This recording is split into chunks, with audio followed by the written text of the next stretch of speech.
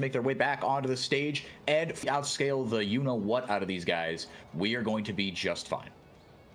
Yeah, the lead was pretty large for the early game. 1.5k gold lead at around 12 minutes is pretty strong, but overall they were able to mitigate the consequences of that lead, make sure it didn't get any bigger.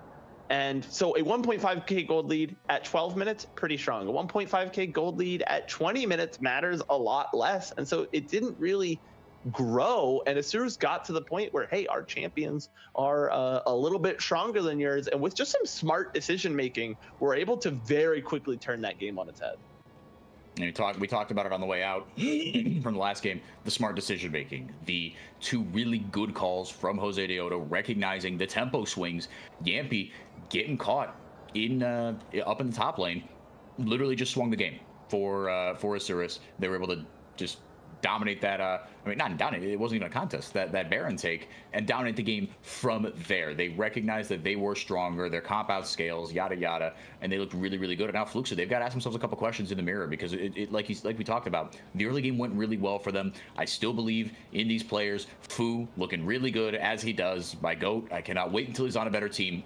But Fluxo, they're very much still in this, but a little bit of inexperience was shown. And I think the only thing that worries me, I guess if you want to take the positive side, you say, look, it was one moment that Asurus rightfully capitalized and snowballed off really, really hard. So, okay, if we can fix kind of that one thing, then we're going to be fine. But on the other hand, it was such a rough mistake from the experienced guy, right? Yampy dying right before Baron with the composition that the other team has. Unacceptable. That can be a game-losing mistake. And last game, it literally was a game-losing mistake. Yeah. It's something I think you're going to see a more collected, perhaps even, if anything, I think the risk here for Fluxo this game is that they overcorrect and they take no risks and they make no mistakes, but they play a mistake-free loss where you LCK style do nothing for 30 minutes and then T1 took 7 objectives and you lose. That is the risk for Fluxo, but I think Aoshi will have calmed his boys down, looked at his team, said, hey, listen, we made a couple of big mistakes last game, but we can mitigate that. And other than that, the early game looked good. They were making good decisions. They were finding good fights. And we talked about how a lot of those early kills that they got were kind of just situational. They capitalized on Asurus's mistakes. That's fine. You can still do that. So just try to mitigate your own mistakes and keep your head on a swivel. I think we've got a lot to look forward to as we get into draft here. They are staying on blue side. Responding the Pantheon immediately with the Aurora is Surus, so they can flex that into top lane or mid lane, giving themselves flexibility here early on. Jose Deodo drafting himself potentially here with the Nocturne. Not supposed to talk about hovers. A really, really good go button. Let's see again how this competition works itself around this, because I think right now the Yunara Nocturne combo could be really, really nasty, but into a Pantheon, Poppy's kind of nice too. Yeah, Poppy has a lot of value here. Obviously, it is primarily a jungle pick right now, has fallen off a little bit in the support role from where it was late 2024, early 2025. But is still a flex technically between Jose Deodo and Ackerman. I would imagine it's going into Jose Deodo hands. And like you said, it is pretty good in the Pantheon because it just completely flat out denies the stun, which is his big part of his kit. And as well as it just has a lot of value across the map. Poppy can get places very quickly with the movement speed of Steadfast Presence and set up very specific pick or set plays using the Keeper's Verdict to eject people from certain fights. And now on the flip side, we see Fu going to get the Rise and Curdy gonna get the Renekton. And that is, it's another champion with dashes into the Poppy, but it is a very solid top lane pick. Both that top lane and that mid lane are going to, be able to really dish out lots of combo skirmish damage early on. Like we talked about, those kind of stages of the game are 1 to 6, 7 to 11, past 11, you start to get into late game, right? That once you have ult, but you're not quite at like late game team fight stage, is when I think the Renekton really shines, and you can start to see a lot of plays around the map from the Rise. And so I wouldn't be surprised if Fluxu play a similar style of game to last game, where they are looking to capitalize on mistakes and find some picks early on to set up their lane states. Well, you've definitely got the ability to do that. Kasante's going to be the response into the Renekton. And I guess I'm a little surprised that they went with like another, sort of dash champ when the Poppy already has been shown. But I think the school of thought there is, well, unless we both dash at you at the same time, you can only stop one of us, right? With a steadfast presence that negates, the stun or the slice and dice from the Renekton, great. It's not going to be up for the rest of them. And now Fu, again, assuming it's Fu, this could be Curdy. No, it won't. The Renekton, stupid. Hold on. Nope, just wrong. Just flat out wrong. Incorrect. Banning away the Senna as well. Yeah, fair enough. Snaker, that's a champion that he absolutely loves to play, right? These more supportive style AD carries, more just kind of sit back, let the game come to you, and pop off in the late game sort of carries. That is what Snaker likes to do. Very steady Eddie in the bottom lane. And Sivir, yeah, again, similar sort of thing. So now you're going to see Snaker into, look, he'll find something else to play. The Ashe is still on the board. I don't think she's, completely fallen out of favor. Or Lucianami is available. We saw Pain bust that out. I think they won that game, right? The one that they played the Lucianami, or was that wasn't game one? No, because I was asleep for game one of the series. But yeah, they could go Lucianami here. It's not dead yet. All right, they are going to drop in the Lucian. Fluxu, I think a lot of people, they see the Lucian and they're like, oh, I'll just pick the Nami and ruin the combo. But I think we've had this conversation so many times during drafts here in LTA South. Lucian has, in the words of RMC, not my words, in the words of random minion caster, Lucian has other waifus. Well said. And some of those waifus are husbandos, because you can play them with Milio. I think that's really nasty. Will be the Ashe on the other side, though. Marvin and Pro Delta. That this was locked in pick number 5. So I suppose the Seraphine, it technically could have been a mistake this time around, but doesn't look like it is. So I'm trying to see kind of how the Seraphine fits into all this. I guess just healing and shielding up your kind of early game skirmishing dive buddies, right? Your Pantheon or Renekton are going to get a lot of value out of this. So I see the vision here with Fluxu's composition. You've got early damage, you've got late game damage. Ackerman, you're a maniac. And you've got Blitzcrank. I would have loved to see the Bard because I'm a Bard enjoyer myself, but Blitzcrank is a lot of fun here. No, okay, so it's a call-out pick is what the Seraphine is. They see that Karma is banned, and while Pro Delta is not, I would not famously call him an Enchanter player. I think he really likes those big dive tanks as kind of his wheelhouse most of the time. When you have a composition like Isurus is up to that point, they don't have any solid, like, huge, big go button, I'm going to engage this fight, I'm going to force the issue up to that point. They don't have a lot of crazy mobility. The mobility is pretty good on their whole team, but not so insane, right? We're not talking about, an Akali or an Ahri that's going to be able to move around all crazy style. So they have to walk at you. So you want to pick a champion that kind of dissuades them from ever doing that. That traditionally would be the Karma, who can constantly launch those mantra-empowered Qs to get a lot of that big AoE slow and damage. The Karma's banned, and so, okay, we're going to pick a different, kind of poke harass support, can play Enchanter, dissuade you from walking at you. The Seraphine fills that role very well, and they're saying, well, we can do that safely, even though you're counter-picking with your support, because you've picked Lucian. And so if you pick a support that counters our Enchanter, you are not picking a good support for Lucian. And Isurus responded by saying, we don't care if I Blitzcrank hook you, and then Lucian just dumps all of his damage just on top of your face. It's not going to matter that the synergy isn't there. You're going to be dead.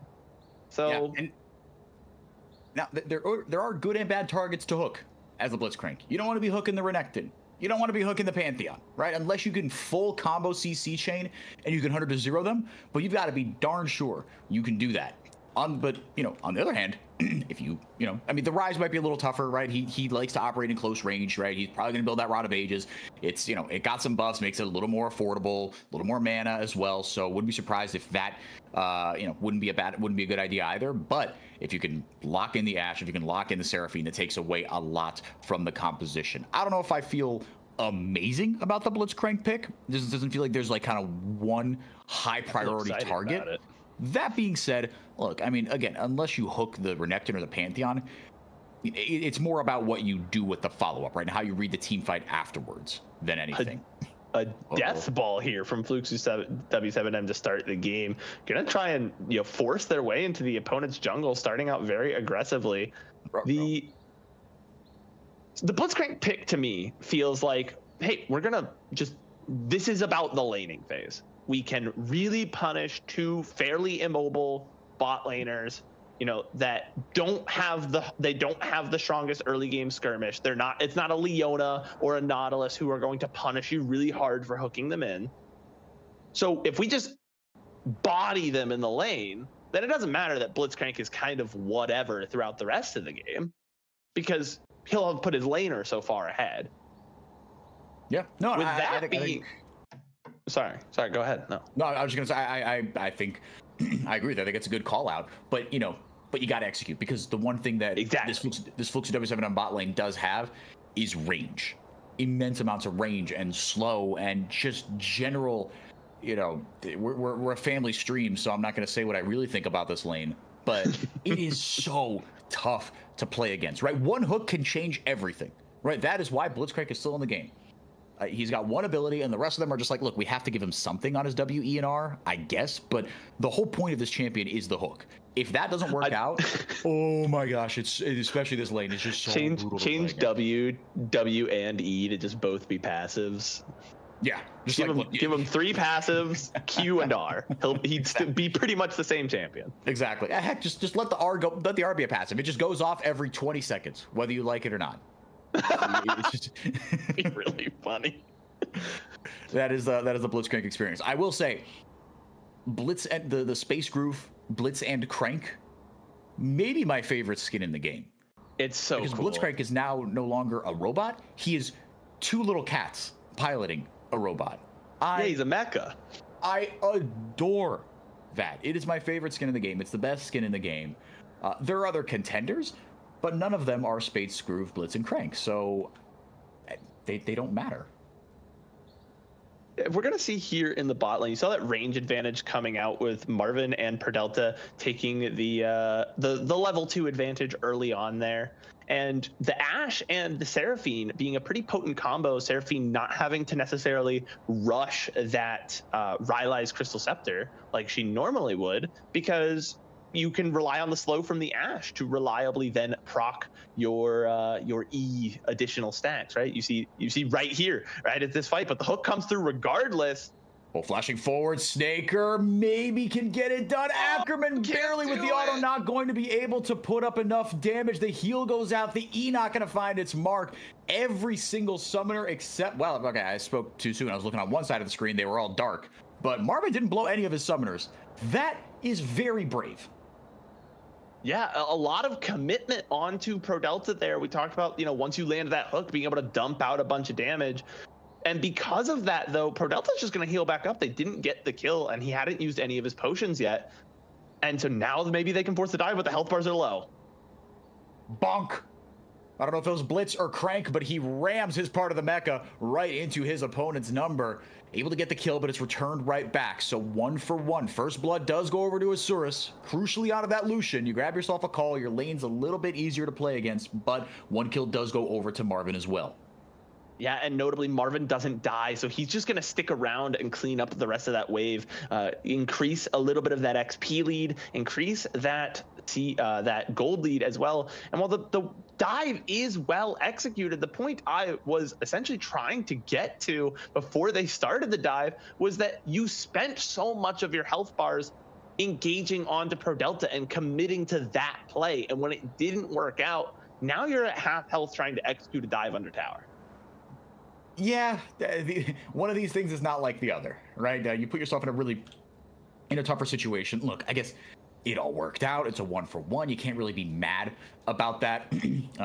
But yeah, and it's sort of still, all, honors even, if you will, as both kills go over to both the AD carries. The CS is still kind of the same. So it is what it is. Up on the top side, trying to get off this dive potentially as they crash a big old wave here. Snaker and Ackerman move up to the top side along with Marvin and Pro Delta. Ackerman can't quite get in range for a Q, or sort of trying to just play chicken, see where one side is going to commit to, but they commit to nothing out of fear of getting aggroed by the turret. And after all that, Yampy kind of hovers up, makes his presence known. Nope, not going to happen. Yeah, it's smart enough to just dissuade the dive. There's nothing really to be found if you can't find the a really good hook. There's really no point in throwing it. Something, for my supports out there that may be listening, maybe wondering how do I get better with a champion like Blitzcrank? Never mind. I'm not going to tell you. It's time to fight. Well, Ackerman is trying to say, well, what you do is you get the full combo off, but if that full combo isn't enough time for your AD carry to dump out the necessary damage, then you just kind of have to walk backwards as Blitzcrank, and that is what they are finding out right now. That being said, the trade, again, still kind of even. Sneaker doesn't have summoners, but neither does Pro Delta or Marvin, except for that heal. But even with that, opting out of this lane again, saying, no, dude, this is too tilting to play against. I mean, it's what we said. Look, this Blitz Lucian lane can be nasty, right? Again, it's not an enchanter. Lucian literally has, in his kit, a passive to his W says, oh, hold on a second here. Rise coming up there. Fantastically coordinated as Yampy going to get the kill credit. Fluxu W7M make it happen in the top lane. Yeah, and that is part of why Snaker and Ackerman backed up in the first place, was they saw that Rise left the mid lane vision. And even if we know exactly how long it takes for him to walk up here. He has ultimate, so you can't just count on that. And Jose Dioto going to fall as well to Curdy in a solo bolo out of Dragon. Looks to W7 having another great early game. Yeah, they are looking really sharp. Again, but we've seen this movie before. The composition's a little better for it, but so far so good here for Fluxu early on. They're up about 1,000 gold. I don't know if the UI is broken, but they are up 1,000 gold. You have to trust me on that one. But looking really, really good here so far, Super Bren. No astronomical advantage to speak of, kind of one way or the other, but just little by little, these fights going slightly better for him. Curdy going to get the Conqueror stacked up. That will be all she wrote. Zoan here on this Cassante, a little more on his shoulders this time around, right, Brent? I mean, the Scion, a little bit easier to pilot, but, the playmaking ceiling, literally designed for pro play, this champion, is a lot higher on this Cassante. You're 100% correct. With the, the champions that are very easily weak-sided, like the Scion, you have that kind of leeway to say, hey, you know what? Even if I don't do well, my greatest asset is that I am Scion. Like, I just have to be a big bundle of health. I can dish out a lot of damage, and cause a couple of problems. But when you are, put onto something like the Cassante, it does really come down to execution. You need to find those priority targets to, kidnap out of the fights, to be able to dish out damage at the right times and, take those advantages. And right now, Curdy is kind of having his way with the lane. Nothing to be found for Zoe. And the observers smartly highlighting that ward there, because that might be relevant with the Dragon up right now. That ward might spot out some potential plays. If Fluxu are able to come over to this Dragon, they'll know who's waiting in the wings, so to speak. Will be a Chemtech Dragon. First one of the game still. No one has taken that first Dragon just yet. The Fluxu in control here so far. We'll see whether they want to commit for it. No real lane kind of, they've kind of assigned, to get that big old push. They've now dropped Leza into that matchup on the bot side. Zoan opting for a potentially a little bit easier time here with the Rise. Maybe, I don't know. Doesn't have the early damage of the Renekton, but will just be able to kind of sustain and wave clear through that lane. So you go back to being a bit of a denier for Zoan kind of in this top lane. Chanticleer Crystalero, not going to find its mark. Field goal is good. 3 points to Gryffindor. Yeah, but as this game goes on, Bren, I do worry a little bit about... Oh, hold on. Ackerman able to get the knock up on a Pro Delta. The culling goes out. Jose Deoto looking to follow up, able to go in, but not land the crucial ultimate to get that little bit of extra damage off. Notably, only knocked up Marvin, who was not the primary target there, and now that's a keeper's verdict. It's a big, powerful ult, especially with, we talked about these objectives coming up. Blaza having to be careful. Curdy is big, powerful crocodile right now. Both ultimates blown between Two Worlds and the Dominus. A lot of ultimates down for ISG. Can they mount a contest here? I don't think so, and I think they know that too. Curdy goes back to the lane. First dragon of the game does go over to Fluke, so they got 2 grubs. They got the Feet of Warfare. They got a little pedal guy as well. The lead just keeps on growing. It'll balloon up to about 2,000 here now. That's Fluke who take control of the game. Cloud Drake up next. But Brian, on the other side, I feel much better about Fluke's cards, their ability to scale into the late game, the range advantage that they have, right? A couple of really, maybe not easy go buttons, but if one bit of the CC chain starts, whether it's Pro Delta or Marvin or Yampy, the rest of it is very, very, very easy to follow up on. Isurus, on the other hand, yeah, you got to kill onto the Lucian early on, can still be a threat. Aurora is a menace. This seems a lot tougher to pilot for Isurus. Last time around, they were able to get the dub partially because their late game damage was incredible. I mean, look, they got the dub last time because Jose Deoto made a couple really good calls and they executed. This composition seems a little bit tougher to execute. I 100% agree with you. And on the terms of easy go buttons, the one thing I want to talk about, the difference between the go buttons on Isurus' side and the go buttons on Fluxu's side here is that Fluxu has a lot of non-committal go buttons, right? If you fire the Enchanted Crystal Arrow and it doesn't hit the target you want, you just keep walking, you don't do anything about it. Same with the Encore. Same almost for the, oh my goodness, Ackerman's just gone, gets CC'd down, isn't allowed to leave. I thought surely he's just going to walk away here, but they commit a lot to get that kill. But it looks like they're going to turn it into an objective in that top side there, or at least go for the tower.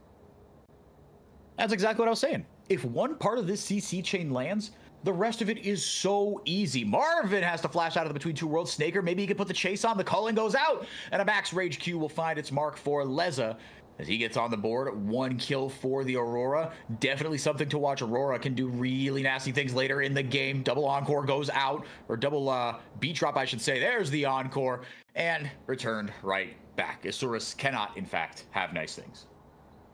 Yeah, it's a good pick in the mid lane, but a good pick right back. And what I was talking about with those non-committal engage tools, even Yampy's shield vault, the W, which would, you think obviously that's committal. He's jumping into melee range. As long as you have the Aegis Assault still up to then immediately back away if you don't like the fight, it's a very non-committal engage, similar to a slice and dice combo with Renekton. If you go in, you get the stun, you might still have that dash up. They have lots of ways to only take the fights they want and not feel forced to go after something. That is why we see the evergreen Nautilus, the evergreen Leona, because they have those very easy to execute ultimates that get a lot of CC and don't force you to go in. That's why Rel is only good sometimes, because she has to go in for her engage. As Fluxo are setting up a dive here in the bot side, this game they are trying to take their gold advantage and grow it. Tough to dive a Cassante, but 4 versus 1, that's a matchup that even the Cassante says, yeah, you know what, I'm just going to give up these couple of plates. Not worth giving over a couple of plates and the gold from the kill as well, especially when he's only got kind of 3/4 of an item. So well on his way to his first one. It should be that Thornmail. Went Iceborne. And then, Thornmail doesn't do Bramble and then more armor. It just does Bramble and then the Giant spell. I played that yesterday, like I said, in the in-house 3v3s with the Nautilus. You gotta do what you gotta do. But yeah, Iceborne into the Bramble Vest. Yeah, I like the healing reduction very early on here. We'll see kind of how the rest of that competition goes as far as the anti-heal. That plate gold. Monstrous. It is basically, it's 1,000 gold lead just off turret plates. And again, this competition for Fluxu, man, I gotta give Aoshi some credit here. Again, I don't know if it was him or Chuben on the draft, but give themselves kind of something to do at every stage of the game. I love a composition like that, right? Curdy and Marvin and Pro Delta, they're going to dominate their lanes. They should be able to get something going, right? And it was on the top lane was all the turret plays. Now, that doesn't mean it was the top laner that got all the turret plates in this era of, you know, the post lane swap. But point is, you've got a couple of lanes that can dominate this early game. And then the late game, guess what? You've got a really easy to execute CC chain and team fight. Now, Jose Deodo able to get the Keeper's Verdict off, gets kind of a little bit off that. Encore not going to fight. Oh, kidding. It just clip Jose Deodo, able to flash away, get the Keeper's Verdict off, but nothing else. A steadfast presence, excuse me. The W goes off, but it gets absolutely nothing. 2 kills over to Fluxu W7M, and they're now up 4,000 gold, Bren. Yeah, and this is the difference between this game and last game I was going to talk about. Like, they just weren't able to accelerate their gold. They weren't turning their gold into more gold, right? That's the best part about money. You want to turn your money into more money. And they weren't able to do that last game. They're doing a very good job of it this game. And the best part about those non-committal engage tools, they also generally work very well as disengage tools. Yep. When the enemy team aggresses onto you trying to make a play, able to respond very well. Fluxu W7M showing a lot of good signs of progress this game. Isuru's not quite able to slow down and stagnate the game out the way they were last game. They just don't have the composition for it either. I think the thing that is leaving me with questions is we spent our red 5, our most powerful counter pick, on a Blitzcrank that just has not had the value. Yeah, and again, you took it into when you knew it was going to be Ashe Seraphine, and you opted for a high-risk, high-reward strategy into a really brutal lane. And it became pretty evident early on, yeah, this isn't actually going to go how we thought it was. The ability to get those powerful hooks in the lane did not happen. It was going to be a tough sell either way, but it didn't end up happening. And now, like you said, Bren, you're into a much tougher spot here, as Fluxu seem to be taking complete control of the rift. Enchanted Crystal Arrow goes just wide. Curdy trying to follow it up here. You see the gold. It's just been a steady increase for Fluxu W7M. Looking ahead, Brent. I mean, aside from a Blitzcrank hook, how do they get back into this one? That's going to be a question that is going to be even tougher to answer now, because again, the CC chain is just too easy. Tower be darned. Tower be gosh darned. They do not fear it at all. Bren, I don't think a Blitzcrank hook's going to be enough to save them in this one, man.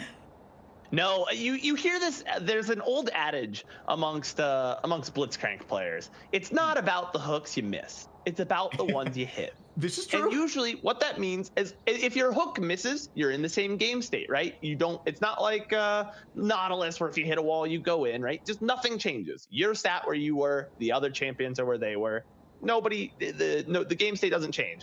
If you hit a good hook, you hit a priority target, you've advanced the game significantly. You usually get a pick off of it. It's very powerful.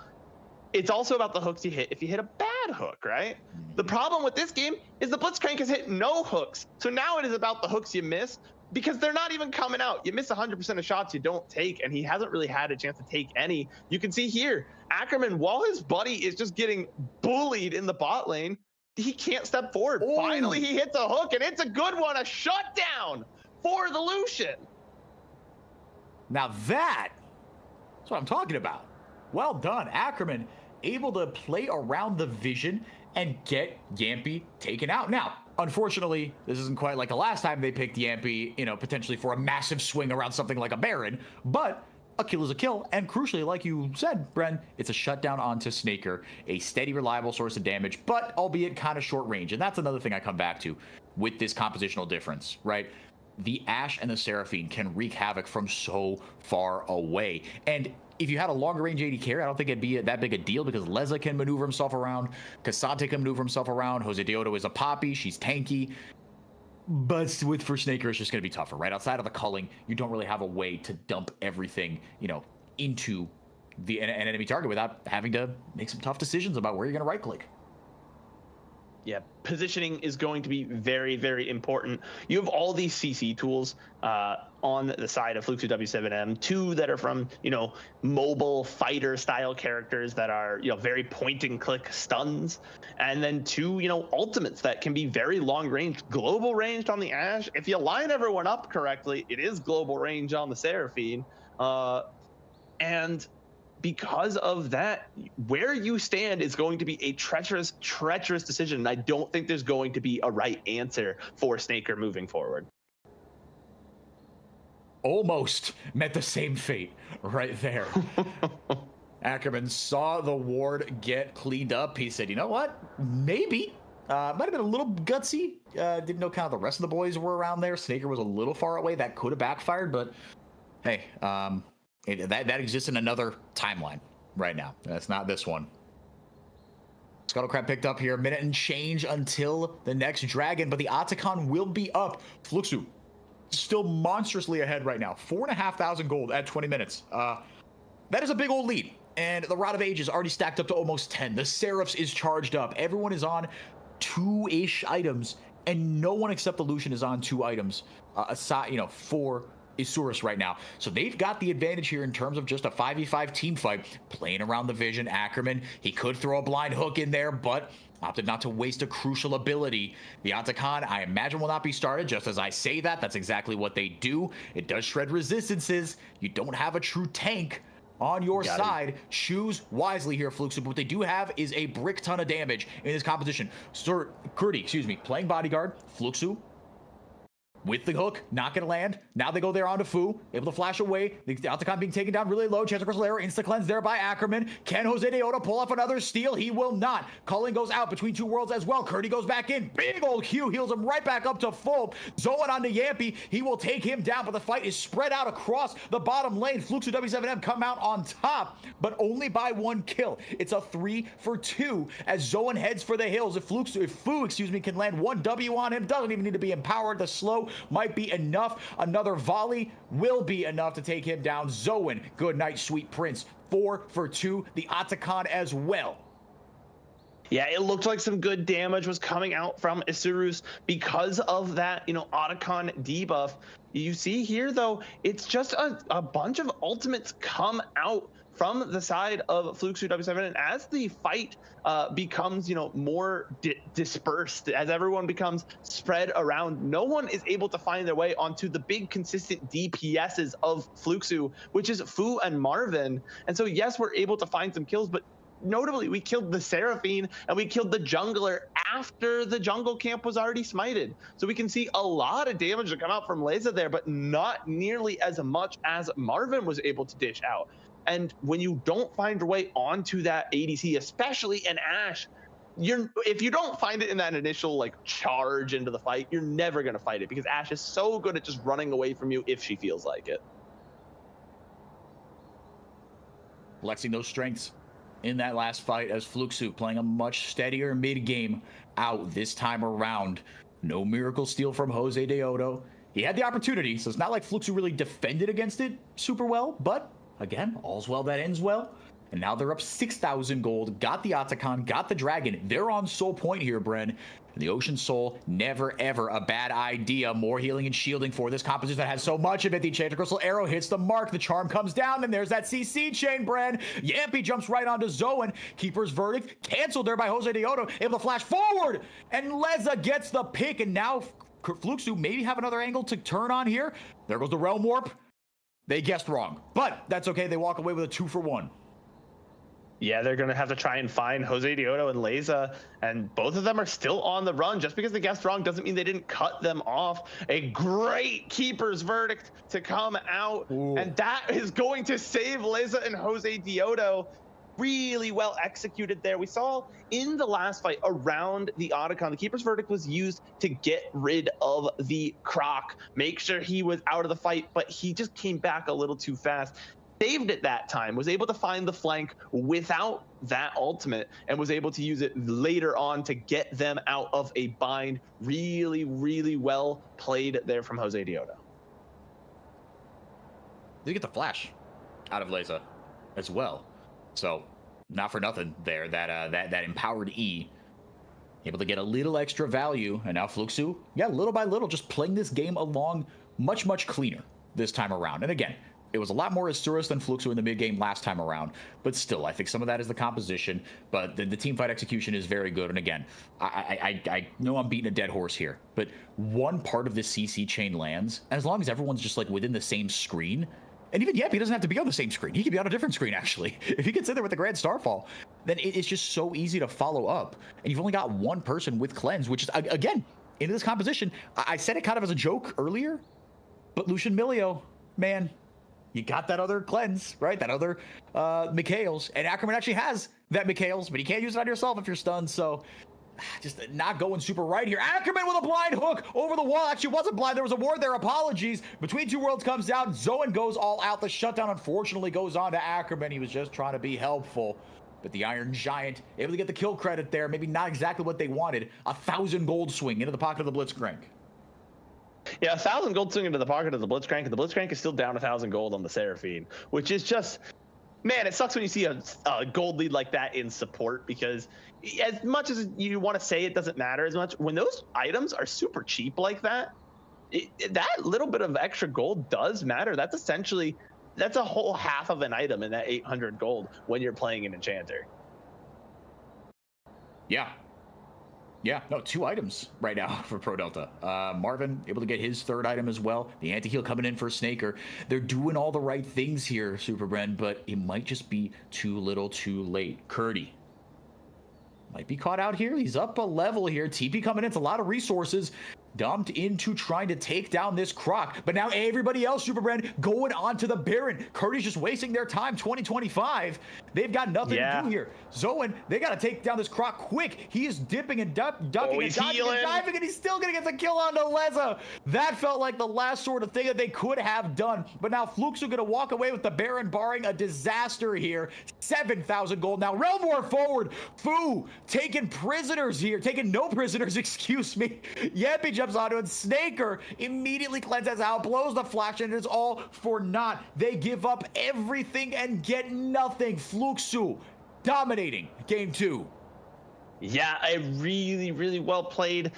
We talk about smart decision making being what won the game for Isurus in the first game. A smart decision here. They see as soon as Curdy has multiple members on them, a TP dedicated to trying to get that kill. The jungler is down there. We see the Poppy. They're all the way across the map. Who is going to stop us from taking this Baron? The answer is nobody. And not only that, not only did Jose Dioto have to break off from that bot lane, engage to try and walk up and maybe do something at Baron, but we see that after Curdy wastes all this time here, he's still able to pick up the kill. Yeah. He gets a kill on Taleza, and then they pick up a kill in the top side after the Baron. Everything coming up Fluxu W7M. Yeah, literal worst case scenario if you're ISG. That's a tough one. Yeah. Chuben and Aoshi's fired up. He's so muscular, man. He's so large. I didn't want to say it. I didn't want to be the one to point it out. Man. The team fight's breaking out here 4x4. Another good hook by Ackerman, but at this point it's too little too late. It's about the hooks you do hit, yeah, but the hooks he's hitting don't matter anymore. You've got to hit absolute game changers or hit them early. ISG know that this one is cooked. It's a 10K gold lead. And we're moving on to game 3. It's a matter of when, not if. ISG, they have to regroup now. Fluxu putting on a very solid display right now.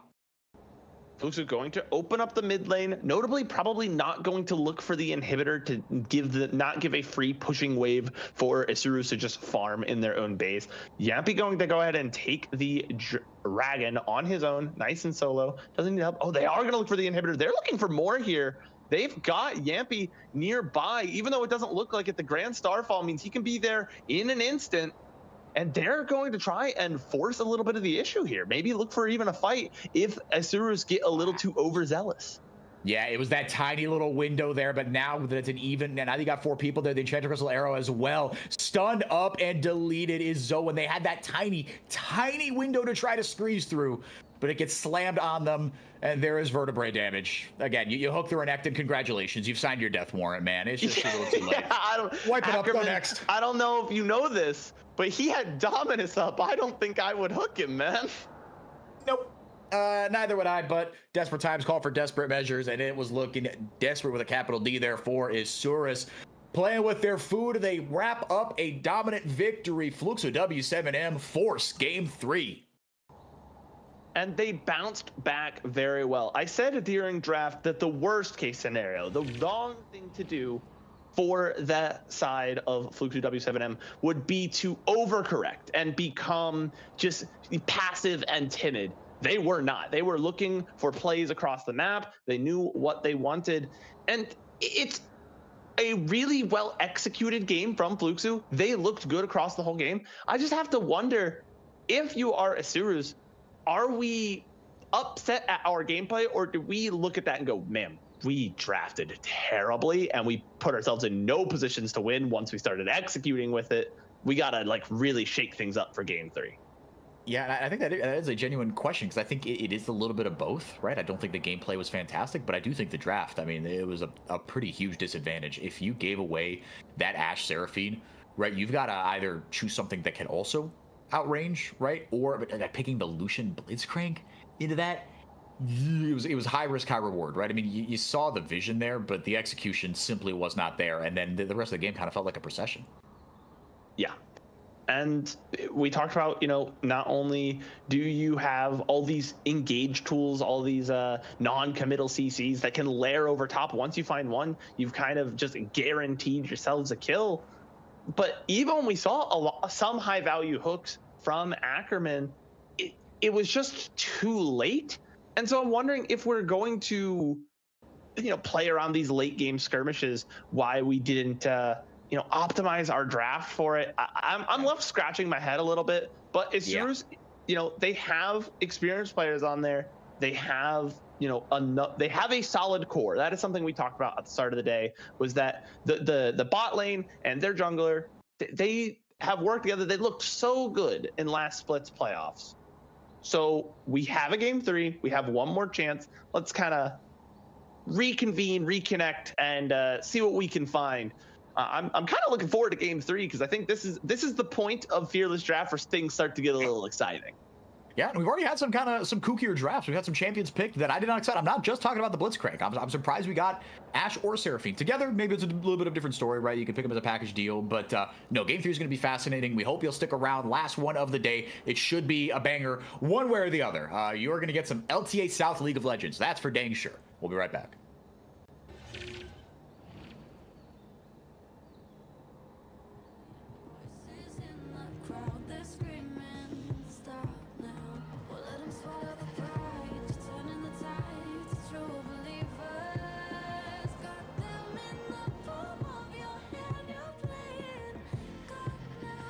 What you gonna do now? It's your reflection looking back to pull you down. So are you gonna die today or make it out alive? You gotta conquer the monster in your head, and then you'll fly, fly, Phoenix fly. It's time for a new empire.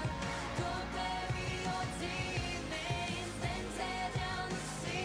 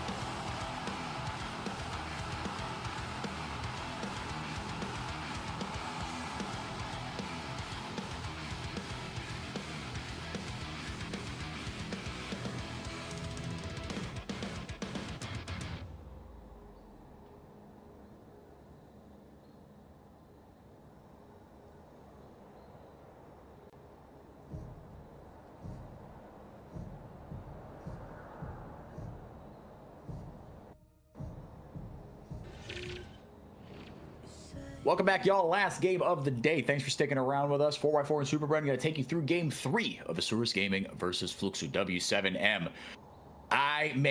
If you are an Asurus truther right now, this is rough because I mean you've got to pony up right now against a Fluxu W7M team that are looking by all measures solid, and for a game and a half of this series, a game and 3 quarters, heck, have looked like the better team in this series.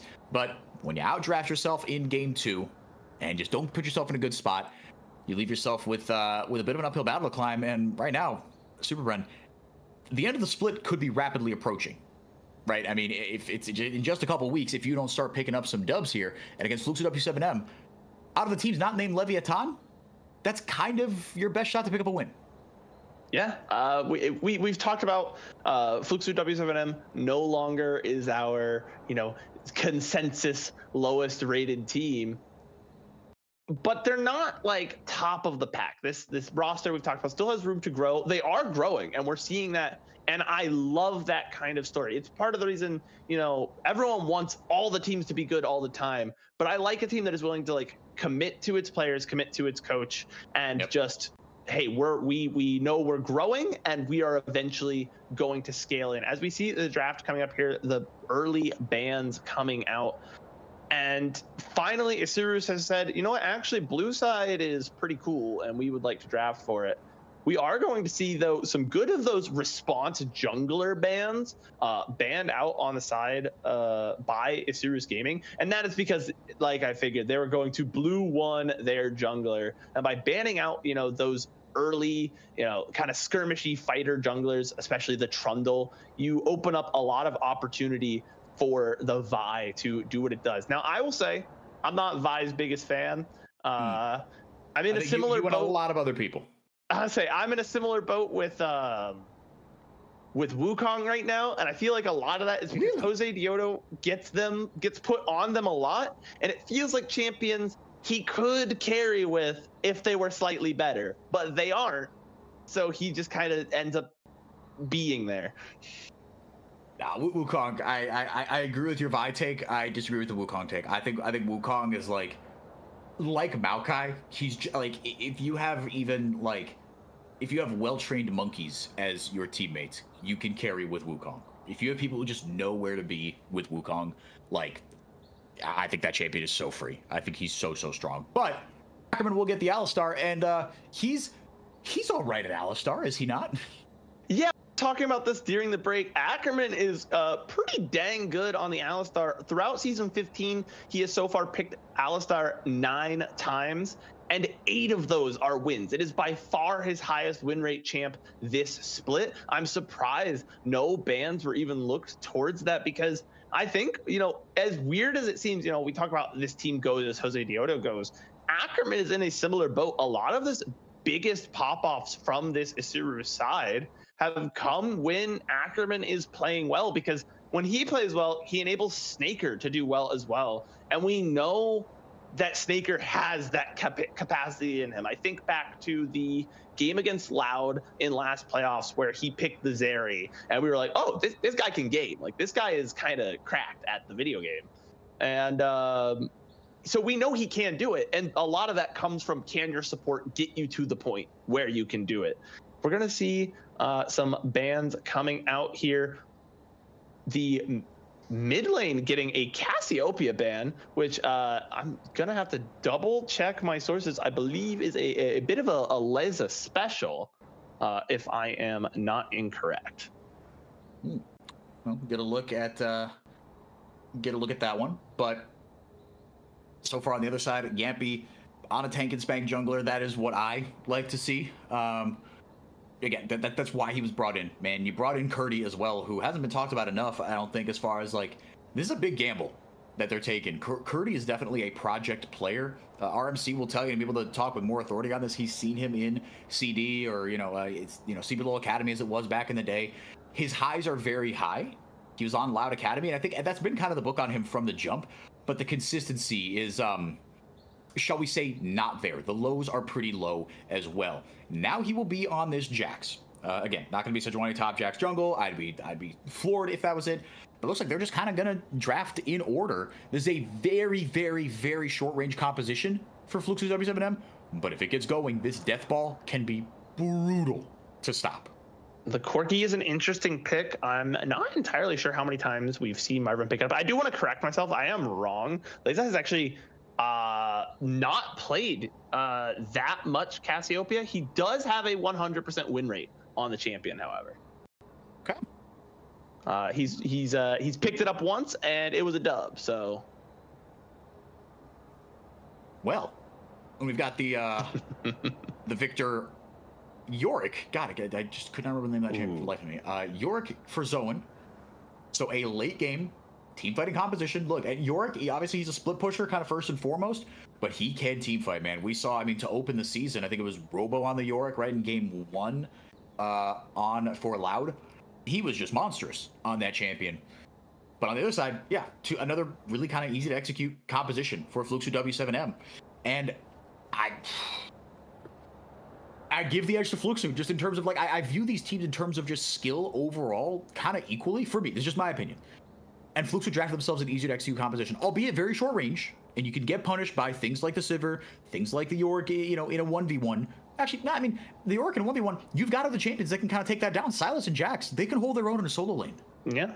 The Victor Death Ray plus, you know, the late game massive arcane storms could prove to be a problem for a team comp that needs to kind of like go in on a target and like find a guy to kill.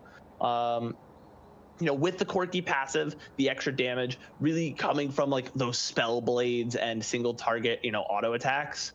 And so they are going to be able to delete members of Isurus Gaming. The question is, can, you know, some of Isurus's bigger, wide-ranging team fight tools pick up enough damage that it's not going to matter?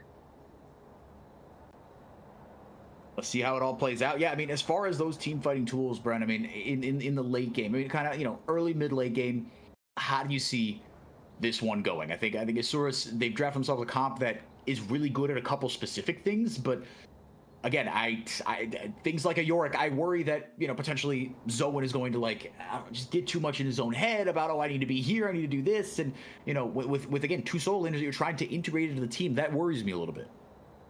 Yeah, we did not see a particularly good showing from Leza's Victor the last time out, and you are right that there is a kind of a little extra step of the positioning when you're Yorick of like, okay, do I leave my team to die here and like take a tower, or do I, you know, try and meet up with the team and team fight? And I think Isurus needs to, when it comes down to like making sure these guys are integrated, they're ready to go, is just to play very like simple League of Legends. That does not mean, you know, simple in a negative connotation. Just strip all the fancy stuff away, get down to the basics, and then make sure that stuff works. Because you talked about this comp is good at a couple of specific things.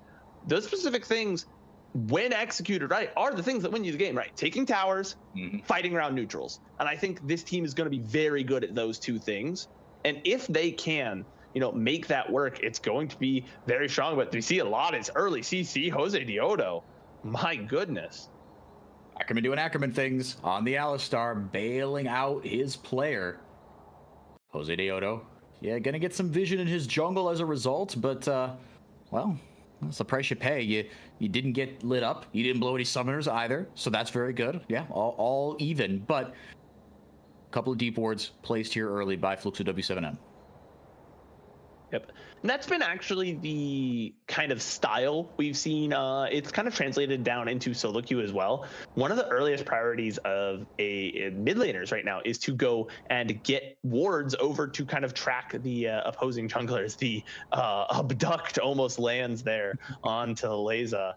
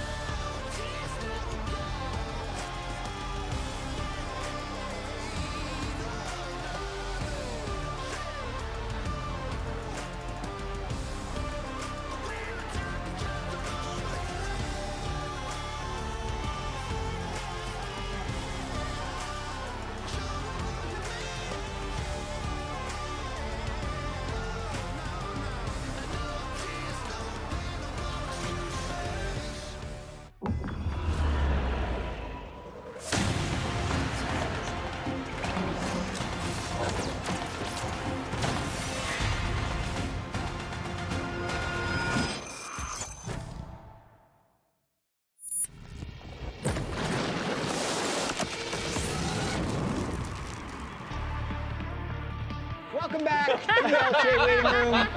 Kangas, you want to fill us in? Yeah, so if you're going to interlock fingers, is that more romantic than kissing, Jeff? So in terms of... Wait, that is not how you phrased it before. Is that not? Okay, well, that's the question. What is more intimate? What is more intimate? There we go. What's more intimate? I think chat should answer this question. Yeah, okay, interlocking fingers or kissing? Yeah. These are the reasons that you need to be in waiting room right when it starts. Literally let your friends know they're missing out. Right. Yeah. On the topic of League of Legends, though, we're going to immediately go into the patch. We're here to talk about League? Yeah, we're here to talk about League. Actually, we need to bring people up to speed with some League history. Okay. I love League history. This was a big moment. Santorin, it would appear that Santorin missed the fight, which allowed Danny to have this amazing pentakill, which wasn't even in the finals, by the way, but they then won 6 games in a row. Yeah. In route to a I was there for that. I lost my voice in that crowd. Absolutely insane moment. But upon closer inspection, okay, all right, what's going on here? Watch your trained eyes. Doo-doo. Oh, Smiteable, right? Wait, why did it go up? It just went up. It went up. It gained health. So there was a patch. Of course not. Before went out. It's because Baron gained health at the top of every minute, whether it was in combat or not. We're still going. So they made a change that said if the Baron's in combat, it's not going to gain health like this. Yes. But my bad, guys. It could still gain health in context of combat through its health per 5 stat. It was still regenning. It was still regenning in combat. Here is finally, Santorin finally has his revenge so many years later. So this is the one where it no longer now waits 30 seconds after taking damage before it can level up and gain stats. Years of love. And here's the new patch. Years of Santorin love. Yeah, I want to call this the Santorin patch. Like, you know how players have things named? I mean, maybe it's not what he wants to be named. The Santorin Baron update. Yeah. Ladies and gentlemen, we got him. What's funny is it's actually going to make almost no difference to Baron's power. It's just not going to have these weird steal situations. Yeah, that just pisses junglers off. And every jungler now doesn't have an excuse anymore. Because before this, they could be like, oh, it was that silly thing that nobody understands. We're slowly making Smite easier and easier. I remember back when it only did 600 damage. And there was this item called Wriggle's Lantern that also did 600 damage with randomly it would proc. Oh my god. Now, old junglers like you or odd one's gonna be like, that was a Mickey Mouse Baron steal. 1200 damage Smite? It's too easy now. It's too easy. You know what else changed SMH. on the patch though? Yeah. A couple of things that I want to address to the community that I said last week, and I'd like to apologize to all the Braum mains out there. I said Braum was going to drop out of the meta. We actually have the evidence otherwise. So this is every series that we had last week, and Braum, you might notice, played in all of them. Boom. Yeah. And he got nerfed again. He's gone. We're not going to see any more Braum. It's 7 more armor off the base stats, 0.2 off the armor growth. Right. He's out of here. I'm going to... So as much as you can say, like, oh no, he lost 7 armor, his W gives him 20 armor, rank 1. That was aggressive. Sliced around the side of his face. Yeah. I trust Raz. but he is still getting hit, along with a lot of other engaged supports in general. Like, armor base is just down across the board. Yeah, I want to talk about that, actually. And I have a snazzy board that, woo, okay. Teach us. So, yeah, so basically, if we're looking at drafts prior to this, you're probably seeing, I don't know, something like this, and then maybe next game it'll be like that. Yeah. We're just swapping engaged supports. This game it'll be like this. Get Braum in there. Yeah, Braum actually would be like here. Let's do that. Actually, yeah. And then you get something like maybe the Poppy in there, right? Because having your support as your primary engage has been a staple and could be also a reason why we don't see a huge shift. But I think time to enchanters would be like, I would say like games 4 or 5, right? Yeah, is where we were seeing more of them. The TTE, classic I set, think, I think already, and yeah, like I know Renata got a bad name, Amsat, I think she's still pretty good. But like I think with some of the changes, you might see things shift around. So maybe it's like, Oh, we're taking out the Braum. I mean, it's like we're moving him, right? So like Nico, her prio has always been high, but like maybe we get a Karma in there. I know Lulu doesn't have a great win rate in LCK right now. Let's ignore that. Maybe you see her here with like a Zeri or something. I just think because of some of these changes, it's basically like time to enchanters could be like game 3 instead of games like 4 or 5. Also, Bard is a menace. He's actually been kind of insane. Also, I wouldn't even put him in any category. He's not an enchanter. He's not engaged. Yeah, I don't know what he is, a but he's insane. Yeah. I like it because we're in best of 3s. It's almost a change that we'll notice more come week 4 when we start. Yeah, best when of we 5 actually phase get and the into elimination best of phase, 5. which is sooner than we think. True. It's coming up. Speaking of, another admission on my end is that I made a promise very publicly on social media and such, and I would beat Jat specifically. Yeah, you did. In fantasy. In fantasy this split, and you know who forgot to set their week 1 fantasy roster? You did. I did. I also did. Yeah. It's the second week, guys. There's a couple of us. that were there, but these are the top scorers from fantasy. And Jat, I hear that we're going to look at yours in a moment. But for anybody else that was late, I actually created a new fantasy that was the late. I did pretty well group. in week 1, by the way. Yeah. I want to tell people how I did so well. Okay. I noticed that they changed a few things about fantasy this year. I felt like they costed week 1 players way higher. So you actually had to, yes, Lumen Esports. It's a capital E, but for some reason it's all capitalized right now. But they made everyone really expensive, so you have to pick like what at the time were bottom of the barrel picks. Like Palafox was $6 in fantasy. You could literally only fit 1 FlyQuest player on your entire roster, but you also get point bonuses if you try and pick players from multiple different teams. And this is how I'm going to catch you, Jeff. This is how I'm going to catch up. Is I'm going to pick different players from the South as well, along with the North. And I'm going to get the right champion picks. Yeah. You better watch out. I'm still not going to play players from the South at a protest. I want to play. Wow. I want to play LTA North Fantasy. I just want to play LTA North Fantasy. So that's what I'm going to do. But I'm going to be, handcuffs behind my back. I'm just mad at Kingus because he said he was going to invite me to his late league, and then he didn't, and then I forgot to set my fantasy roster. Which is on brand for the Late and Target Association. It's on brand. Well, I'll join next week. Of the fantasy league. There we go. Yeah, we'll get you. At least we got that. Yeah. Handshake. No, I'm Wait, not. which I'm not handshake? Which shaking hands handshake? with Kingus. There we go. Yeah. He was doing all sorts of weird Kingus and I are actually really close now. Yeah. We interlocked fingers. We almost got there. Wait, did chat decide which was more intimate, kissing or interlock? Yeah, has anybody commented on that? There's one person that just talked about Braum on Braum violence when you ripped that Braum page up. That's fair. So, understandable. Yeah. Let's look at the standings. Week 1 was not full of surprises. Yeah. No. In fact, the higher seeded team won all 5 matchups, which brings us to this week where the lower seeded teams all play against the higher seeded teams. But we need to look at the overall context of the standings here as well, because we have a very condensed format. So the first 3 weeks, we're playing best of 3s. If you're bottom 4 after that, you're immediately up for elimination in the calendar, in the format calendar here. So we're here. It's generally safe.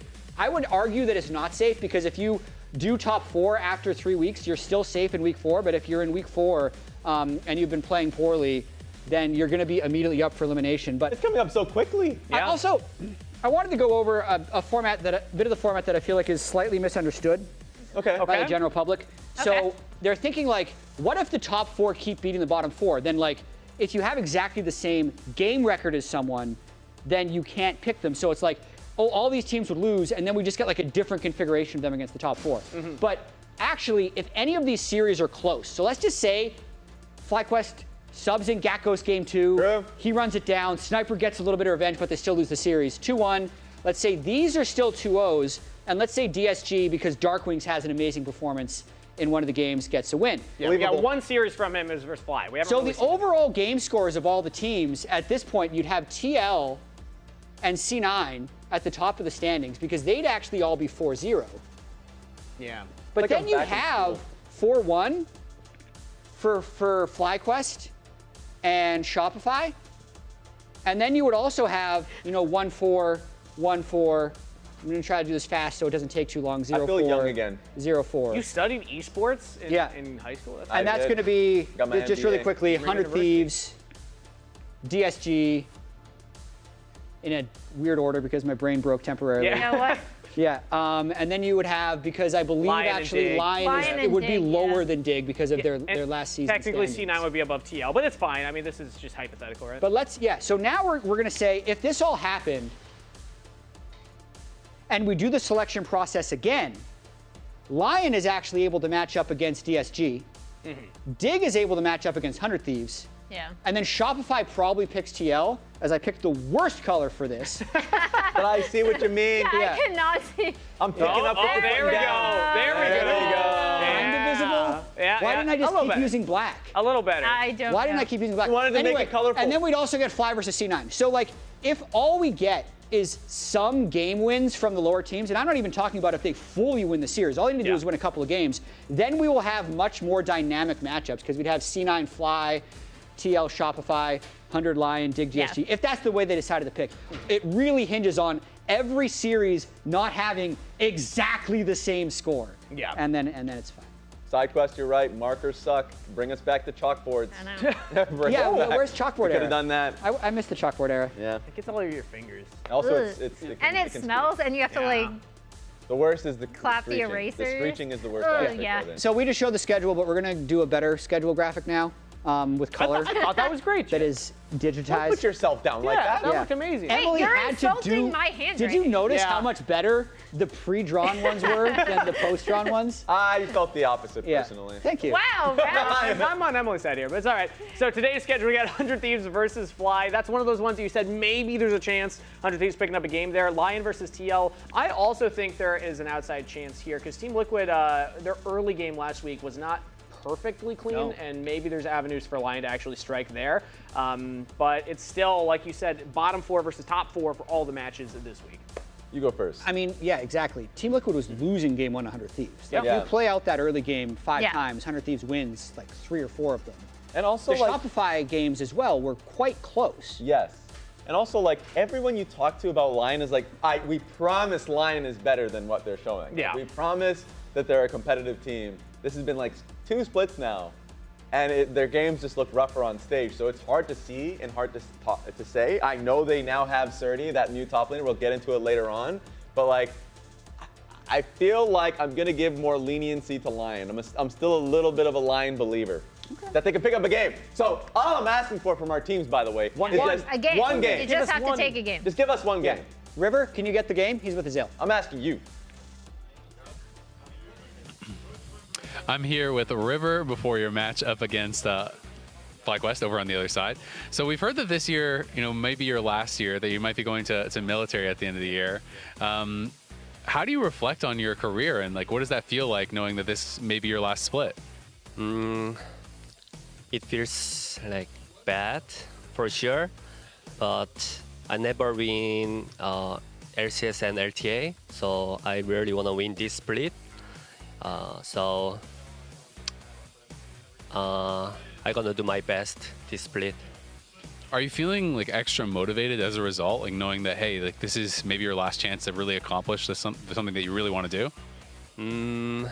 To be honest, not really, but as a pro player, I just want to win. Yeah. So you're going up against FlyQuest today, which will be, I think, a good test to show you, like, what level you need to be at to win. How do you feel about playing against Inspired today and your matchup against FlyQuest?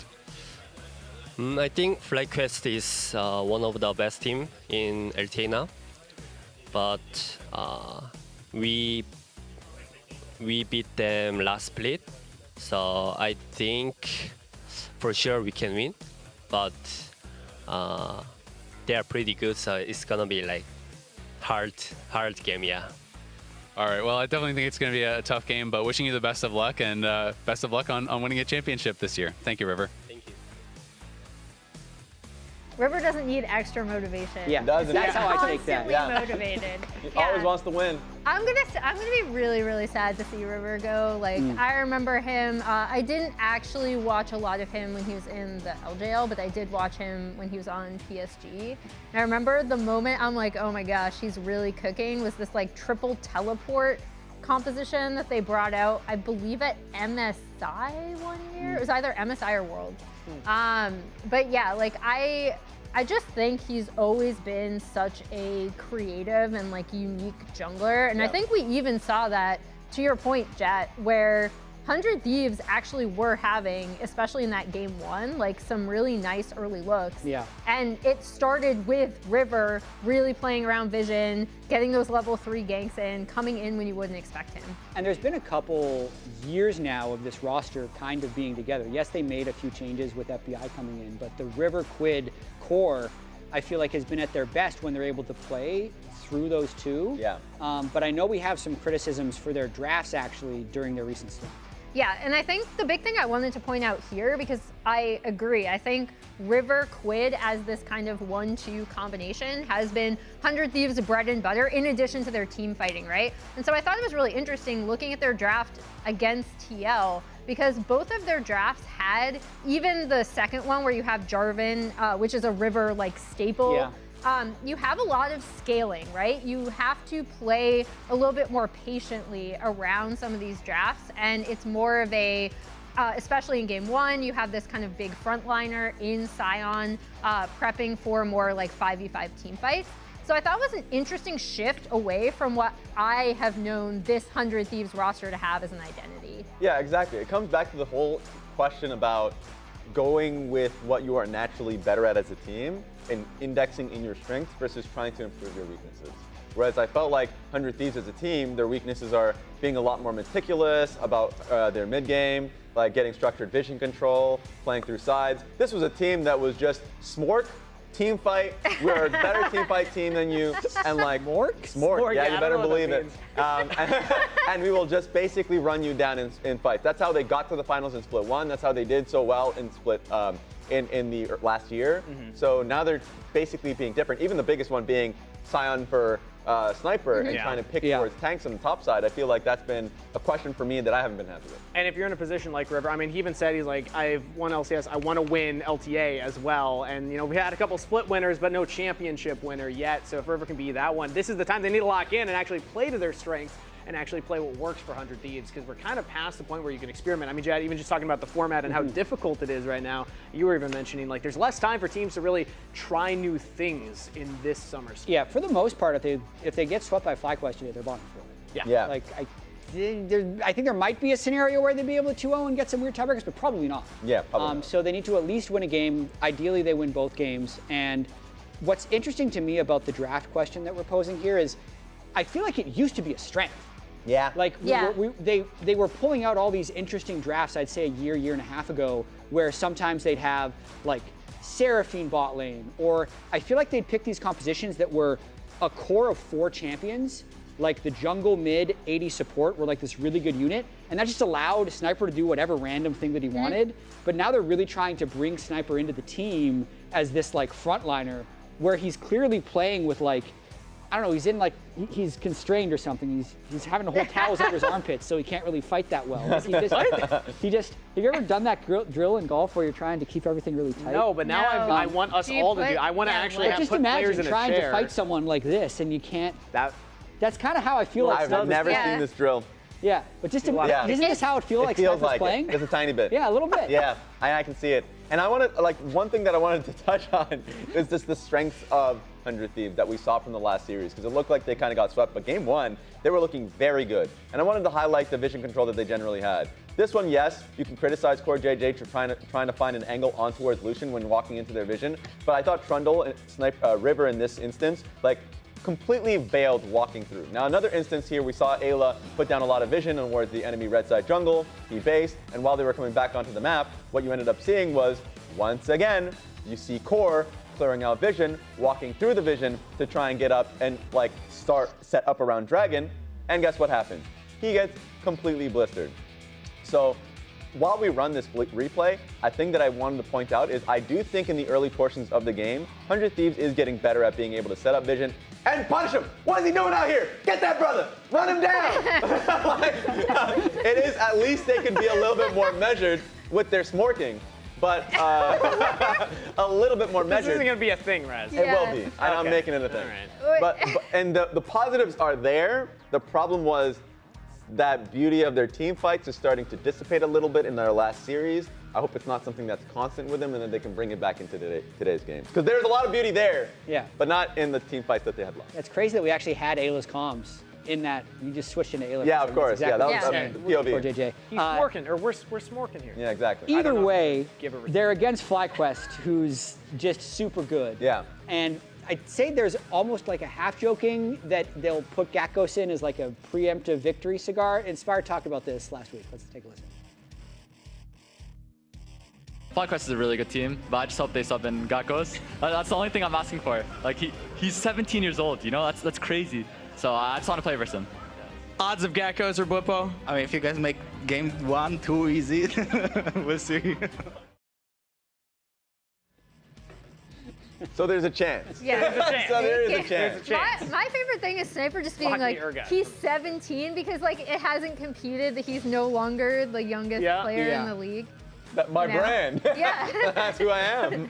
It's crazy when you actually look at Gakkos. He was born, what, the year that the iPhone came out? Or maybe a year before the iPhone came out. I just don't think about these things anymore, all right? Yeah. I'm trying to not be sad let about that my sit age. in. It's a young whippersnapper, for sure. Yeah. We're going to have a long discussion next week about how older players are actually advantaged in Fearless. But that's for another time. I do want to talk a little bit about FlyQuest really quickly because I haven't touched on them yet. They have actually been so dominant this year, which is why we're almost writing over them or papering over them being the #1 team. Like there is a fear that they'll get too complacent and too comfortable in their space right now because the adrenaline difference, and I talked to Inspired a little bit about this on Pros, from playing against AL, BLG, Gen.G, T1, and all these scrims, and then coming back, and their first series was against DSG. Yeah. Like, it doesn't matter what mental tricks you play, your adrenaline is gonna fall. You won't have as much energy in scrims, and there can definitely be that letdown.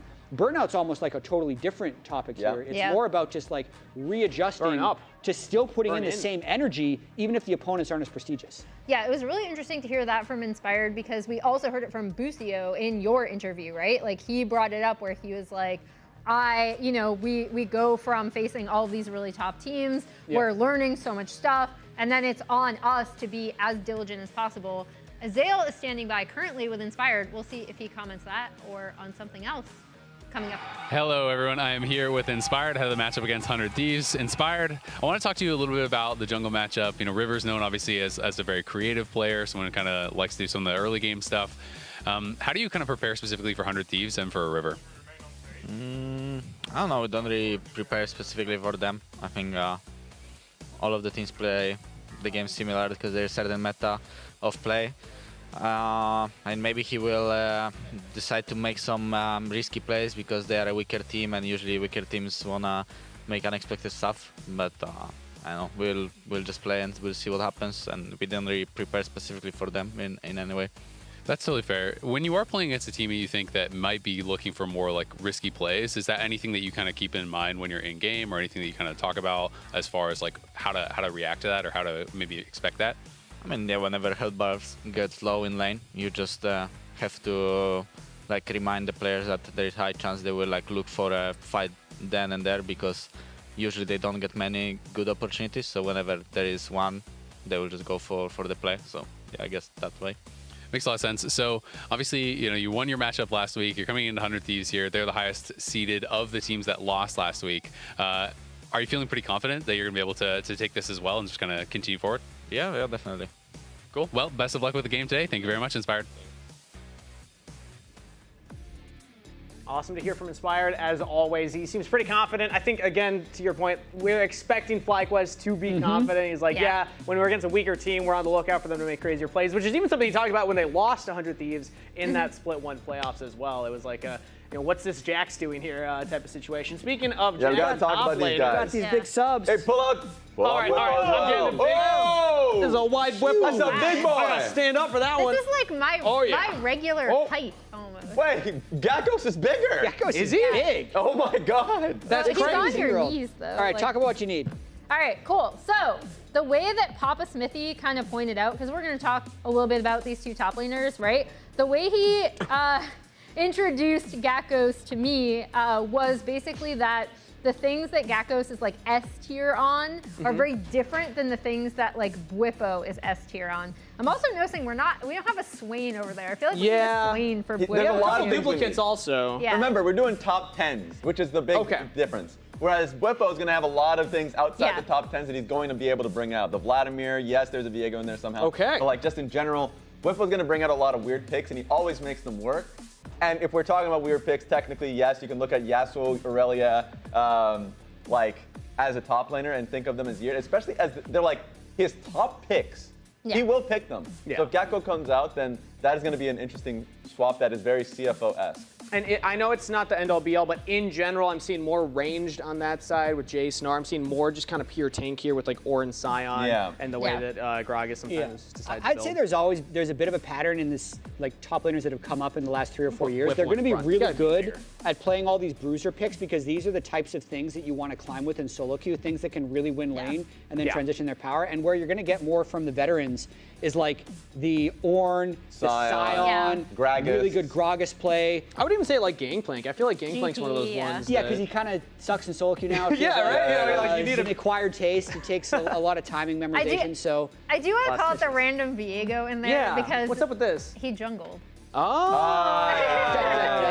And technically, you changes my perspective on this all list immediately. Of these. You can be all of these with that one. For what it's worth, I don't feel like Gakkos is even going to pay off this year for FlyQuest. I feel like this is a really long-term play where they're going to be getting him experience while they can. Also, when you're looking at like his actual top picks, it's the Cassante, it's the Gnar, and then it's actually the Aurelia and the Jax. Okay, I like that idea. Let's give one for Bwipo. What's his crown? If we're gonna make a crown of his like all-time best champion. So he says like it's Gragas, right? But like it's the Renekton. If we look at last year in the playoffs, his Renekton's insane. Here it is. Urgot's something that he loves picking out as like a pocket pick, but like it's Renekton, Gragas, Sion, Ornn. Like he's just a unique player. I'd say. What do we think? What does Twitch chat say, Raz? Well, what? Does he have a third? Jerk says RGP, which, I mean, if you talk to Bwipo, he's going to say GP. You know what? I think that's a classic for him, right?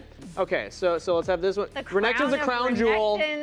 There we go. That's beautiful. Koki says Rengar, but that's just, we're not going to do That's too old. That's too old. The man's not that old. These things are gigantic, by the way. They're beautiful. This actually, if I'm not wearing heels, I'm pretty sure this is my height. I don't know. Okay. Throwing that out there. I'm gonna auction these off later on eBay. I would say we should give them to fans. Make some money. Get them to like sign them. That'd be cool. All right. Swain, Sion, Teemo, Volibear. Volibear's a good one. Ooh. Volibear. Sigmar got that one with the Volibear. Bwipo's picks are so contextual. That's the thing. He'll have the ones that he can blind pick, which would be more the Renekton and the Gragas and maybe the Sion. But other than that, he's just going to contextually pick out something really weird that he knows the laning matchups for and that you don't know the laning matchups for, which is how he gets a lot of his advantages. Let's look at the predictions for today's game. Any shockers? So we got a game Anyone in there. bold enough to say 2-1? Who's going to say 2-1? Yes! I am. Let me shake your hand. Let me shake your hand for that. Oh, no. Why did I get baited by this, brother? No. I mean, for me, it's a little simple. I think there were some good aspects of 100 Thieves play in game 1. And I have a little bit of faith in them at being able to reel it back in. They'll have a good draft. There are strong team fighters. They beat them in split 1. I can say all these things. For me, it's a little bit of wishful thinking. All right? Just a tiny bit of it. Just a dab of it. I like Jeff's thought of, game 2, Gakkos comes in, Sniper gets his confidence back. I think that could happen. That's what you put up there, I see. At least. It is. I don't think this is the matchup where we end up seeing an upset. But I feel like the league is closer than people want to give it credit for. Because if you just, look at the highlights, look at the standings, and say, oh man, nothing but sweeps last week. But there's definitely some strength with 100 Thieves. I think DSG looked better last week, as silly as that sounds to say right now. I thought the Shopify series was close. I feel like Lyon, if they eventually, they've upgraded their top lane for this week. In terms of the week as a whole, much higher chance we get a 2-1 this week than no 2-1s. That's true. So. We got some believers in the chat as well. Chika saying, I believe. And that's all you need. That's all you need. Just a little bit of belief. You need a little bit of belief. It gives power to the players. I'm a big believer in that your belief charges them on stage. You are a CLG fan. I am a CLG fan. Notice am, not was. Grub says, I think I got my swagger back. Okay. Rich says, this could be a 2-1. What do you say, Raz? It's not about what me. I say, Mara Smug says, start the games. That's what Mara Smug says.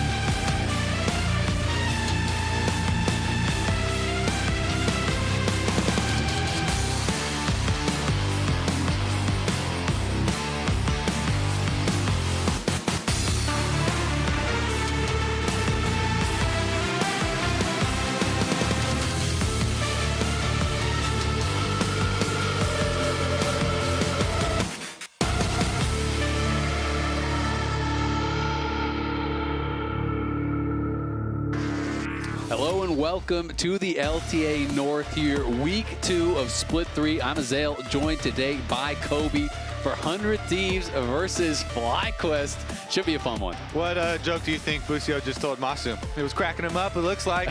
Did you see his tweet about the girlfriend day flowers that he got him? No, what was it? It was a good tweet. It was a good tweet. You're gonna have to look it up. Okay. There's Busio there with some big bouquet of flowers. You know, he said he got from Masu, and then Masu quote tweeted it with like, I don't even know, some poetry thing. He's like, you know, nothing could outshine your beauty and all this type of stuff. Nice. It was pretty funny. So the vibes are immaculate in the FlyQuest bot lane.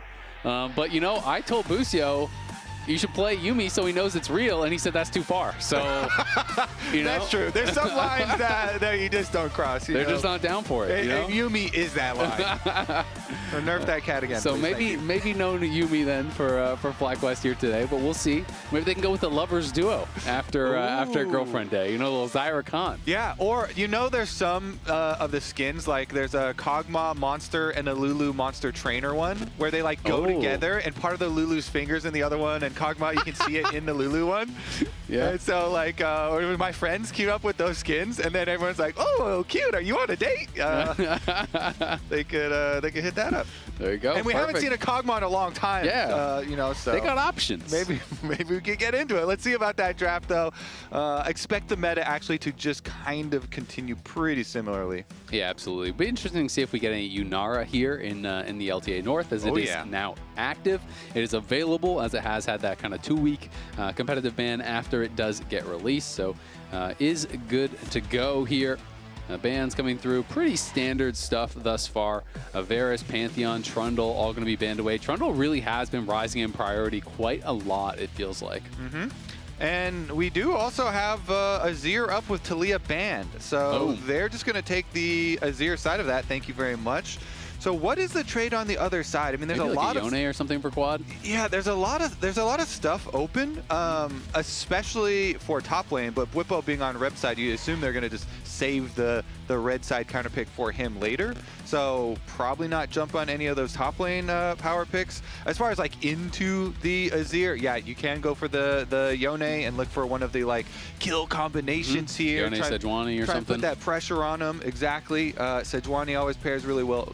Nicely with it, or you can go with an AP jungler to kind of offset your extra AD over here, Lilia, Nidalee type of things. But I mean, if you're trying to attack the solo laners, a Sejuani plus a like you know, any sort of counter pick for Bwipo up there, it always has so much pressure, so much threat. And trying to put that onto Sniper, where 100 Thieves, you know, obviously they've had some top lane issues, and they brought in Dokla to be the top lane coach, positional coach for Sniper, and put him on some tanks last week in Inspired himself, and some of the other players on Pro's podcast were kind of making fun of his first pro Scion game and some of the Scion picks that he was doing in Scrim. So we'll see what it ends up being as far as the top lane, but that's going to be much later since they're actually just going to go jungle and support lock-ins here quick. Hey, that's part of a lovers duo. They're but it's on the other side. Away. They're thieves. Yeah, they're stealing away the possibility of the Zyra Khan. From Masu and Busio's love story.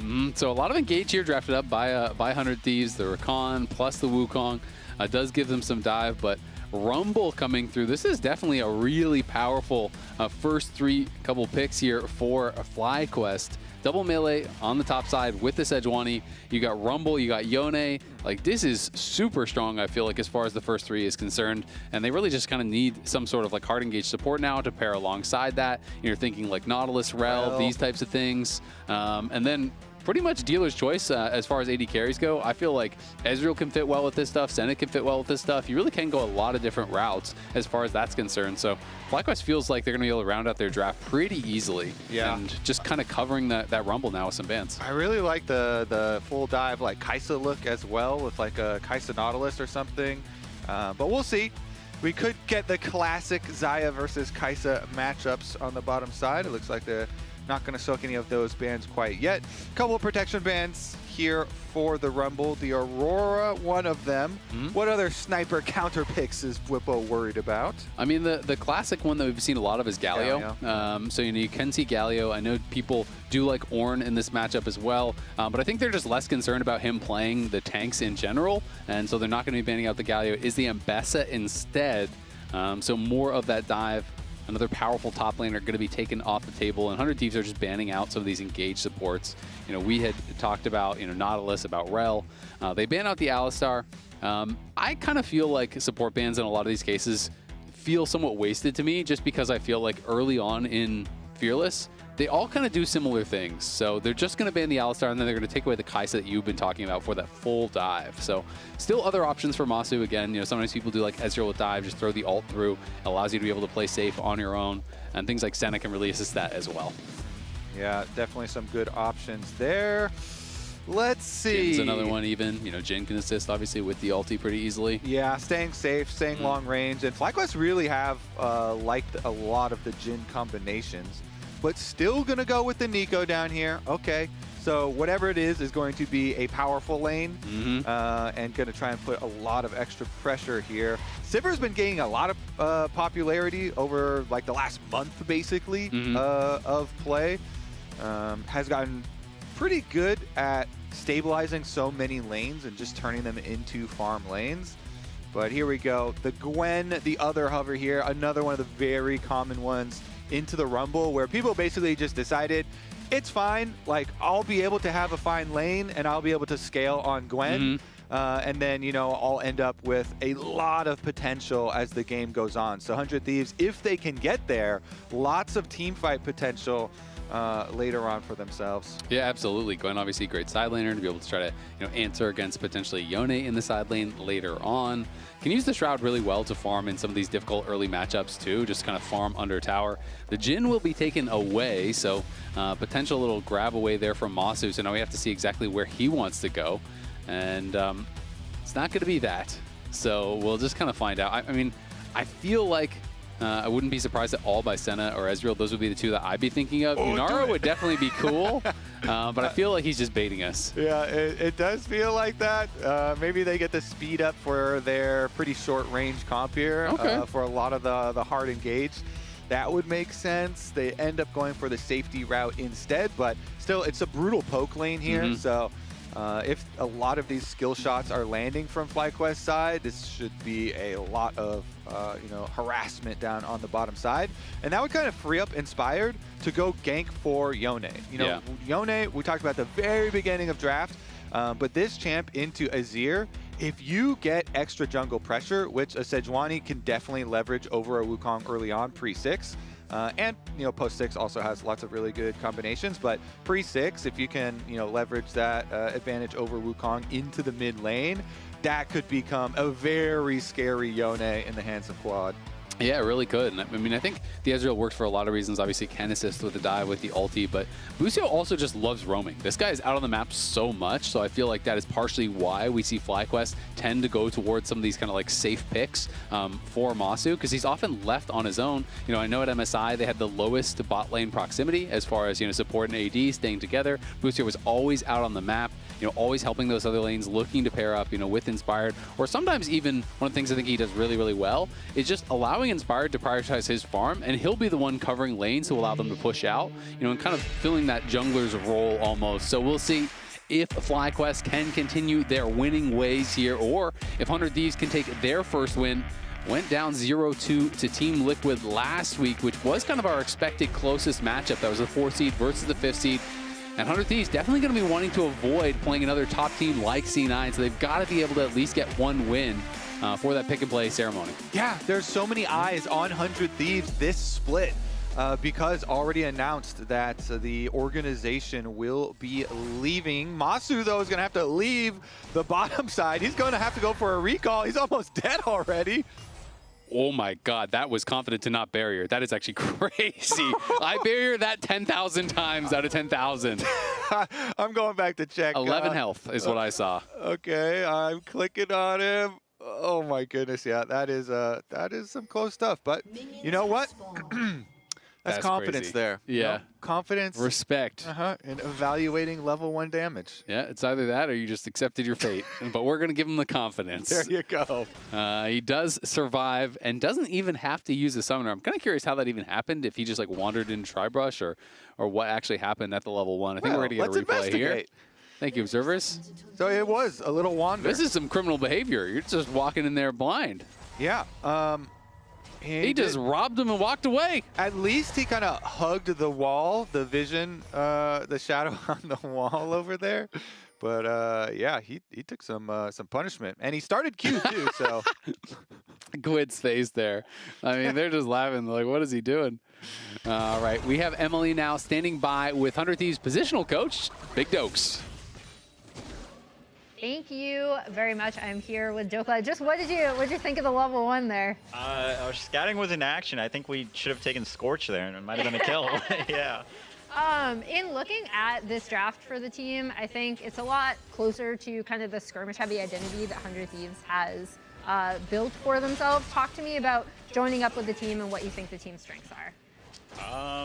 Well, yeah, this draft plays a lot more how we would like to, in terms of just having Sniper on a comfortable champion. And I forgot your second part of your question, but I'm going to say we won draft. Okay, awesome. Yeah. We'll toss it back to casters. Thank you so much, Jokla. Thank you. Thank you, Dokla. Thank you, Emily. So 100 Thieves has the kind of draft that they want to play with. You know, Sniper on a comfortable pick here, like they said. So we'll see, you know, how he can look this time around. I feel like his Cassante game was pretty solid. The Scion game definitely was getting some criticism, but it was, I think, his first ever Scion game of his pro career. Yeah, it definitely was, and it also kind of looked like it. Then Scaling. On the Pros podcast, there were some of the other players that had scrimmed against it as well were kind of joking about it. But yeah, we'll see. And Doka's saying, yeah, he feels like they won draft. We'll see if they can get to that point, because FlyQuest, they have so much potential for engage. I feel like Busio on Nico has been so incredibly good for actually a very long time now for this FlyQuest team. So we'll see. Since their lane on the bottom side will be pushing very heavily, when Busio gets his roam timers, what can he do? You know, maybe link up with Inspired, go mid, go top, and try and get some action going in their favor that way. But you interviewed Inspired before the game, and he was talking about, actually, he thinks it's pretty much on 100 Thieves because they're the worst team than them to be able to try some crazy stuff. Absolutely. I mean, that shows it right here, the record. It's hard to debate. You know, you can say it's Flame, you can say it's whatever, but they are 25-6 since losing to 100 Thieves in the Season 1 playoffs. So in Split 1, excuse me. So Split 2 plus Split 3. I think this also, you know, it just shows how good they have been. Really, Split 2 became a two-horse race, you know, pretty quickly. It felt like it was C9 and FlyQuest, you know, head and shoulders above the rest of the league. And we've talked about this, you know, last week. We're going to keep talking about it because there are only 2 spots maximum up for grabs for Worlds for the LTA North this split. And that means you have got to be better than at least one of FlyQuest or C9 if you want a chance to actually go to Worlds. So I think that is what is on all of these teams' minds. You know, you have a clear target of who you're chasing, and you've got to see if you can improve faster than them. Yep, gotta earn your way there. Meanwhile, Flash is traded here to go for lethal. It does going to mean that he's going to be able to survive, and Quad will be able to get the push out afterwards. But that is step number one here, blowing that Azir Flash pre-6. Now they could look for some of these, you know, Sejuani combinations that we were talking about really early on. So this is something we were actually we were talking about before the show. So this is the pro win rate all time for Rumble. So Freak had discovered, or someone discovered, that there was basically this bug where, for whatever reason, on red side, Rumble does just less damage. Like the Flame Spitter does not tick as often. It does significantly less damage than it does on blue side. So this apparently is a bug that has been in the game since the very beginning. So for like 13 years or whatever that Rumble has been in the game, he has just been massively weaker on red side. Which is crazy. It's absolutely crazy. And that is a 14% win rate difference in pro play, red side versus blue side. Even in solo queue, it's like an 8% difference all time, which is absolutely insane. And this is a red side Rumble, so I don't know if Bwipo knows about it, but it is significantly weaker on red side. It will be fixed, obviously, I guess, in the next patch. But Freak did crazy bug. Freak did a very in-depth YouTube video. If you want to learn more about it, then you can go check out his YouTube, where he went pretty in-depth and explained all of it as far as that red side Rumble. But it is just crazy that over all of the years of that we've had Rumble, you know, and all the like differences between red side and blue side and things being coded as minions or not, actually turns out was something that drastic. Yeah, I mean, there have been some gnarly bugs over the years, but this is maybe one of the craziest. Sniper going to be in some trouble here as Inspired flashes in. Sniper getting locked down. Bwipo wanted to hold on to the equalizer, but does have to use it. Red side Rumble doesn't even matter. Sniper's going to get knocked down for first blood. There you go. All right, so Sejuani actually ends up going to the solo lane there instead to try and get the early lead for Bwipo, and it does result in minions dying to the tower afterwards too, so that's a substantial gold lead here for Rumble. Getting the boots plus your early mask here for himself means the reset is going to be very, very nice.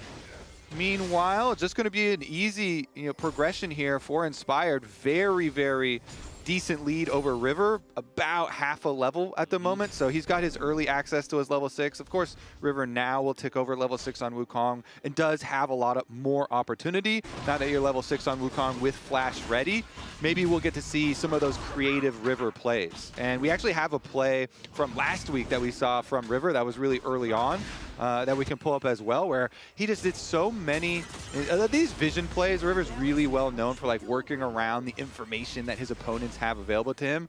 And so we had this one last time where he knows that this ward is here, so he shows, and then he shows himself exiting to that side.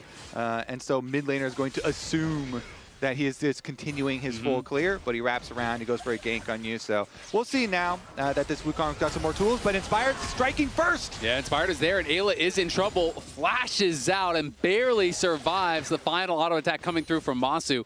But that gank was just so clever, and it's hard to appreciate without seeing, you know, the full vision.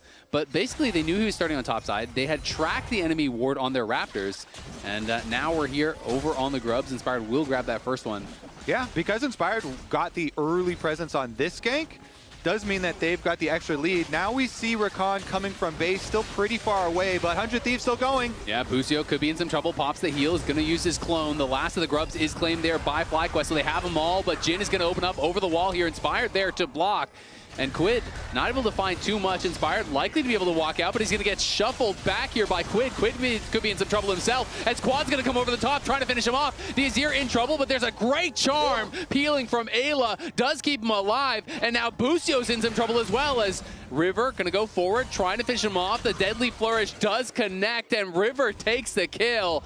FlyQuest get the Grubs, but 100 Thieves go positive in the fight. And that right there is something that even FlyQuest players, when we interview them, always talk about. 100 Thieves will still sometimes just fight their way out of some numbers disadvantage areas. So even though their Rakan is coming from base, he is eventually going to be able to arrive here because they make this fight so long. With the Jin ultimate, they can delay so much. The extra slows here coming from those, giving Quid the opportunity to go in, knock Inspired back. They get that first kill.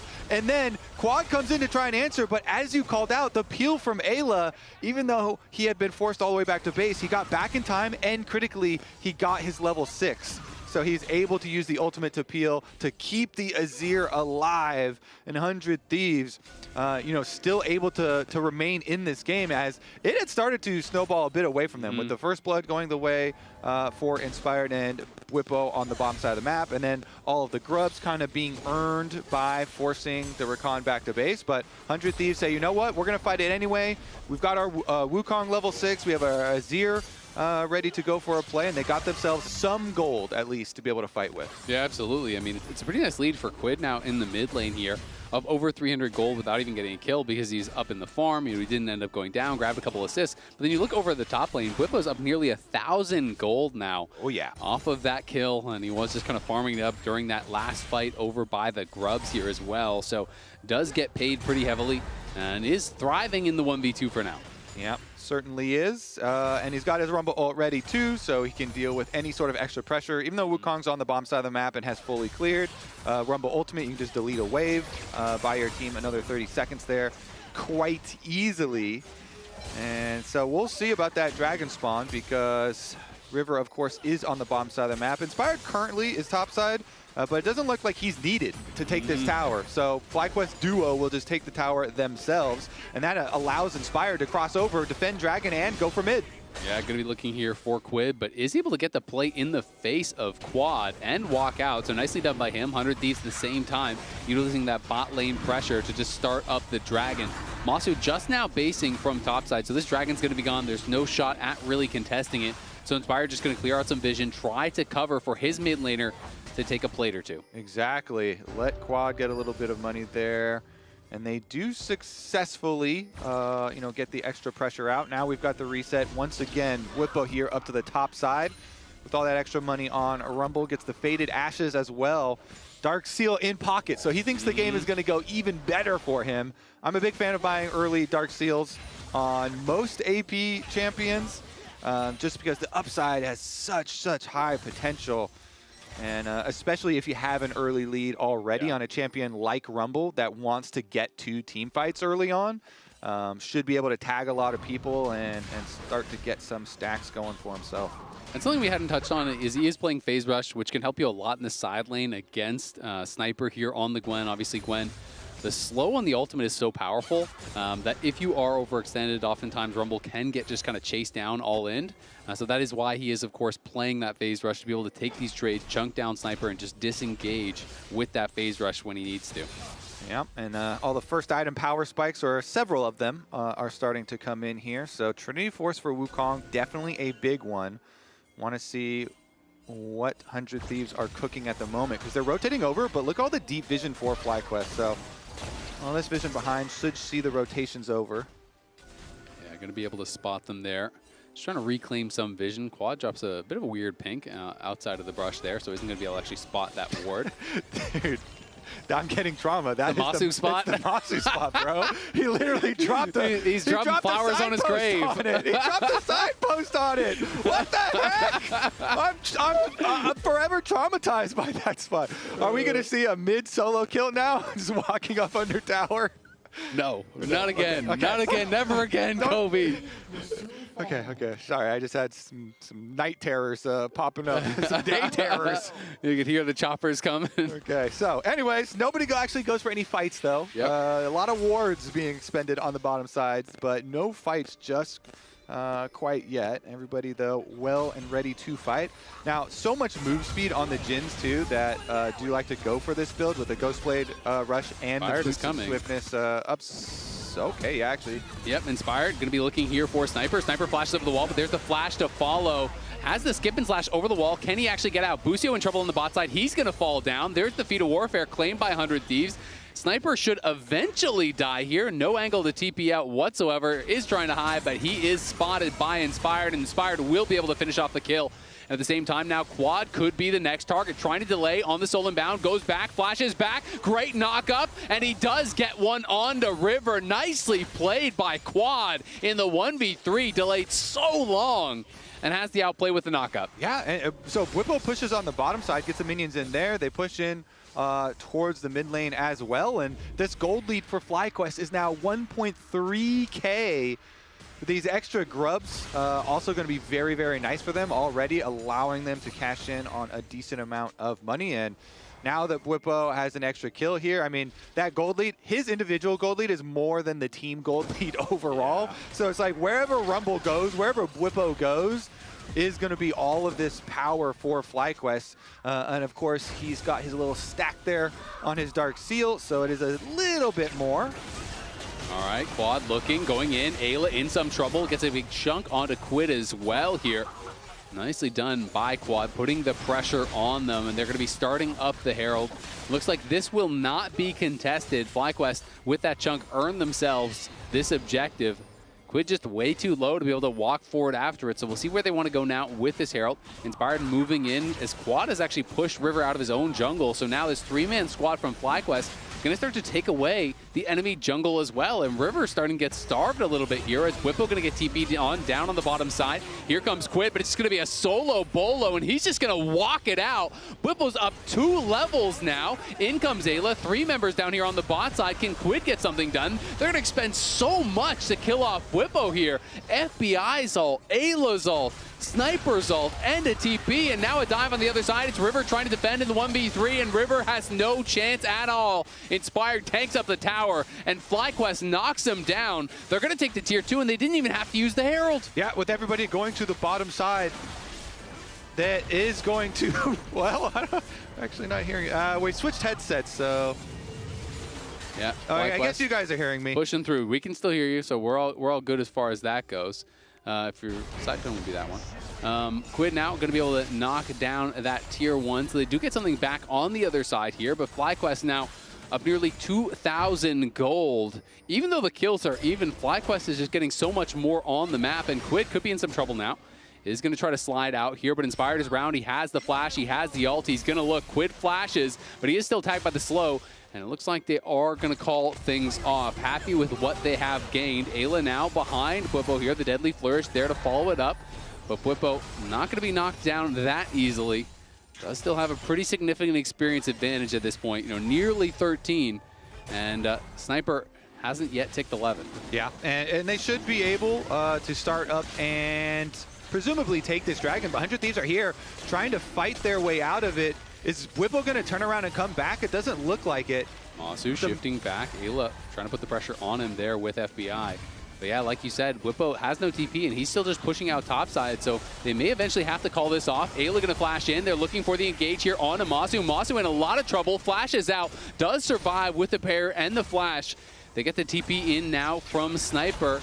As River still working on this. Inspired is in the area. They see the dragon. He's going to actually summon up the Herald here. Maybe try to steal this and then jump in the Herald to get away. We'll see if he can pull it off. Quad looking for Quid, and he steals it, and he's going to exit in the Herald. Oh. What a play from Inspired. Drives it right into the tier 1. Insult to injury. Gets the crash. That's our MVP. He pulls a heist versus 100 Thieves, and Azale, the best part is he's his own getaway driver. He robs the bank. Parks the car outside.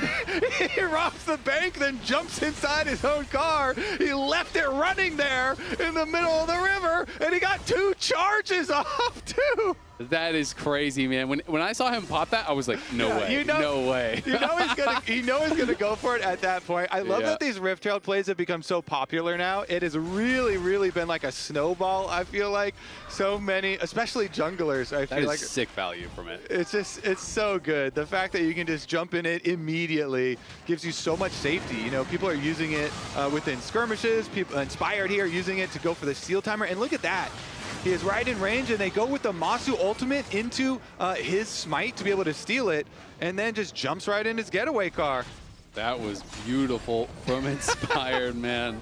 That is stylish. That's one of the best Herald plays I feel like I've seen. That was really the double good. charge, using it for a steal when your strongest member on the team, top laner, isn't even there in the 4v5. Yeah. That was sick. Yeah, it's a 4v5 objective steal, as well as getting mid towers chunked down there for the secondary one as well. So anyways, now in this world with FlyQuest up 2 dragons to 1, plus, well, wait a second. Deadly Flourish does connect. Busio should be here to block, and I think Masu going to be fine as a result.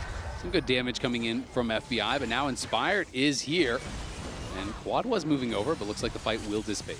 Yeah, Masu and Busio both took a decent amount of damage there, even though they don't actually die. So even with Inspired joining, has to be a little bit careful here as they poke around. Whippo is here, and he is level 14, but 100 Thieves is going to engage onto him. He's 4 levels up on a river. He's just going to turn. He overheats. It flashes over the wall, though, but he's still going to burn down. Quid is in some trouble. You can see the teleport comes in there from Busio as he just goes through the gateway in onto Quid, but Quid getting over the wall. Quad now follows up. Great buffer on the ulti.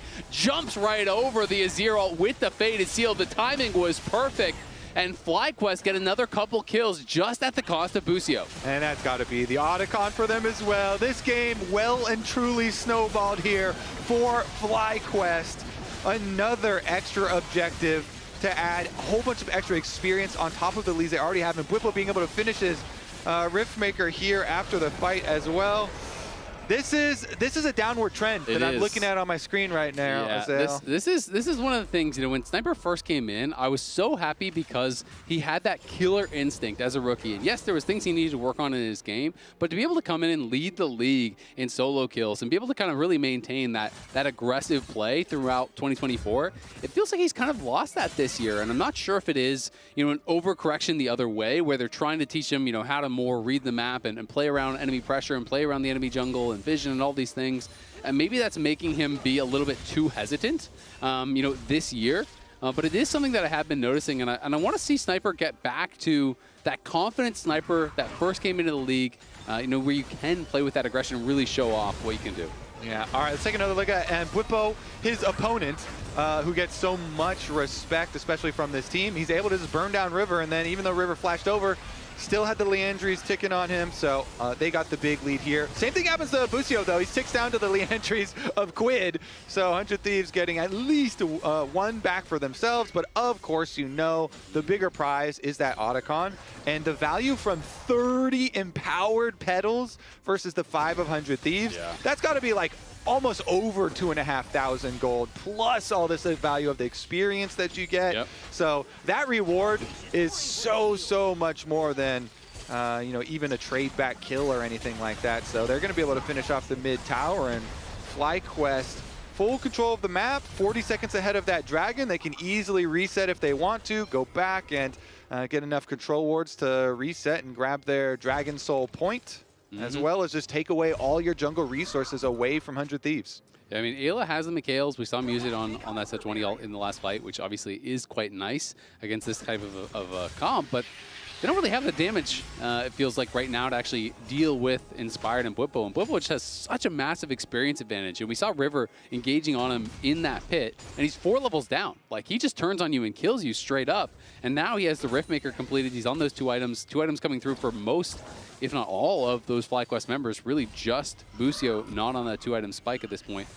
2 items through for a number of the members on the 100 Thieves side, but a lot of them are those cheaper items. And I do think 100 Thieves really going to struggle to find a good fight here with this massive top lane advantage that Bwipo has. You know, maybe their best chance is just send Sniper out in that side lane, try to draw Bwipo there, as Quid could be in some trouble. Nice snap back with the soul unbound from Quad, so he gets the ulti off of Quid and doesn't really have to spend much of anything. Yeah, Quad still has his ulti, and he's going to fight Ayla. Yeah, we'll be just going right back towards this dragon. So FlyQuest doing a good job just keeping them from even having a chance to actually steal this away. And again, Bwipo's just up on this top side. They're doing the objective. He's just farming. He's actually doing the Krugs right now.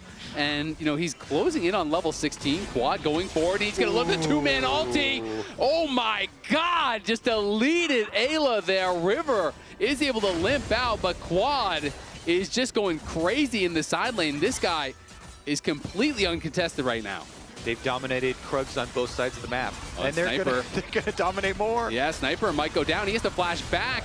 Quad in some trouble, tries to flash over the wall, doesn't quite get there. Now Quad could be in some trouble, but Inspired is going to come in, and they can actually just take this fight. The Ezreal almost takes out River.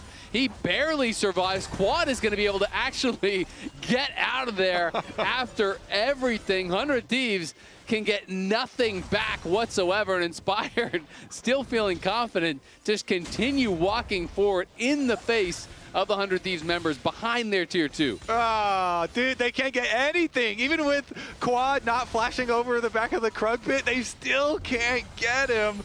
Inspired on the big old piggy just jumps over, gets right in front of him, and everybody on FlyQuest is safe. Yep, FlyQuest going to be able to get out. 6K in the lead now. You said it, 31 petals to 5 now, so a couple thousand extra gold for the stats easily there. Massive experience leads. It is now Whippo over at level 16, Quad over at level 16. It's 14 on the Soul Laners on the other side. Masu could be in some trouble. They're going to flash in on him, but Masu flashes over the wall. And Busio is there with the Pop Blossom for the counter engage. Ayla going to get cooked up here, knocked down by Masu. The second one going to fall as well. And now Quad's going forward in onto Quid. Uses the ulti just to close the gap and then knocks him down with the Soul Unbound and the autos. That is 3 quick kills going the way of FlyQuest, and you can make it 4 because they're going to grab the Baron. You can definitely give it 4. I mean, FlyQuest, best team in the LTA, it feels like still, and they're going to be able to cruise through this one. You have to imagine, with a 25.5-minute Baron picked up, they're going to make quick work of the rest of this game as well. It just makes it so easy here to be able to go back out onto the map. You have Hex Gates, so Baron Empowered Recall into Hex Gates. You're just going to have the fastest reset of all time to go push with this Baron buff, and this is another look at it. You got Masu jumping over the wall, and he tag teams, just subs in Busio there. They got a little from the top rope kind of big dunk from the Nico. And it's just murder, Azale. It's just all chased down. Yep. I mean, they're just running them across the map at this point. FlyQuest here just continuing their dominance. I mean, they responded so fast that as well. It was instant counter engage and instant double TP. So they're already going there. They know the only way that the 100 Thieves is going to get anything is if they can overload a fight, find a 3v1 or a 5v3 or something like that. And FlyQuest was having none of it. Now both the Soul Laners halfway to 18 at 26 minutes. That is ridiculously fast. And they are pushing for the base already here. River down 5 levels to the enemy Soul Laners. He's going to really struggle to have much of an impact whatsoever. They're going to go for a deep play, though. Sniper TP's in behind of the Equalizer is going to get dropped onto Quid here. Quid already burning down to half HP. FBI on the run. Sniper is just going to have to get out of there. Tries to use the ulti. The Mikhails is in to try to save him. Is going to be able to walk out. It looks like 4 now. But 100 Thieves, tails tucked between their legs. They are incredibly low and going to lose double inhib without much of a fight. Yeah, you have to believe they're going to lose the whole game at this point. 5 members are alive, though, so they're going flashing for it. in, River's looking. Busio here with the counter engage. Masu very low. Masu shut down by River. Sniper in, but he has no ult. Whippo goes golden, and Quid is just getting roasted. Quid, great timing on the Zonias, though. Can they get something back? Quid survives. Really well played by him, but now in comes Quad. Quad looking for Sniper, looking for a second. He's going to get them both. Ayla and Sniper both fall. Quid and FBI still alive, healing back up in the base as Quad may have to back this one up. FBI looking for the chase. Quad has the Q3 ready, but will not go forward just yet. They're going to wait, bide their time, and probably look for this Dragon Soul. I mean, just look at the wards on the map. The entire map is all FlyQuest. They have got more wards in the enemy jungle than 100 Thieves has in their own. Here though, 100 Thieves, they actually do at least get themselves a kill onto Masu. They know they just have to full send the dive, and it is a shutdown, so while you are really praying so much for comeback angles, at least they got some sort of a shutdown money. Quad though, he goes back in, and he's gonna be good for 2 more under the Nexus turrets on that Yone. 5, 1, and 2 now. Massive potential here. He also has a QSS. Inspired though, give him a little run for his money. Yeah, FBI giving him some love taps, but those bars are not moving. They are not moving. those millimeter bars on the Sejuani health bar right there, they aren't moving at all. I'm pretty sure the upgraded tabbies were actually absorbing more damage than the Jhin was dealing. So he procced the steel cap shield. Sejuani no steel cap shield. Put it in chat. Time it out. He's got the upgraded boot shield, and he's got the magic from the Mechanic Rooker as well. He can't even break it. That is crazy, man. That is pretty tough to deal with. Well, we'll see. FlyQuest pushing in. Sniper already getting chunked out a bit. You can see they're going to drop the equalizer here once again onto Quid and Aelin on the side. There's the engage coming through from River. River down incredibly low already. They're trying to dive into the back line, but they're not going to be able to finish anyone off. This time, Masu survives. The shutdowns are coming through. Quad does get traded back. It's all up to Quid. Masu shifting forward. Quid again goes golden. Great timing from him, but it's not going to be enough. FlyQuest going to be able to seal the deal here. They will take game number 1. At the end of the day, 18-8, 13K gold lead, not even 30 minutes on the clock. FlyQuest making it look easy. Yeah, I mean, they stomped last week, and there's continuing stomping here this week. We'll see. Lounge, what do you think? Can 100 Thieves come back in game 2? It depends. I mean, Red Side Rumble wasn't enough to take him down. Yeah, I feel like everyone's getting stomped when they're going up against FlyQuest. I'm concerned. Yeah.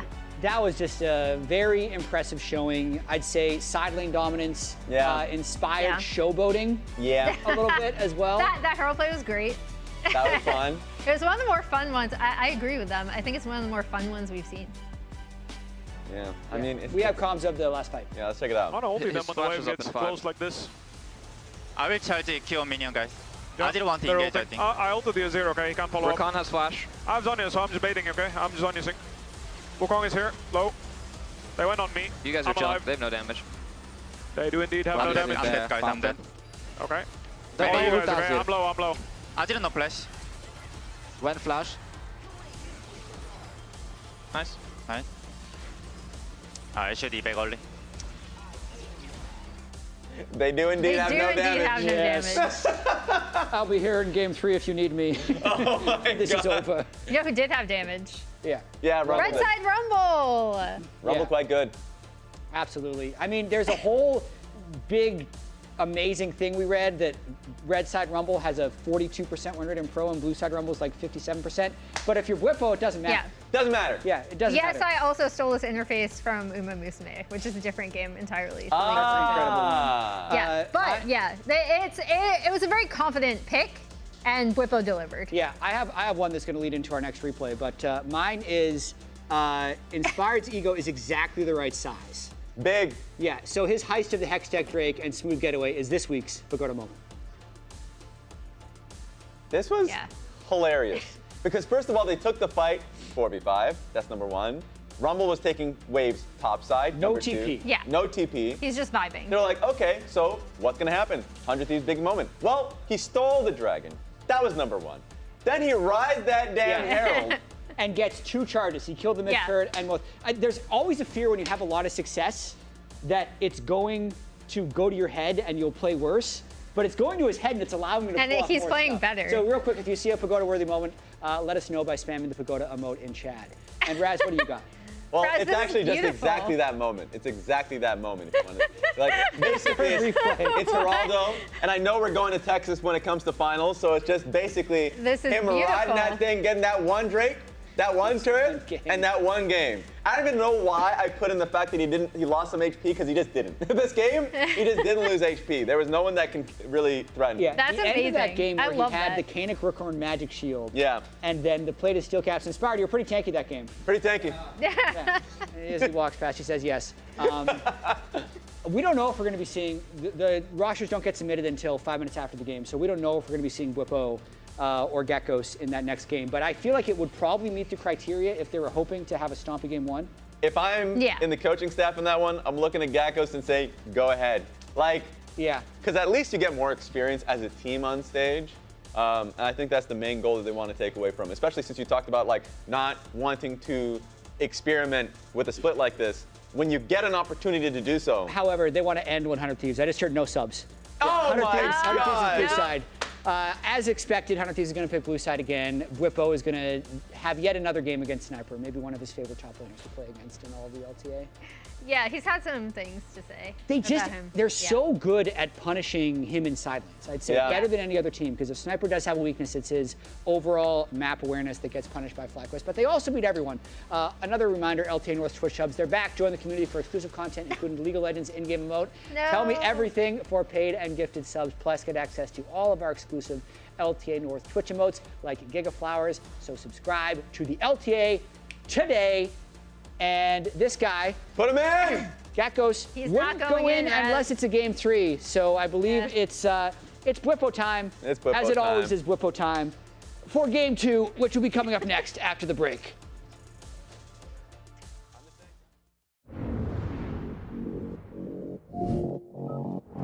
Ready, set, go!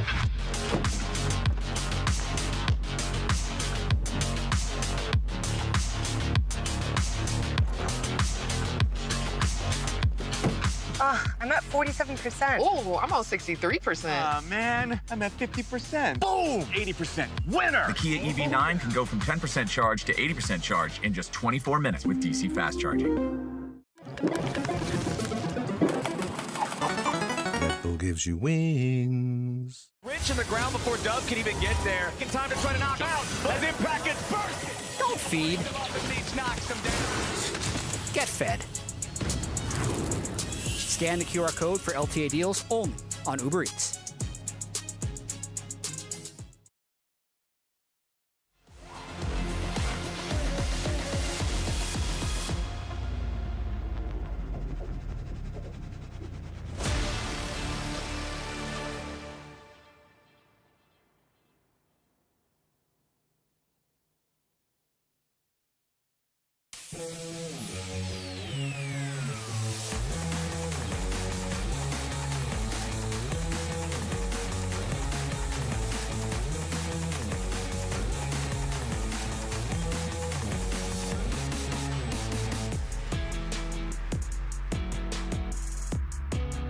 I use drift and I will drift to mid after, okay? Or Ginny is here. Just I will drift, I will drift to the mid. Careful, Okay. I got the I'm drake. pushing top. I didn't ulti. 5 people here, okay? Coming. They're looking. I'm Tipping looking on here. mid, I can peel over the wall. I'm tipping on mid. We can kill them and go now, maybe. Wukong no ulti, I guess. Wukong already doubled. I did a flash and everything. Azir can't run though. He has the flash right now. We can already He's gonna die, he's gonna die. Yeah, we can dash. Yeah, I'm reaching him. We're going Nash, guys. Is that?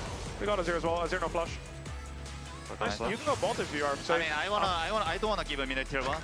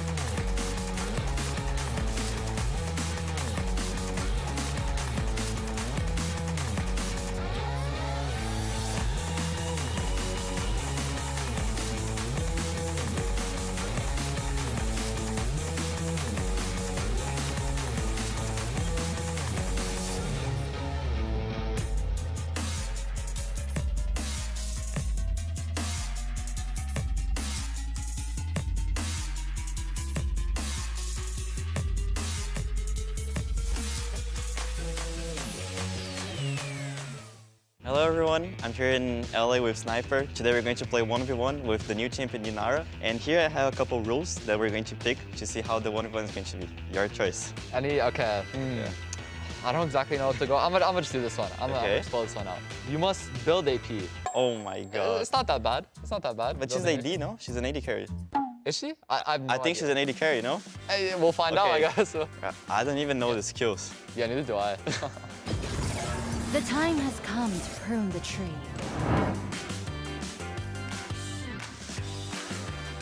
Wait, which items do you want to buy? Riftmaker and Nitrous? Sure, yeah, let's do it. Okay. Are you buying boots? Sure, yeah. Maybe we should go to the river, no? Because the wave is kind of... Yeah, let's go river. All right, we'll go at 440, yeah? Okay, 440. 3, 2, 1, go. Ah! Oh my god, I'm being gapped. Yeah, too good, bro. I don't even need to know what the champion does. Okay. Oh, you dodged that. Bro, oh my what is god. our champion? I have no idea what just happened, but neither do I. I think my W did a lot of damage, no? Wait, how'd you kill me? But I swear I have no idea. I landed more abilities. Wait, maybe I ulted first? Huh? I don't know. I just know that as soon as it started, I ulted. Oh. Because I think you get buffed, right, with your ult? You get a buff, yeah. Okay, guys, so as the winner, I just want to say I have no idea what just happened, but this champion looks really cool. So for sure, I'm going to try it top and probably feed a lot in my solo queue. So I don't know if you guys should do it as well, but it was a really nice champion to play, I think. GG's, you got lucky. Yeah, you just got lucky, that's all I'm going to say.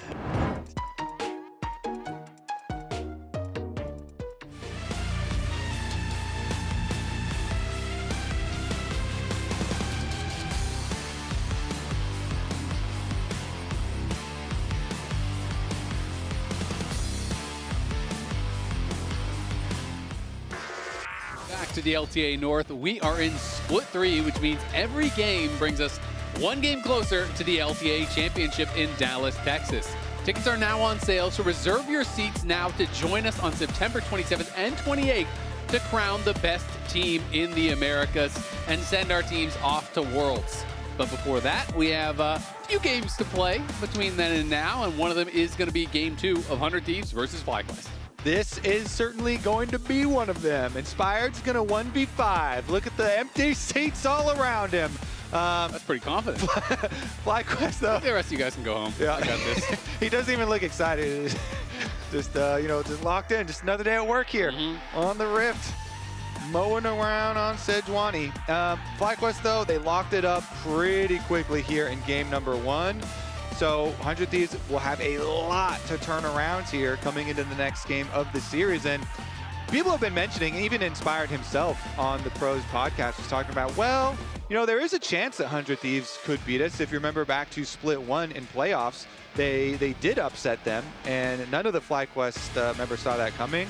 However, even after that Split 1 victory for 100 Thieves in playoffs, they were still talking about FlyQuest as like, wow, FlyQuest always still just give us the most problems. They were so happy that they actually had been able to overcome at that moment and finally actually beat them. Sniper specifically talking so much about Whippo being like his most difficult, player for him to play against. And so it still kind of remains true here. FlyQuest at the very top, and so 100 Thieves going to look to shake things up here. Ooh, what do we got here? A little candy, little mint. Look like a mint flavor here. It's like big for a mint though. He's chewing it too. Was that like a white chocolate or something, or I don't know what that was. He was definitely chewing into it. So yeah, definitely. You looked happier after he ate it than before he ate it. Well, that's the key. Yeah. That's what matters. That's really. Exactly. So things are looking good. They're looking great.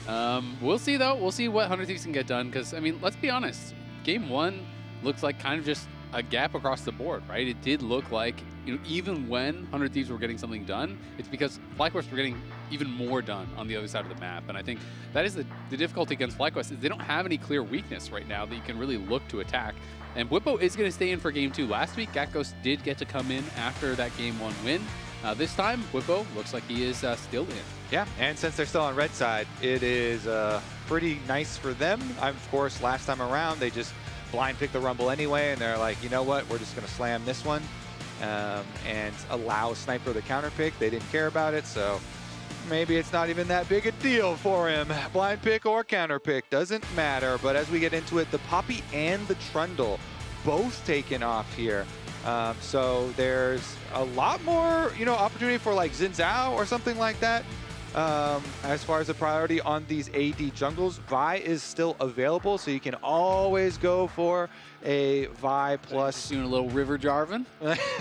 Good possibility, but not for long. It's not Vi plus, Ari or Aurora or something like that is just. And Talia is still up and available. Such good. Whoa, yeah, and Talia actually, because it was banned the first time around, and actually left up this time around, is going to be available. So you would expect FlyQuest to snatch that one.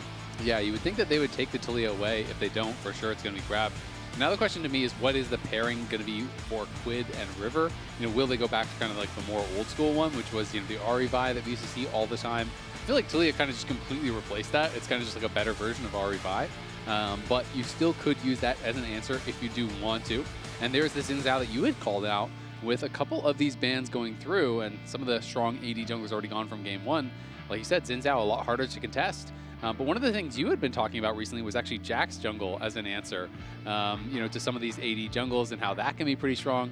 Do you think there's any possibility of seeing like a Jax maybe coming in from Sniper or something a little bit more crazy? Yeah, it definitely could be, because even top laners, when you have a good skill that's useful against an enemy jungle, can be very, very good. Of course, Counter-Strike is amazing versus Xin Zhao or a lot of Volibear, any of these auto-attack, auto-empowered jungles or top laners.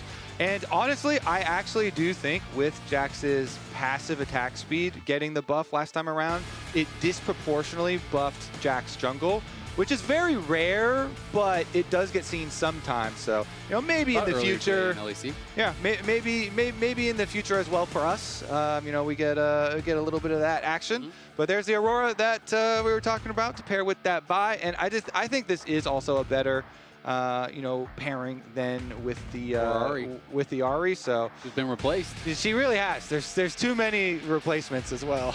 There's new girls. They're both better. There's bunny girls too. Yeah, exactly. You got Fox Aurora girls, here. bunny girls. You got the rock surfing girl. Pretty much all seem to be. But Ahri's got a new skin. True. With the hot springs. Yeah, exactly. Can't really contest that one. Oh, Busio Bard, baby. Okay. That is always a treat. Yeah, he was smurfing on it at MSI. Really one of the best Bard players in the tournament. Again, it just really fits his playstyle. He likes to be out on the map. He likes to be active. And he is so good at putting pressure on the other team with it. Also, I just always love Bard picks into enemy Vi. One of the problems with early picking Vi is that you are super telegraphed in what you're going to go for and what your whole team is going to go for. And so Bard is just such a great hard engage stopper. And self ultis are OP. Yeah, you've got a long time to react to most of the engages. At least enough time for Bard to do a lot of defensive ults. Then you can still use them offensively. You can still go for putting pressure on side lanes, trying to blow key carry flashes and whatnot with the champion later on. But it also gives you those defensive options. And Xin Zhao is a champion as well with his own ult, and then with the possibility of Bard ults, you can buy a lot of time. Yeah, absolutely. A lot of AD carry bans. You are actually going to get banned out here. 4 AD carry bans from FlyQuest. So heavily targeting FBI. And they could even take another AD carry right here on 4, which I would expect them to do and save that final pick for Bwipo. So they really could thin out the pool. 2 were gone from game 1. They could essentially thin out the pool with 5 gone in game 2 before FBI even gets to go for his pick. So will be interesting. I mean, AD carry bans, definitely, there are some matchups that are less favorable, some AD carries that are a little bit more dangerous, but there still are so many that are up and available that I wouldn't really be concerned. Even things like, MF that can lane pretty easily, and then you have your Jinxes, your Aphelioses, like a lot of your hyper carries that can also be pretty effective. Yeah, whittling down a little bit, but all the same, I just hope that we actually eventually get to see a Yunara here on the LCS or LTA stage. Not going to be the chance this time around, though. We'll get one. Just a good old Corki. Oh, we will eventually definitely get one, but not quite yet. And we just go right on back to the Corkster. Corki did get some changes that buffed up the AD ratios for the champion while taking down a tiny bit on the flat damage. So the idea for those changes for Corki is to disincentivize these health builds that have started to Overlord's Bloodmail, Black Cleaver, popular. Shojin. Yeah, so tap down a little bit on the power of those and more incentivize people for building more attack damage rather than going mid-line. Yeah, it makes a lot of sense here. So we're just looking for this top lane pick. What is going to be coming through for Sniper will be that final pick, 400 Thieves, and then Bwipo will get his answer as counter pick. Kaisa is the AD carry that they're going with, so it is just full dive. They're committing to that. Renekton works well with this, fairly safe blind pick, and you are just full sending it on the carries. But with the ability of Talia to throw down the rocks to make it difficult to actually dash through, and Xin Zhao there with the ulti, the defensive ulti as well that's coming through from Bard, can make things really, really tough, I think, to actually dive in on this Corki. Cassante as well would be one of these champions that really is strong at actually answering some of the dive, can peel really effectively, use the Pathmaker to actually try to punish people when they are going in for this Corki, because it feels like you have to full send it on the Corki and the Talia, but there's a lot of tools to actually stop you from doing that. Yeah, I honestly, Cassante is so frustrating too with just being one of the few champs that can, deal with a lot of that hard engage in CC on the front line. Just go out there, try and soak up a couple of abilities. And as you say, lots of opportunity for Peel, trying to make that 100 Thieves attempt at the full dive more and more difficult. But that's just what this comp does. So they're going to have to do that 100% of the time. that is the only recipe that you have in store. Hopefully for them, they can get the snowball going for themselves and turn this into a full 3-game set. Because if FlyQuest have anything to say about it, like they did in game number 1, they're trying to wrap up work quick here. They're looking to go home early. Quad looking like he's having a lot of fun. He's been laughing a lot on the camera, feeling very relaxed. They are locked in. 100 Thieves gonna have to try to pull off a bit of an upset here to even get 1 game, let alone the series, I think, against FlyQuest. FlyQuest has looked like the best team in the league, clearly are that, until C9 or someone else can be able to take that away from them. And that is actually a very good point as far as the 1 game, because with this format, individual games mean a tremendous amount. Yeah. We always put so much emphasis on winning the entire series, which still is the main focus, but even individual games within a series can have a drastic effect on the overall look of what the split goes, because that completely changes the possibilities for picking. Exactly. I mean, if they get 1 win in the series and everyone else goes 0-2, then, DSG or whoever else lost could actually pick them instead of them, being in a tough spot where likely if everyone goes 0-2 again, they're probably going to end up with C9. So that could be really tough. But we do have to talk a little bit about 100 Thieves, and I feel like some of their kind of expectations versus reality. Because I feel like 100 Thieves, traditionally over the last couple of years, has been this team that has been able to kind of overperform the expectations. This year really feels like, especially last split, felt like one of the first times where they kind of were underperforming what people were expecting. People were very excited with FBI joining in on this team and thinking, okay, this team actually now has a real carry threat in the bot lane. River and Quid are one of the strongest jungle mid duos. We had Quid winning MVP. We had River always up there in All-Pro. And it feels like there's been a bit of a regression on 100 Thieves. And I'm not really sure, what it is that is causing it. Because it's not just like one person that is at fault here or anything like that. But I really want to see 100 Thieves be able to go out on a bang, see these players really representing themselves at their best in the organization's final split. So I'm hoping that they're going to be able to kind of figure things out here going forward. Yeah, definitely looking for some improvements here. Same, I really do hope that we get to see some fun, explosive games towards the end of the split here for this squad. Of course, going against FlyQuest is like your toughest opponent, so gonna have to work maximum effort in this one to actually make that happen. And at least they do have vision on Inspired for the beginning, so they saw him. They had that ward you could see on the mini map up by Red Buff. Yes, that did see him, so they can basically plan out the entire route from Red Buff topside down clear for the Xin, and should be able to play around that. Yep, it's going to be farming that out. As you said, he is spotted, so they're going to have full information as they do ping back onto him. Quad and Quid just trading back and forth here in the mid lane. Quid trying to proc his passive here with that final auto. Does land the 2 full hex, and is going to be able to get some pretty good damage. Weirding going to be sidestepped there by Quad, but Quid at least getting the early push here. And is going to have to be playing, you have to feel like ahead of where the Talia is if he really wants to have a big effectiveness in this game. So I just feel like Aurora, it's like you go in, you 100 or 0 someone, or you kind of do nothing. Yeah, and I think a huge part of the potential for him is going to be roaming to the side lanes here. So getting that early lane priority, getting some early chunks here. If you can even get your better recall off and better purchase to find a little 30-second window to go for a roam to one of the side lanes, that's how you snowball on this champion.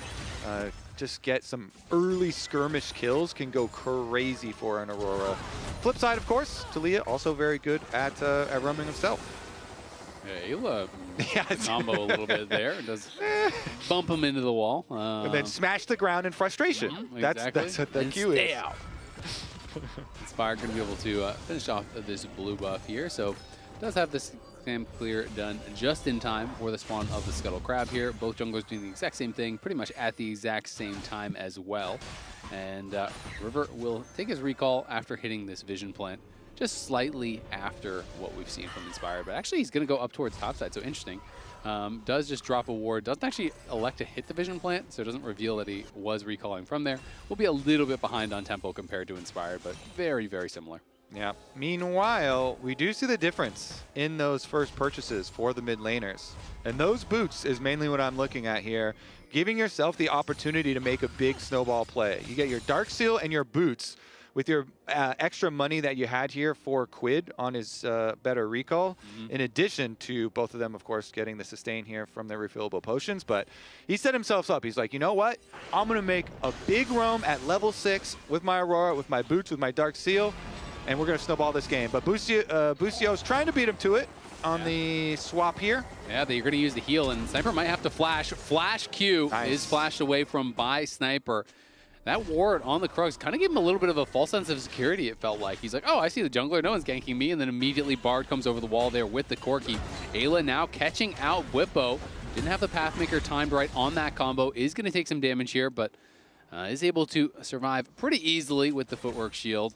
And will be able to stay in range at the very least for the experience on this cannon, but looks like he'll even walk forward and get the last hit himself. Yeah, honestly, that was a good flash from Sniper in the escape there with Busio trying to line up his Q flash on the Bard, and he even used his heal for move speed to get a better angle there on him. So Sniper survived and then teleported right back out. Even with all that extra pressure, it has allowed some time here for another jungle possibility. Oh, Ayla with a nice little catch here onto Inspired, and River comes out. That's an easy first blood there. Great move from Ayla, wrapped around behind Inspired, and Inspired just didn't see it coming. Thought he could walk up, maybe see if there's an angle for a smite steal. Yeah, he was thinking about last game, but he had no Rift Herald, and instead there was a cow behind him coming from his own jungle. Really good move from Ayla up through the Tri-Brush and wrapped around his own jungle. To go back for the headbutt. Whippo 6, he's going to go all out. Hit the Pathmaker there on Ayla. Flashes forward, takes him out, and now FBI could be in some trouble. Cassante getting work done. Great sidestep, but doesn't matter. Yes, FBI at the very least able to get one back. Had that and Tovo Strikes hit him with the knockup, he would have been going down as well. Whippo still, big play in the 1v2. Yeah, we had a barrier still available for FBI and a flash as well. Maybe with 2 kills on the Kaisa. That is an angle for 100 Thieves, because at the moment, that is the biggest score lead that they do have is with that bottom half. And, you know, those are going to be the ones following up on this big engage. Maybe this is the big one for FBI. Yeah, absolutely. I mean, they threw 480 carry bands at him. Maybe should have thrown 5. Take that Kaisa off as well, because he is out to a good start here. Ayla in the area. Quid does have very little health and mana, but River's here as well. Could be an angle for a 3-man play, but Quad is aware that there could be a possibility and is playing it safe. Busio is also here to cover, so FlyQuest will stay safe, and we can watch this 1v2 happen one more time. So Whippo, he's looking at the minions right now, and this one, he focused on them to get his level 6. Pathmaker's in to go for the kill on the Alistar. But it's critical that Ayla flash because it forces Whippo's flash to follow. And then Whippo has no way of escaping FBI, who, as we said, also still has his barrier and his flash. And he gets to hold both of those as well as getting the kills. Now, he is falling behind in CS, but if he gets more kills... Masu has to use barrier and flash there to get out. As Ayla did spend the heal, FBI still has his ult, still has his summoner, so nice little bit of pressure here. Now moving that Kaisa up towards topside, who does have a pretty big advantage, and like you said, he is their hope in this game, so pretty critical that they're able to keep putting on the pressure for now. Yeah, we'll see here as the Grubs will spawn shortly, and they're going for resets with Masu and Busio at the moment. Actually, they cancel Masu's recall, but he doesn't have his summons anyway. So it's a very, very dangerous if Corki actually wants to get involved. Inspired poking around again. Last time he was poking around, did end up getting picked off, but he's got full vision of Ayla this time. And here comes Busio. You don't see him now, but in the fog of war, Bard heading over. Yeah, it's going to be really hard, I think, to actually look for something here. Busio not 6, so doesn't have that ulti for a defensive play. Ayla, though, could be the one in trouble. Going to try to headbutt Masu away, but will just get knocked down. Great Keston Guard comes out from Inspire, but it's not going to be enough as River ults in, and FBI is there to finish him off. Masu, Busio do get out, and it is going to be Inspired going down, as they do knock down both River and Ayla with the arrival of Quad. So nicely done by 100 Thieves, and they push them off the grubs. Only one grub was taken, so Inspired's going to respawn first. Maybe he can actually get back to there and take 1 or 2 away. Yeah, meanwhile, on the bottom side, Ayla's found another one here. Yeah, and Bwipo going to be in a lot of trouble. No way out of this one, you have to think. They're not going to give him an angle to go all out and get to safety. Bwipo going to try to make it happen anyway. The Pathmaker, though, doesn't quite hit. Ayla combos back in, has to take the kill, doesn't want to allow him to get away. Nice plays from Ayla. It's a great start from him overall. Has been quite active. Yeah, I'm still thinking about, okay, look at this escape from Busio's Bard. Like, this reminds me of MSI, where he gets away with a sliver of health up in the top side of the map. But Ayla, he went for the headbutt onto Masu, and River goes in. They do ult, and they focus down Xin. It gets so dangerous there. But the difference is the Bard tunnel over the wall. Not only is Quad able to get his kill, but then he uses also the Bard tunnel to escape. So both Busio and Bard do get away, and Golden Glue's like, please, he can't keep getting away with it. Like, what was that? Another like 10 health, 15 health escape for Busio Bard? Yeah, very, very low on health. Quid now getting chunked down, trying to sidestep. Can't quite do it on the seismic shove. Should be able to survive, but he's trying to sidestep instead of just walking straight away. He basically all of the damage there. Does have Ayla covering, and Busio not going to be able to find a kill as a result, but it is going to mean Quid likely has to TP right back out towards top lane, and Masu now is pushing in through mid. And despite the fact that FBI had those early 2 kills, Masu picked up a couple himself now. So Masu now 2-0 is working towards that Triforce very quickly. And gold between the 80 carries, just like that, is dead even. Yeah, both of the kill credits of the top lane skirmish that we were just looking at going into the hands of the Corki here, funding the Trinity Force for him is going to be a nice little power spike there for FlyQuest. So we'll see about the transition over to Ocean Dragon here. No super deep vision as far as the setup, and River's got everything available on the Vi here, so him working with Ayla does have a decent amount of threat to it, because even if FBI is like a screen or 2 away, he can always join with the Killer Instinct to follow up on one of those kills. And they actually just start the Dragon anyway. Inspired looks like he's finishing Wolves before coming over, but he's got plenty of time to come contest. Yeah, FBI already lost like a third of his health to just Busio with that Electric proc, and now Inspired's going to look. They are going to find the Bard ulti in onto River. Flash forward from Ayla, though. They're going to try to turn this around. Masu in some trouble. Busio has to flash out. Inspired going forward. Can't quite finish off River. Ayla with the stunned appeal onto Inspired, and now the Crescent Guard expires. Quad flashes in. As Quid is going to be able to get that 1 kill, and now Inspired does take down River. The fight becoming very scrappy. Now Quad going to ult forward, looking for FBI. FBI trying to sidestep here on that seismic shove. Is able to survive for now. Ults in, but gets stunned by the E. Is able to survive anyway with the barrier and the ulti shield. Gets the kill onto Quad. And now Masu looking for Quid.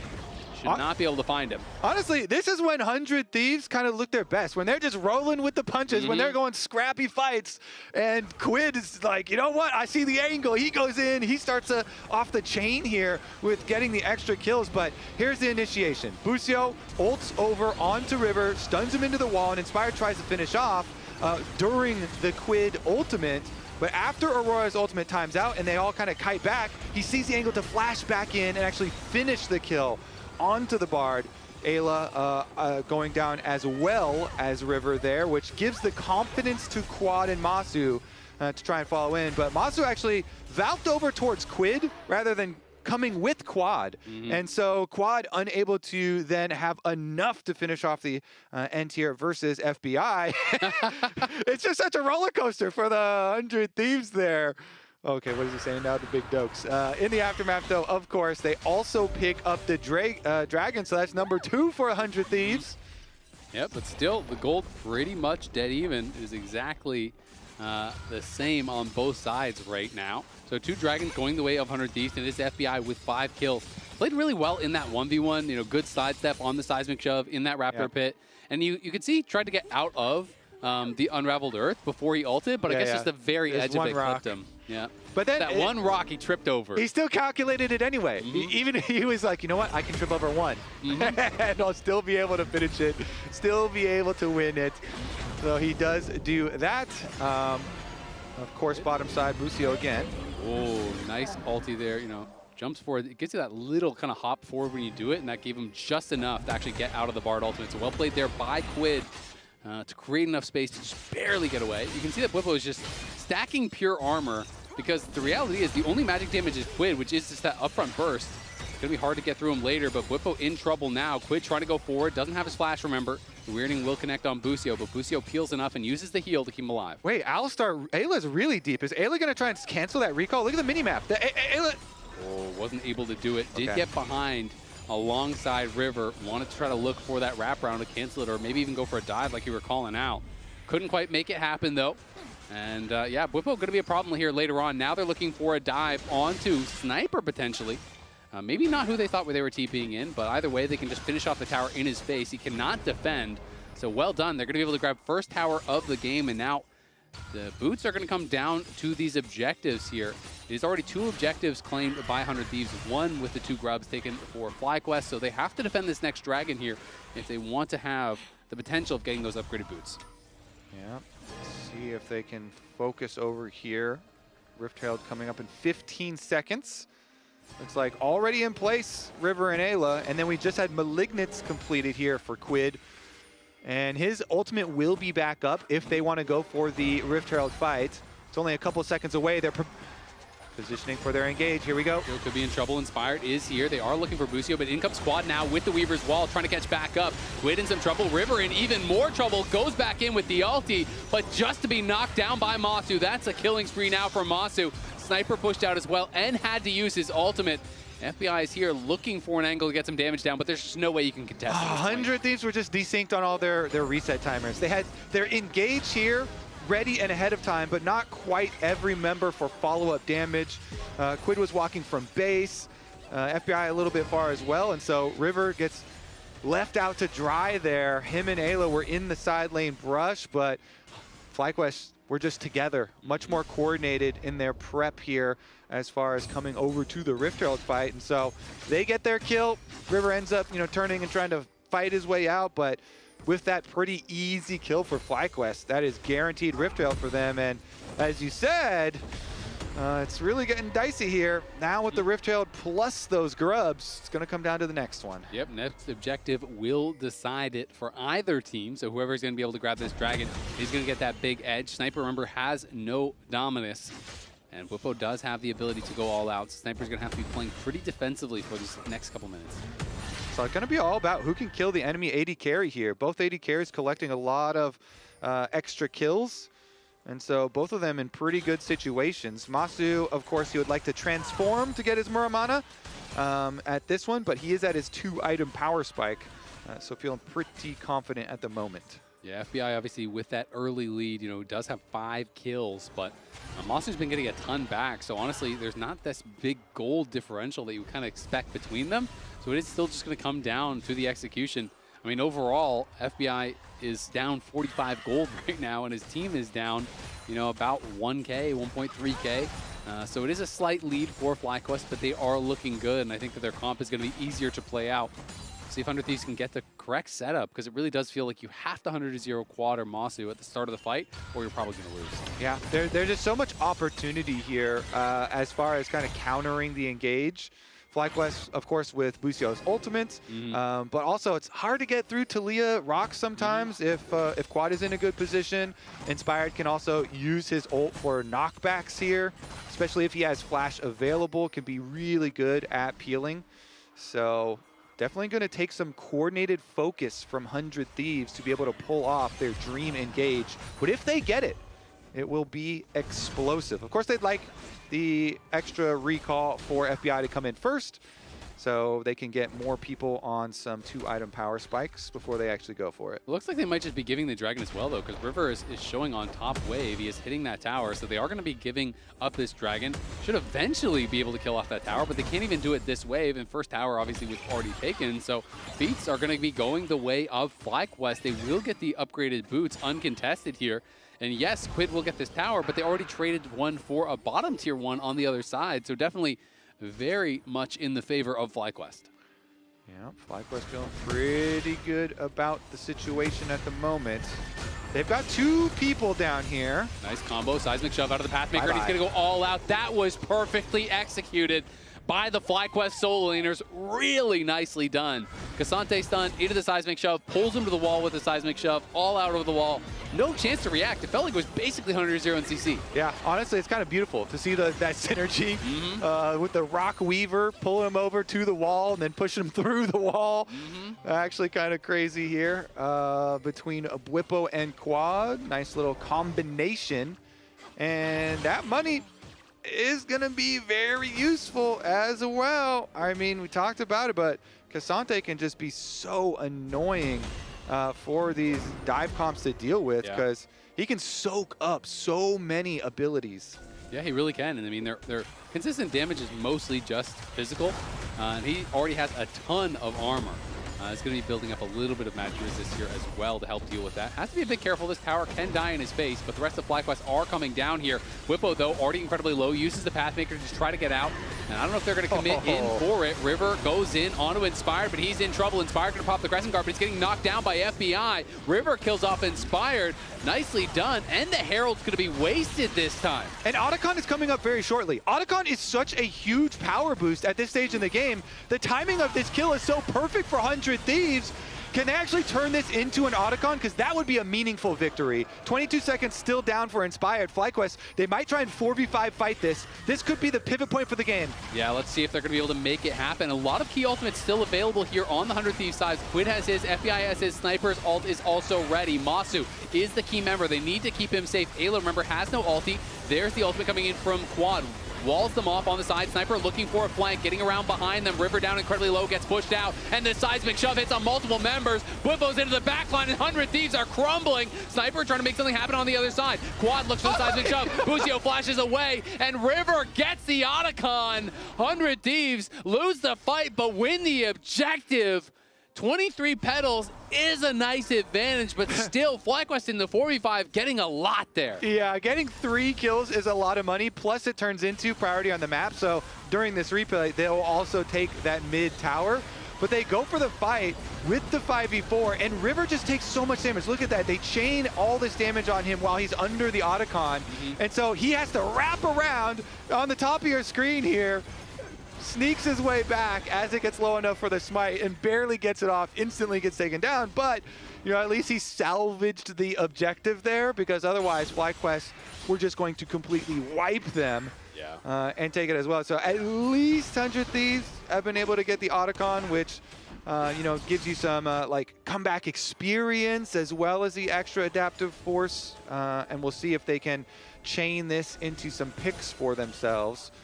But the problems, though, is now Quad is also fed, right? Like, he got a full triple kill in that fight, and you're like, okay, we just have to deal with Masu. If we can just kill off Masu, that's going to be fine. But now you look over, there's an Archangel, he has that shield, he has the Seeker's arm guard ready as well, so he's going to be incredibly difficult to dive and actually kill off, and if you try to commit everything on Masu, you'll probably just die to Quad at this point. And, honestly, even though Cassante is, quote-unquote, a tank, he's one of the tanks that actually kills you. So Bwipo's cheating. Bwipo's lead is pretty meaningful, too.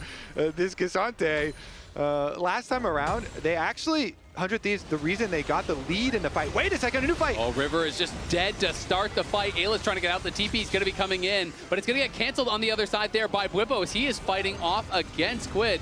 Quid is running away. Great Bard ulti does come through, and the seismic shove connects in time. Ayla gets knocked down. 2 kills go the way of FlyQuest, and Bwipo stops the teleport from Quid on the top side.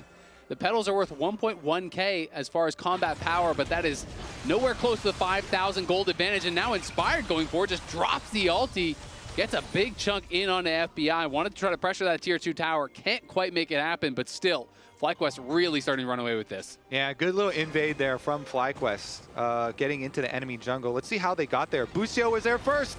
The Bard always, you know, roaming really quickly, and then Talia wall to join. Everybody just kind of assembles immediately afterwards, and Bwipo was able to interrupt the teleport to allow the FlyQuest members to chase down this extra kill.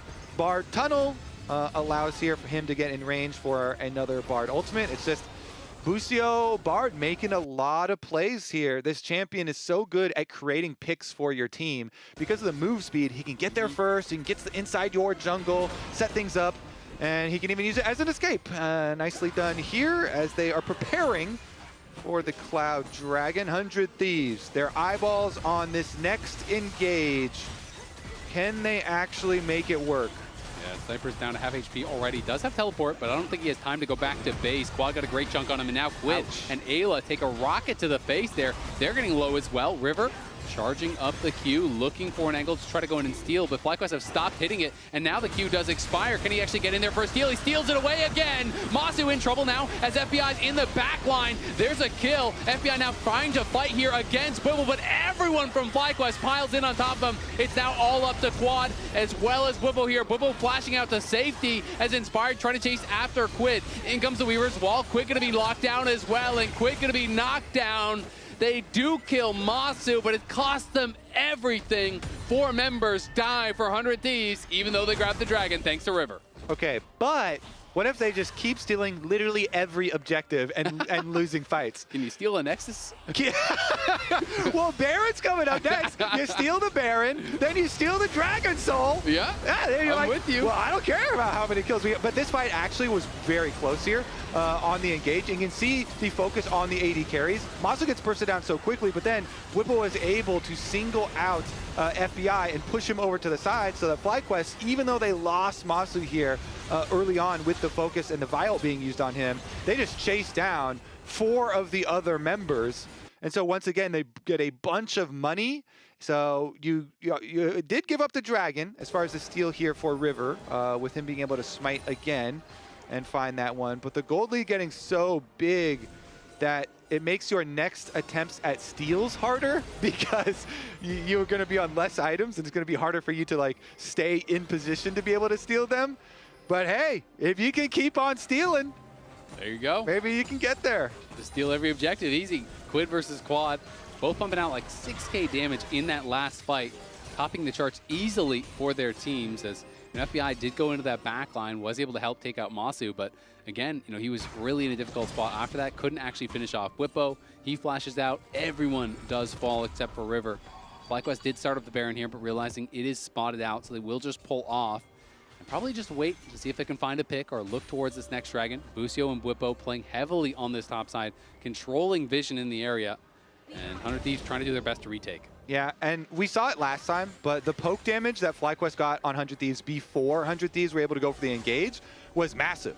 There was probably like 400 health off of multiple members that Masu, big rockets were able to poke down. A little bit of chip damage there from Quad as well. So you really have to be so careful as 100 Thieves. Since you're so short range and your only option is to hard engage, be very careful about your ward coverage and how much of this poke damage you're allowing yourselves to take before you actually all in for it. Because FlyQuest, they definitely have the output. And, well, looks like we're going to get a little bit of a face check here. Yeah, Inspired just going to chase after him. Quad is coming in, as is Masu, but more members are there first for 100 Thieves. Inspired playing a little bit reckless this game, does go down once again. Ayla has no flash, is going to be targeted, pops the ulti to try to stay alive here, but slowly but surely FlyQuest are working down his health bar. Ayla trying to get out, does fall though to Whippo, and now Busio going forward here. He flashes in, Quid getting a ton of damage across the team as Boo has to Pathmaker back out to safety. Masu and Quad though, laying down the fire, will keep them safe. Inspired a little bit of an uncharacteristic game. Feels like he is going very far forward a lot of times, kind of getting caught out.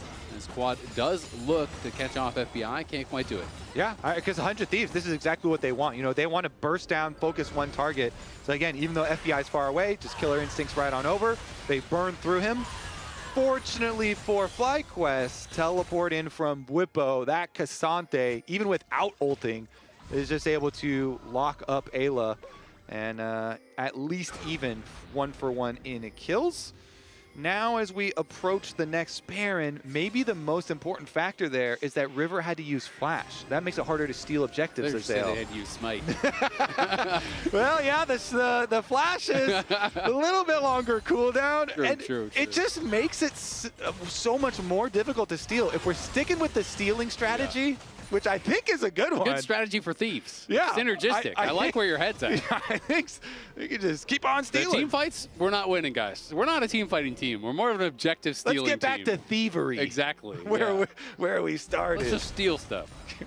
Take what is not given to you. Oh, man. So many memories of this 100 Thieves organization. Of course, with Nadeshot coming in and really building quite the brand here, but let's see what they can do. Yeah, trying to look for something there. Couldn't quite find much onto Bwipo. Do get a little bit of damage down onto him and Inspired, but Sniper takes even more in the exchange. The Dragon now spawning here. We'll see if River can pull off Kobe's strat, just steal every objective. Easy peasy. You were able to steal away against Inspired. You know, we had that show match. You stole a Baron. Why can't River? If Kobe could do it. But 100 Thieves going to be trying to hold this mid lane wave. Looked like they were trying to threaten, a trade towards the Baron.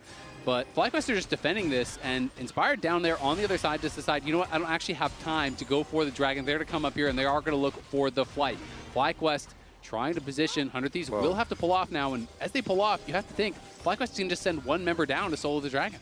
Yeah, this is dicey because you want to start it so you pull them away from the Dragon and then you just go for your snap engage. That's what 100 Thieves are thinking. They're like, all right, this is our only chance. We got to pull them over and then we got to instantly go for our engage when we think someone's on Dragon.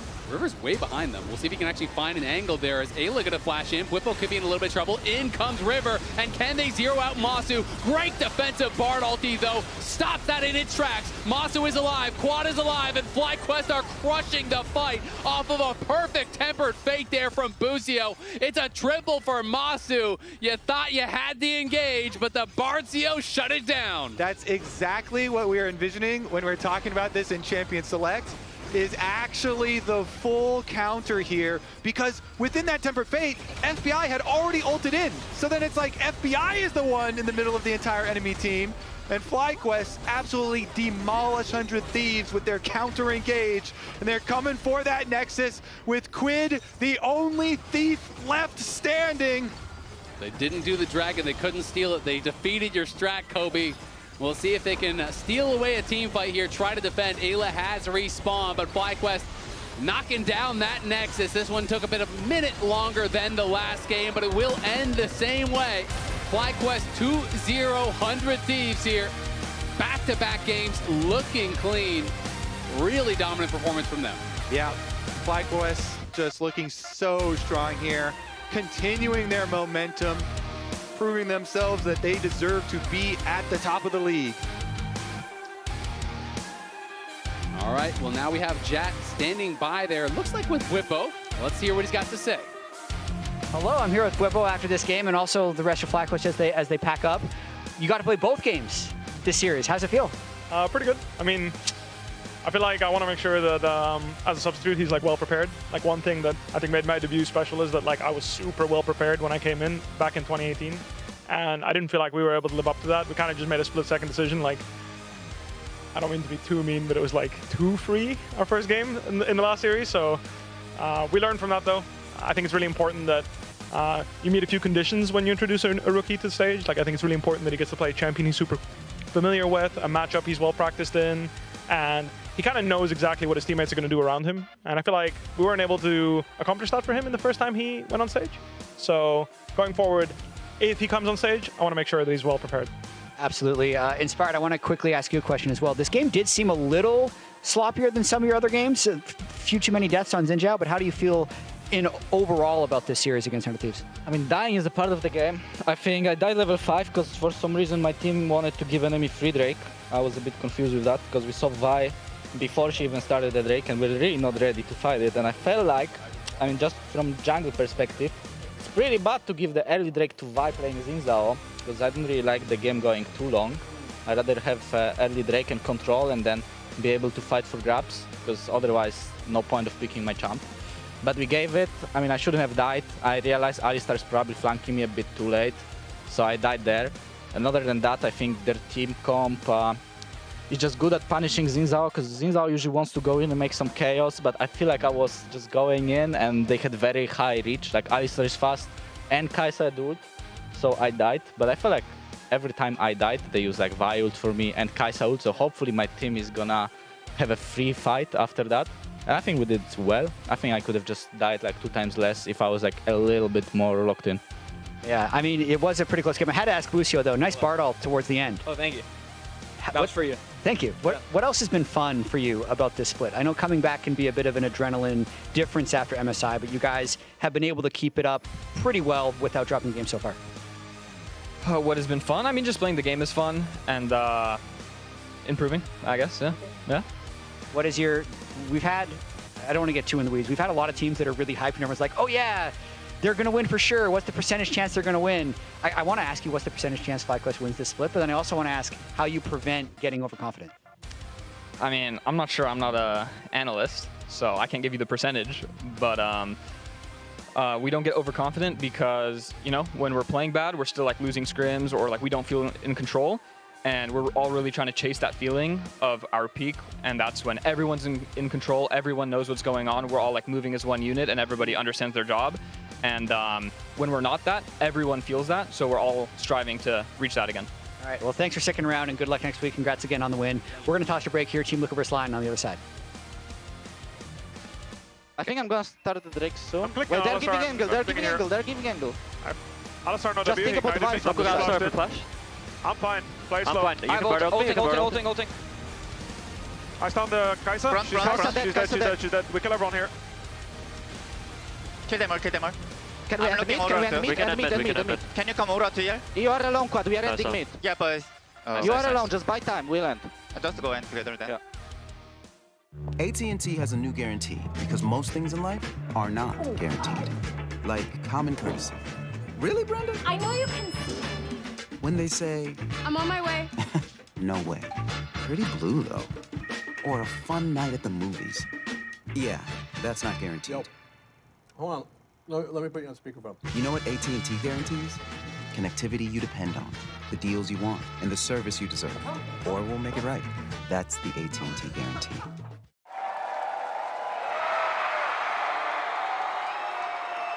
Red Bull gives you wings. The human body was built to move. Not trapped at a desk in one singular posture for 12 hours a day. It's time your chair evolved. This is Secret Lab Titan Evo. Ergonomically engineered for you, gamers, hybrid workers, artists, backing your every move.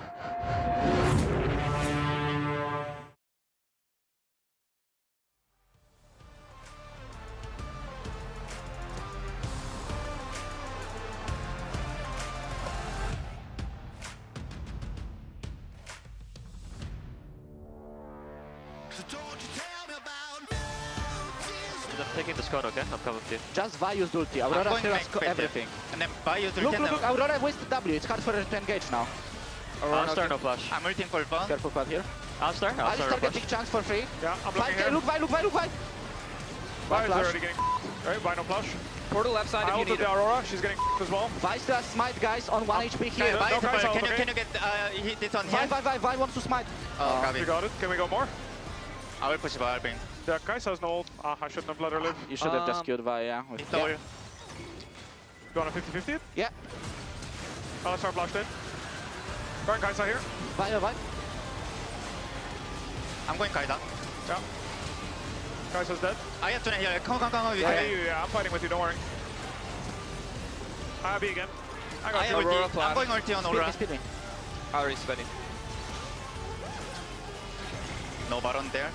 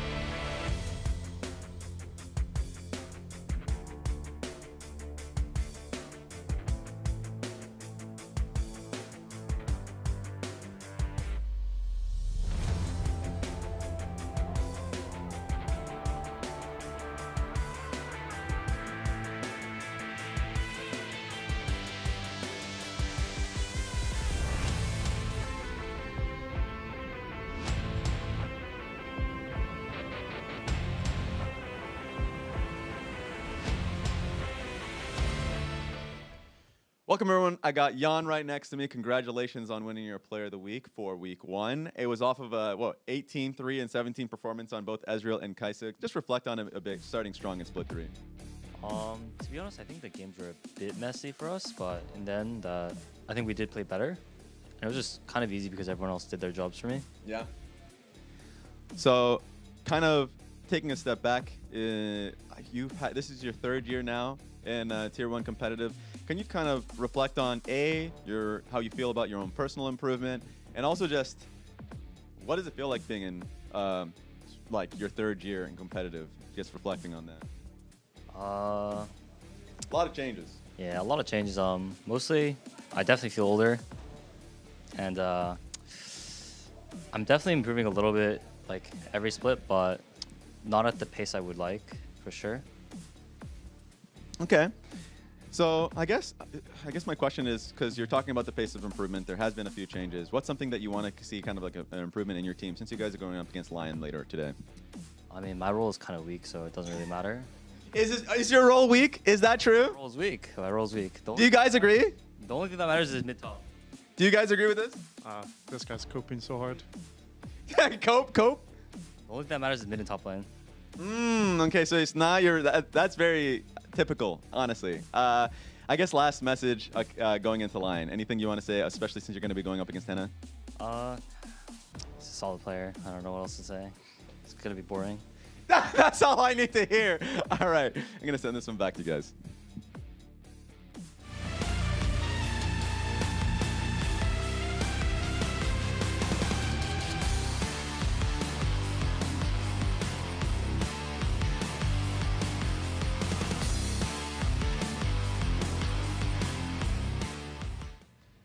Welcome back. During LTA North Split 3, you could win a trip to the League of Legends event or set up Player of the Week statues. Use your Chase Freedom Flex MasterCard to make a purchase from the in-game client store and save your card on file to be entered to a chance to win. So first message to Jan. Boring? Boring? That's your message to this next matchup? Why don't you spice it up a bit? Yeah. You know? Yes. Get in there. That's crazy. And by the way, we blurred the PCs for obvious reasons, but Spawn was in there too, so he could have called him out on that one. So that was a wild one. I don't know about that one, Jan, but Jan has been having what I feel like has been a really strong split, and I think has been a great year for him. I mean, he has looked really insane. I mean, 18-3-7 in that last series, was involved in basically everything. Had a crazy Ezreal play. Yeah, that was, we're losing our minds on cast. That was sick. With the Ezreal play when that came up. But yeah, he's been having a really, really good year. I think he is the best AD in league right now. That's why I voted him first team All-Pro in Split 2 as well. Yeah. Best team, first place.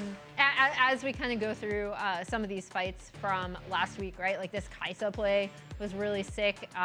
He was one of the reasons why they got back into the game. Yeah, because even messaging, like the fact that he talked about how there was still, game's messy, a little bit harder, but I think what is harder is the load that him and Core JJ have to carry out pretty frequently in terms of being the most consistent players. This is the play that you were talking about. That was just an insane pop-up performance. Now, of course, they were well enough ahead at this aspect of the game, but they are and have been, I would say, the best bot lane in the league for a little bit. Obviously, you would look at Busio and Masu and Sven and Vulcan as great competition, and at certain points be higher, but I think in terms of consistency for the last 3 years, Jan has been that guy.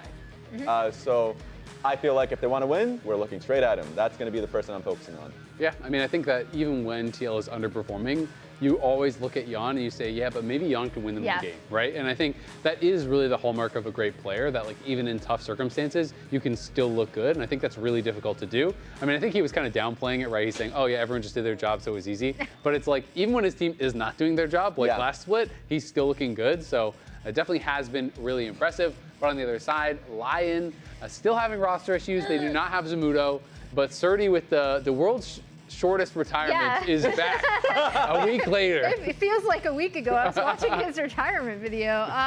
Yeah, so Surdy coming in for this week because Zamudo is still having visa issues. I do think Surdy had kind of a rough introduction to the LTA North, right? I did think he was looking a little bit more comfortable towards the end, right? Yeah. Especially when Dignitas were able to beat Lyon unexpectedly to kind of leapfrog them in the standings. Yeah, and you can see in front of you, it was a late addition coming in. It was an emergency sub, so that does mean that, of course, they're going to be forfeiting bans in their second ban phase, so that's going to be something that they'll have to eat.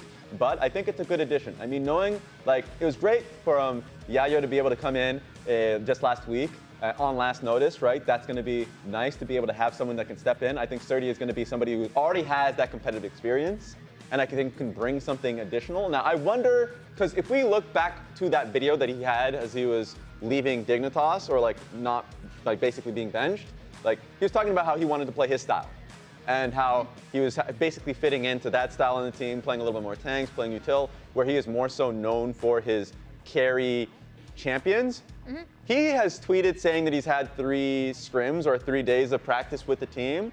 I wonder how he fits into that line. What else did he say in that tweet? Yeah. I don't remember, actually. He said, I've only scrimmed for 3 days and I already beat Dignitas. I was like, wait a minute, you're leaving the most fun That was the part best part. I think I just stopped reading the tweet at the most important moment. You did. You just blacked out there. Yes, I did. I wonder if it changes what you guys view in the prediction. So let's see it now. It doesn't really change anything. I mean, it stinks, It's closer right? than with Yayo, though, for sure. Like, Surdy's clearly going to be, I think, a lot stronger. And you hope that, like, you get to have this kind of, special moment where you prove everyone wrong and you go back and you hard carry, but who knows? Yeah, and it feels bad because we were looking at them last split, being like, oh man, if they just get on the same page, if they can get to this next level, another setback.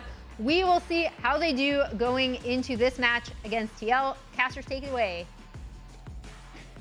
Thank you very much, Emily, and the rest of the lounge here as Jen and I figure out how to do a handshake together. We got a match ahead of us. You're seeing them on your screen right there. Lyon taking on Team Liquid, and the second substitute coming in the top lane for them, Jad. Yeah, visa issues have not been kind to Lyon all year. They even had Lions being a late addition at the start of Split 1. Now, in a very punishing Split 3, they are still having some top lane issues. But it is an absolute second chance here for Surdy. Yeah. We didn't think we'd be seeing him again in if you Tier Google 1 second LTA chance, you're for getting a this photo split. of Surdy. So Yeah. he's got this right now. But at the same time, I think TL did look a lot better last week, and they have their sights set on Worlds. Absolutely. Team Liquid are pushing their name into that conversation. They really want to get back there. And with the new format for LTA this year, there's only those 2 spots available, which means they got tough competition between FlyQuest and C9, which just power ranked coming into the split. It felt like they were shoo-ins to be those representatives. Team Liquid, though, with a very solid start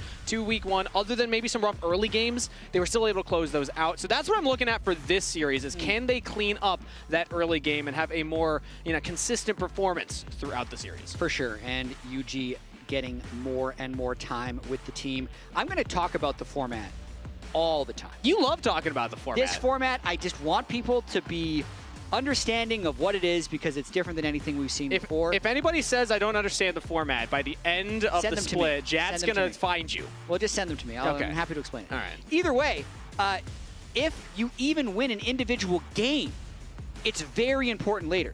It's also important if you drop an individual game, it's going to be important later because the game wins and game losses will be the biggest tiebreaker outside of match score. So even for next week, if any of these teams that lost 2-0 last week win a single game, it's going to drastically change their week 3 opponent because they won't have exactly the same record as the teams picking them, and it will really mix things up. We went over this in waiting room, but I'm going to keep hammering it throughout the rest of this. So it's so important for Lyon that even though they're not playing with their intended roster, that they can salvage something and get Exactly. Any win really helps out because if you get that one win, even if you lose the series next week, assuming a team that is winless will pick you, or rather at the end of this week will pick you to go into next week. But I want to catch up on some of the pick and bans here because Lyon find themselves on blue side, Team Liquid on red. What do you see right there, Jad? That's a blue side Rumble ban.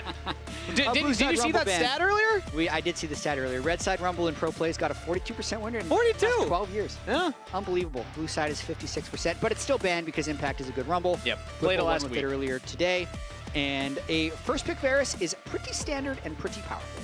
All right, let's see what Lyon want to draft around that, but also what Team Liquid's answer will be. We see a couple of top lane bans so far here as they took away that Gwen earlier from Surdy. And again, going back to that top lane conversation, I got one thing on my checklist for Surdy coming into this team.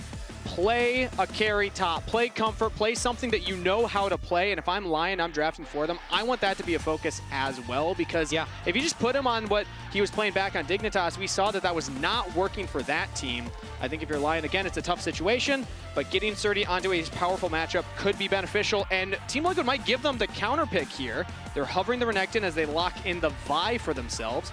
Talia is up if they wanted to go for that Vi-Talia combo, but it seems like they're just going to commit towards the blind pick. No, last second pivot to the Jhin.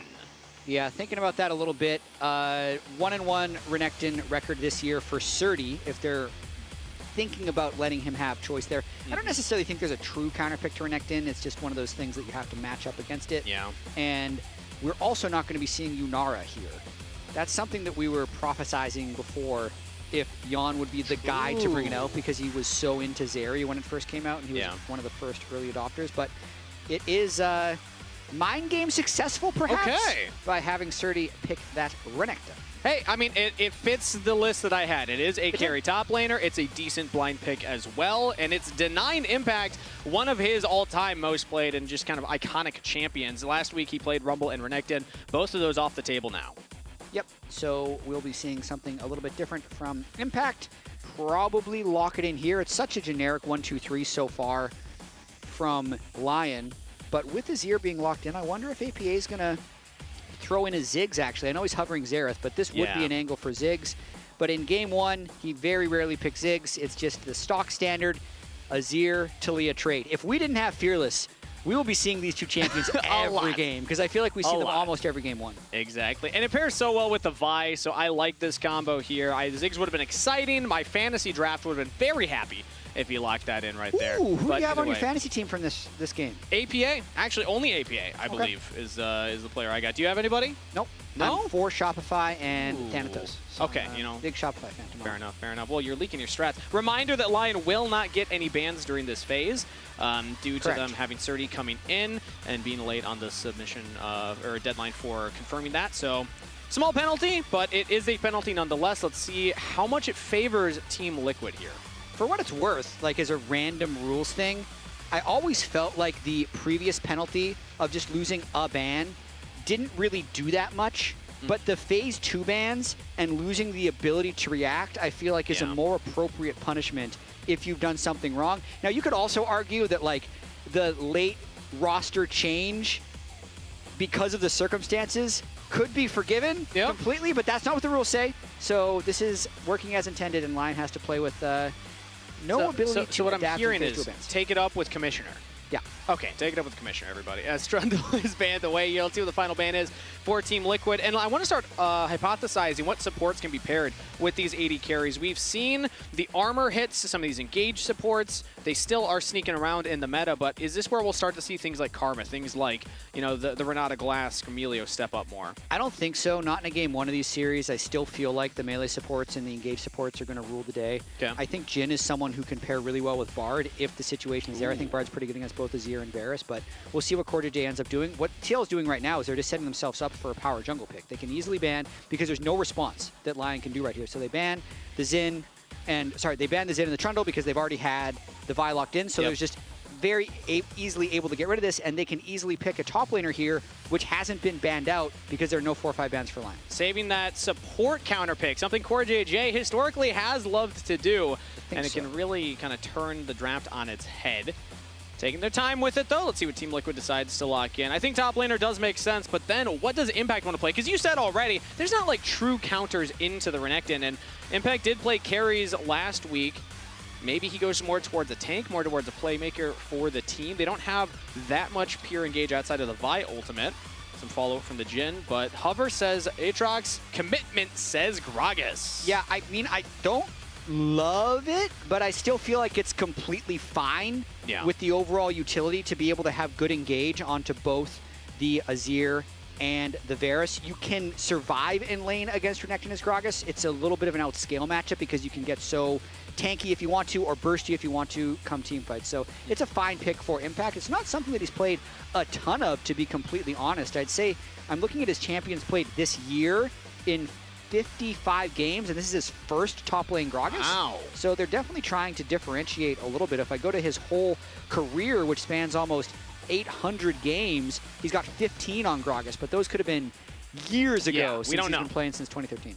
Maybe Stats can update us on that later. But newer pick for Impact, at least in recent memory, it's going to be Rel and Skarner as the engaged tools for Lyon. So I'm looking at this much more traditional front-to-back looking style of composition with a couple of pick tools available. And then that means Alistair locked in for Core JJ. Both of these supports recently hit with small nerfs on this last patch. Alistair's 7 base armor gone. Rel, just some of the arm or the shield that you get on the crash down W. So not as big of a change for the Rel. Yeah, the balance team is slowly rolling back the durability. Yep. Just sneakily. Did we get another no Braum one's going to be able to notice nerf next time? You know, Braum. I feel like they should be nerfing the W if they want to nerf his armor. They could. Taking it long. They really could. But either way. Fun fact also, Alistair was at one point before this nerf the #1 highest base armor in the game. Now he's back down. I don't know who he's tied with, but he was alone at 47 for a bit there. Yeah, but like that makes sense. It does. Like, he's a big cow. He's buffest tanky. dude. Like the big looking characters should have a lot of armor. Yeah. Not according to the balance team. Well, he's still pretty high. Yeah, true. He's still pretty high. Still in like the top 10 for sure. But Lyon versus Team Liquid are right around the corner for game #1. A reminder, Team Liquid looking for a solid season so they can have a good shot going into the Worlds playoffs here coming up in a couple of weeks. Lyon, different story. They're looking for more consistency. They've had a couple of rough roster issues going on. They have another substitute top laner, so they're focused on just having a solid performances split so that they can make it into that upper bracket going into the elimination phase. Team Liquid versus Lyon, game #1 coming up soon. And we have to say soon because look at Jan. His mouse is jittery. So I was watching him warm up. Yeah. He was wiggling his mouse, not looking happy. No? I knew something was up, and now as soon as he loads into the game, so he's plugging in a new one? They're switching out to new mice. There it is. As we have to wait for that happen. But Jan, with how locked in he's been, I'm not going to say it's just because he's jittery. I guarantee you it's going to be that his mouse. Just a mouse issue. Must be wrong with his mouse. Yeah. It's not a skill issue. I know everyone says it's a skill issue, whether it is or not. He's been playing so well, though. Jan. He really has. And is it time we just glaze Jan? Because I feel like we got to do it at some point. This guy has been on a roll, Jet. I mean, he really has. I'd say you don't want to put teammates against each other because Core JJ is probably the best support in the history of North American League of Legends. If you look at, the entire career he's had here, yes. Yeah, and Jan is playing with that guy. So always a large portion of his success is going to be because of his support Core JJ. But I feel like he's exceeded that Core JJ moniker. It's no longer like, oh, he's good because Core JJ is carrying him. Yeah. It's been almost for a year now. Oh, Jan is just amazing. He's so strong in team fights. He makes so many outplays. And we were trying to have the conversation of whether or not he's the best AD carry in the league. I'd say there are parts of his game that are the best of everyone in the league. I'd say him and Masu very close mechanically. Okay. Right? I'd say on any given day, they're very similar players to me. I'd also want to throw Sven into that conversation. I was going to say, I feel like he's the other name. Partially because of his mechanics, but more because of his intangibles. But we can continue this discussion in a bit because I believe we have an interview coming soon as this game is about to get underway. Yeah, we are now loaded in level 1 for everybody. The mouse issue has been removed. As now, Jan getting engaged on here as he walks up into that dry bush, taking a page out of Masu's him and book. Masu love going to that bush. They love it. They love it. Taking some damage level 1 just for fun. And I want to hear from Emily, who's sitting by with Coach Keem, what their thoughts on that was. All right. Well, Coach Keem, what are your thoughts on that little level 1 thus far and your draft here? Yeah, always on level 1s against TL are like quite bloody, but yeah, I like it, I like it. Obviously, your team has had some visa issues, unfortunately, again. This week, Surdy came in for some scrims. What has it been like trying to integrate him onto the team quickly? Yeah, I mean, we received like 4 days ago or something like that Samudo is cannot play for the week 2 as well.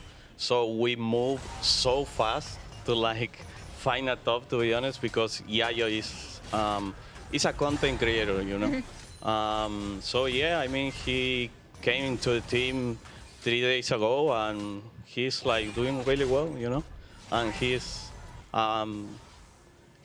like quite.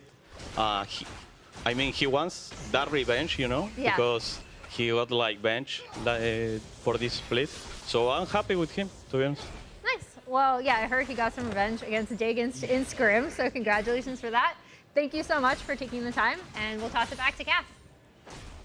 Awesome to hear some thoughts from the coach, especially about the new player coming in. Again, Surdy subbing in for the team now after getting dropped by Dignitas. And we already saw earlier having a solid level 1 versus Impact. Now Saint having a solid level 1. So the solo lanes so far winning their early scraps. Yeah, Surty is going to have that hunger with him. And Team Liquid, though, they've been dominating Lyon so far this year. Yeah, 3-0 on the year right now. Is bot lane also getting engaged on. And it's rare in the wild you see the horse beat the lion. Yeah. But that has been the trend so far in LTA North. There's not that many blue horses in the wild, too. It's incredible we got that photo. Yeah. How did they find Shout it? out to the photographers out there. I don't know if that was Stefan or if that was Colin. Somebody really went out there Dangerous and found to find such a violent creature in the wild. important the content. Blue horse. Yeah. That lion was getting yeeted out of there, too. That was insane. So for what it's worth, I bet you that more people get injured by horses than by lions. You know what? I actually would buy that. Yeah. I mean, not many people are hanging out around lions. A lot of people hang out around horses. Yeah, and those rear legs can kill. They can kill you. They Actually, really can. They're that powerful. Horses don't skip leg day. Mid lane right now. Audi lane does not actually make any action happen here. We did see APA go for an early teleport back, so he's picked up that tier. Saint still has his right now, so has a little bit more, consistency and staying in that mid lane. But in the bot side, scrapping right now. Core JJ and Lions again, just testing the waters down here. Yep. No one's fully committing, but we do have Yuji in the neighborhood. Team Liquid could look at the dive.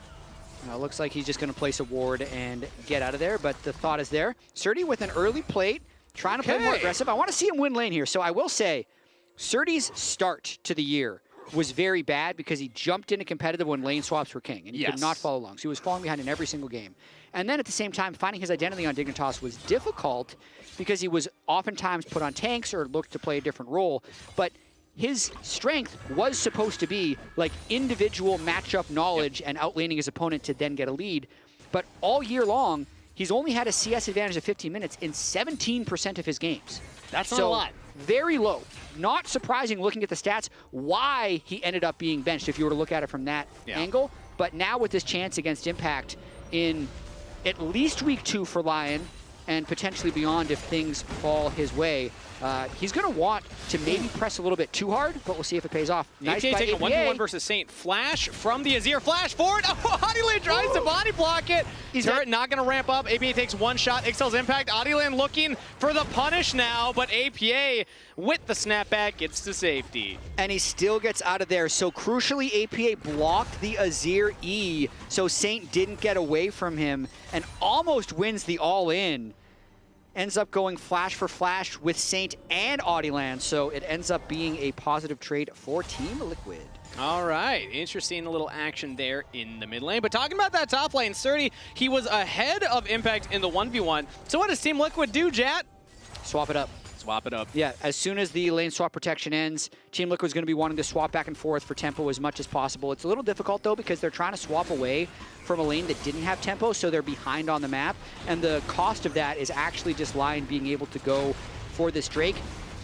APA had just gone back to base. Saint had recalled first. Audiland didn't have to go back, so they can easily move in for this Drake and take the first Ocean.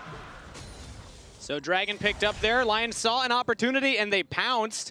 As now Surdy actually TP's back to the top lane. That's tough. Yeah, the wave is frozen on him right now. And now he's actually just going to get kind of engaged on by Core JJ. Does he actually want to take the all-in? Level 5 versus 2 level 4s. Has Lions behind him. Maybe that's why he felt confident enough to do that. Got to be a little careful. He's got flash, but Core's wrapped around. Yeah, Core JJ's all the way in the far brush. Level 6, though. As now Yuji's there. Surdy does hit level 6. Ominous pop looking for the damage onto Yan. Yuji trying to lock him down. Surdy flashing onto the turret. First blood. Welcome back to the LTA to Surdy. He makes it happen in the 2v3. He's going to have his cooldown soon. Yeah, I mean, he actually might be able to turn this. Yuji can't quite get the damage down. Densing blows are going to be there, and Vault Breaker is enough. Yuji with the trade kill, but Surdy with the first blood. Nicely done by Surdy there. The earlier trade pushed the wave a little bit, got the minions low enough that he'd be able to hit level 6 for that all-in, and then to burn the Flash Cleanse and still get the kill in the 2v3 really helps Lyon's overall state in this game. And I actually like that call in hindsight, knowing how close he was to level 6, because you'll see it in this replay. At first, I was like, he's taking a lot of damage. Yes, he's got a support behind him, but it's going to be a 2v3, but not... Or I guess it is still 2v3, but the fact that he hits level 6 earlier is the difference maker. And they must be calling just like, hit the minions, he uses Q, gets the level up right there. But at that point, Yuji had showed himself, and TL thinks that they're, whatever, we're going to go for it anyway, because if they don't go for this, Core probably dies for free. At least in this case, Team Liquid can get the 1 kill back. He also gets that whole wave before he dies, so he'll lose very few minions coming back to another fight. Alive. Ooh, the Impale onto 2 members into Saint Shuffle. Yuji cannot get over the wall with that ult. He's out of there. Lyon looking strong early on in this game. Yon opening up though. Call, looking for Adiland. Does he have Ixel's impact into the wall? Does not look like an explosive cast, knocks him away, and Yon with the kill credit. Set up for the kill, but again, a good numbers fight there for Lyon, because even though they fall with Audi, Surdy's able to get a lot of plates here on the bottom side. He's just free hitting, and Yon, no subs. Ooh, Yon, no summoners available and no backup. Core JJ was close, but not close enough. Henna now hits level 6 and punishes Yon. All right, this is getting exciting. Yes. Everyone predicted the 2-0 for Team Liquid, but Lions come out swinging here in game number 1. Yon, with no summoners, has been getting punished. Henna 2-0. Surdy as well from the streaming streets of Dignitas just starting for Lyon. Yeah, I wonder how his co-stream went last weekend. 600 gold up already in this game because of the nice 2v3 outplay and the plates he was able to collect in the bot lane there. It's going to become not just the Dragon, but now also 2 grubs picked up. It looks like on the scoreboard I see that Yuji had 1 of those, so denying the full 3, but either way, Lion's still getting something done on the map there with the pressure that they're creating. Solid start for this team, and a reminder, Jet, APA was pretty confident coming into this one. This was during the banner ceremony last week, and when I asked him, what do you think about Lion picking you? I mean, you can just read for yourself what his thoughts on the match were. I wouldn't say this is an easy match so far. I'd say also his expression matches the energy of which that quote was delivered. It was just in a very unimpressed fashion. It really was. But that's always the fear if you get a little bit too confident. Not saying that's how Team Liquid is approaching this right now, but there are a few lackadaisical plays that were pulled off here. Not keeping Surdy off of the wave, letting him get level 6 initially, and then now Yon just stepping up when he shouldn't. Exactly, that was the big one. The other ones, I understand the 3v2 play topside. Didn't expect Surdy to hit level 6. You still get a 1-for-1, but Yon walking up in particular, Henna hitting level 6 when he wasn't expecting it. Those are the type of things we were just talking about how good Yon has been. You want to see Team Liquid clean these types of decisions up and play a little better. You really do. Impact needs to scale a little bit on this Gragas as well. Probably Rod of Ages first, just trying to sustain and keep the waves cleared, and then Team Liquid will hope to find their picks a bit later, because they have so many tools to engage. They have 5 champions that can actually create off of their own plays, but they need to show that they're more coordinated than this Lion team, who's playing with Surdy for, I believe, their 4th day ever. Yep. So the coordination test is going to be what's up next for Lyon. And I mean, you're talking about the engage options for Team Liquid. Lyon have also just as many engage tools. And there was something I was thinking coming into this one. Yes, Lyon, it's a tough position for a team to be in, having all these sub-top laners coming in when you're waiting for Zamudo. But buying a new bike won't make you pedal faster. I'm still looking at the fundamentals of the team and how they approach the game. So far, this has been a much cleaner approach for Lyon. They like to scrap. Lions in Adiland like to play very chaotically with their engages. But I think that we're seeing a much more tempered approach to those engages so far in this early game. We're only 11 minutes in. Yeah, and I think there's some posturing about to happen for this Infernal Drake, but Team Liquid, I think they're skipping a step right here. They do not have any bot lane pressure, so even if they have river control, they won't be able to hold it because the Renekton's going to be able to move in and push them off, and now Lion's choice is whether they start the Dragon or if they go one more on the waves. They're clearing out vision, and if they start it, then they'd be daring Team Liquid to come in for a fight. Yeah, because right now Yon is committing to that mid wave. He's already hitting it. Henna's walking up. So Lyon are going to delay the Dragon take right now, as it looks like Surdy and Impact actually found each other there.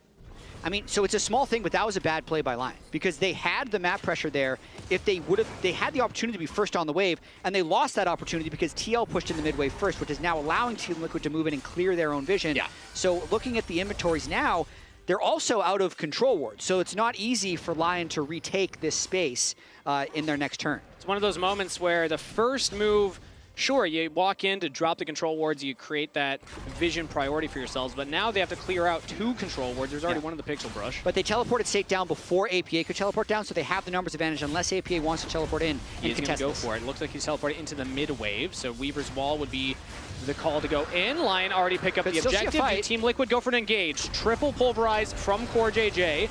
APA is here. Unraveled Earth with a triple flick back as Impact looks for the flank, but so far Lyon are holding on. Big shuffle from Saint. Knocks back APA and Core JJ, the only one impaled. While on the side here, Surdy taking a 1v2. Impact's about to go down. Lyon stand tall. Team Liquid fall, and Lyon will win the fight. Such a big fight there from Saint and Surdy. Yeah. The 2 solo laners stepping up. Team Liquid thought they had the right start to that fight with Core JJ tanking a good chunk of the initial engage with his ultimate. So here's the Dragon's already done.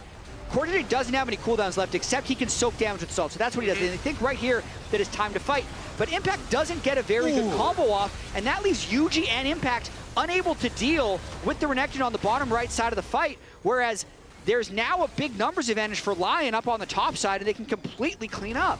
Incredible reaction time from Saint, getting knocked back by the explosive cask, instantly throwing an Emperor's Divide and then shuffling away, regrouping with the team. Incredible stuff from Lyon. And then, like you had just highlighted, Surdy finding his own angle to take a 1v2.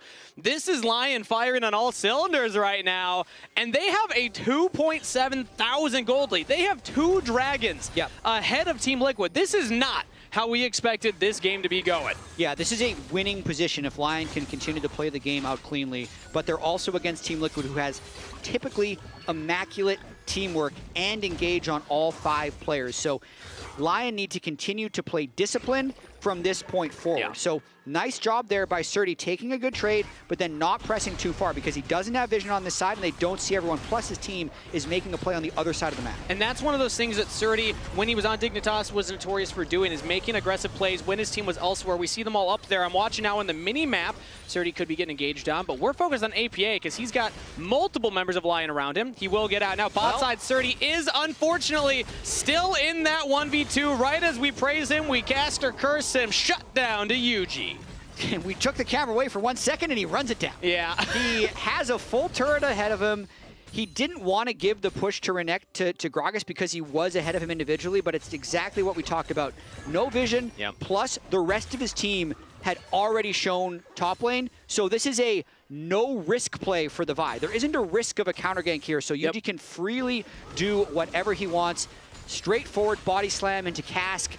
Easy execute. Surdy not that strong yet. Maybe if he's level 11, he can dare this 2v1 fight, but he's not, so he falls easily. Didn't even need cease and desist from Yuji right there, so he still has that ultimate available if they want to contest something else. Speaking of, Herald is on the table.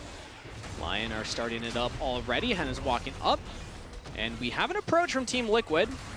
Yet to be determined if they will commit, because the Herald is down to 2k, and it's out of there. No contest from Team Liquid, but an engage from Lions, causing that chaos. APA was just thinking maybe there's some if I can Weaver's Wall in there, but the ward saw him and Lions punishes. I really love that ward that they placed there in their previous invade when they stole the red buff. APA was just kind of hoping that something nice happened up there.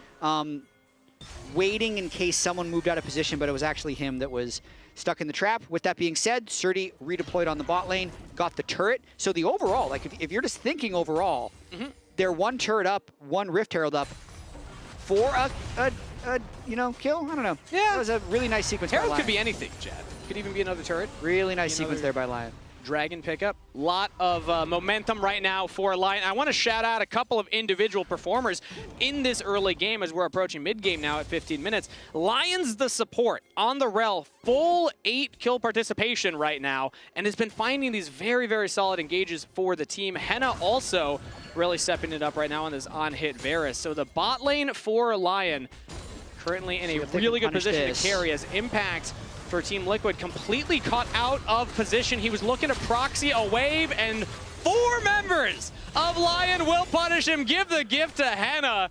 Give the gold to the AD carry. Another pick for Lyon. I love that from Lyon. With the Drake being up soon, Impact was getting a little cheeky because he's thinking if he can cheat this wave, he can be first to Drake, and he was expecting Lyon to play away from Surdy as they have been doing this entire game.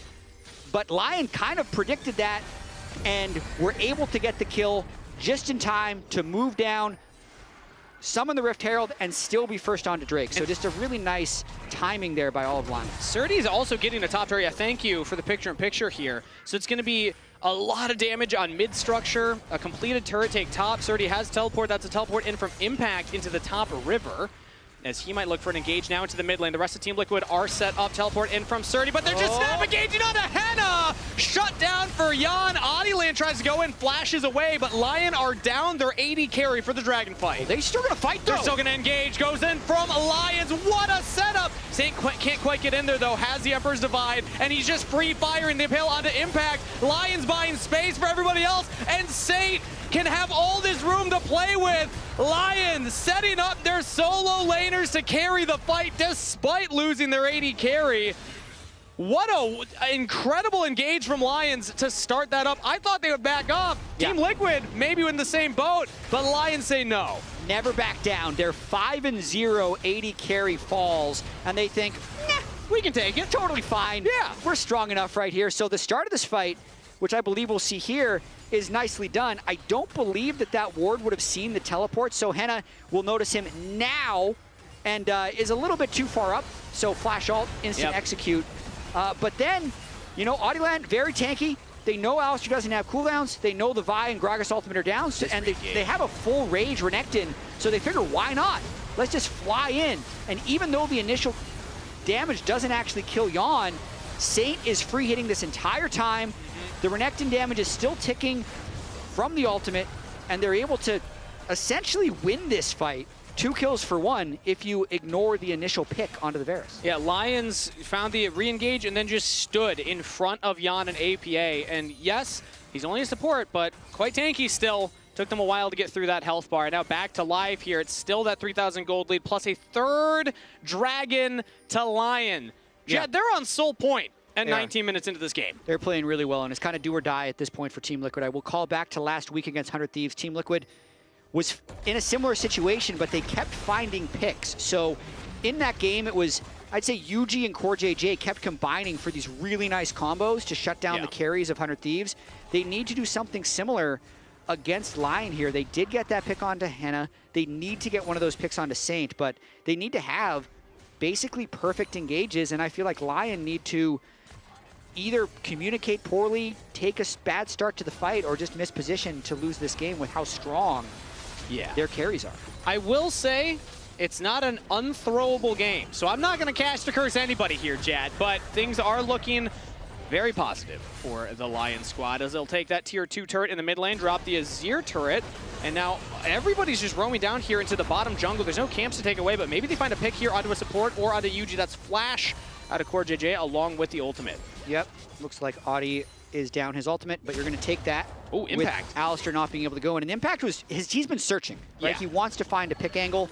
Surdy's likely able to zone him out, but Team Liquid is going to try and stop this. Otacon. So Surdy's just pushes Impact away, who has the teleport. He can still look to join in, but Lion are just bursting down the Otacon. It's taken. Team Liquid cannot find the engage. Little out of sorts right now. No flash from the CoreJJ. No ultimate available. Engage onto Yuji, who also has no flash. So Team Liquid's jungler will fall. Henna with the kill credit. Another objective for Lion.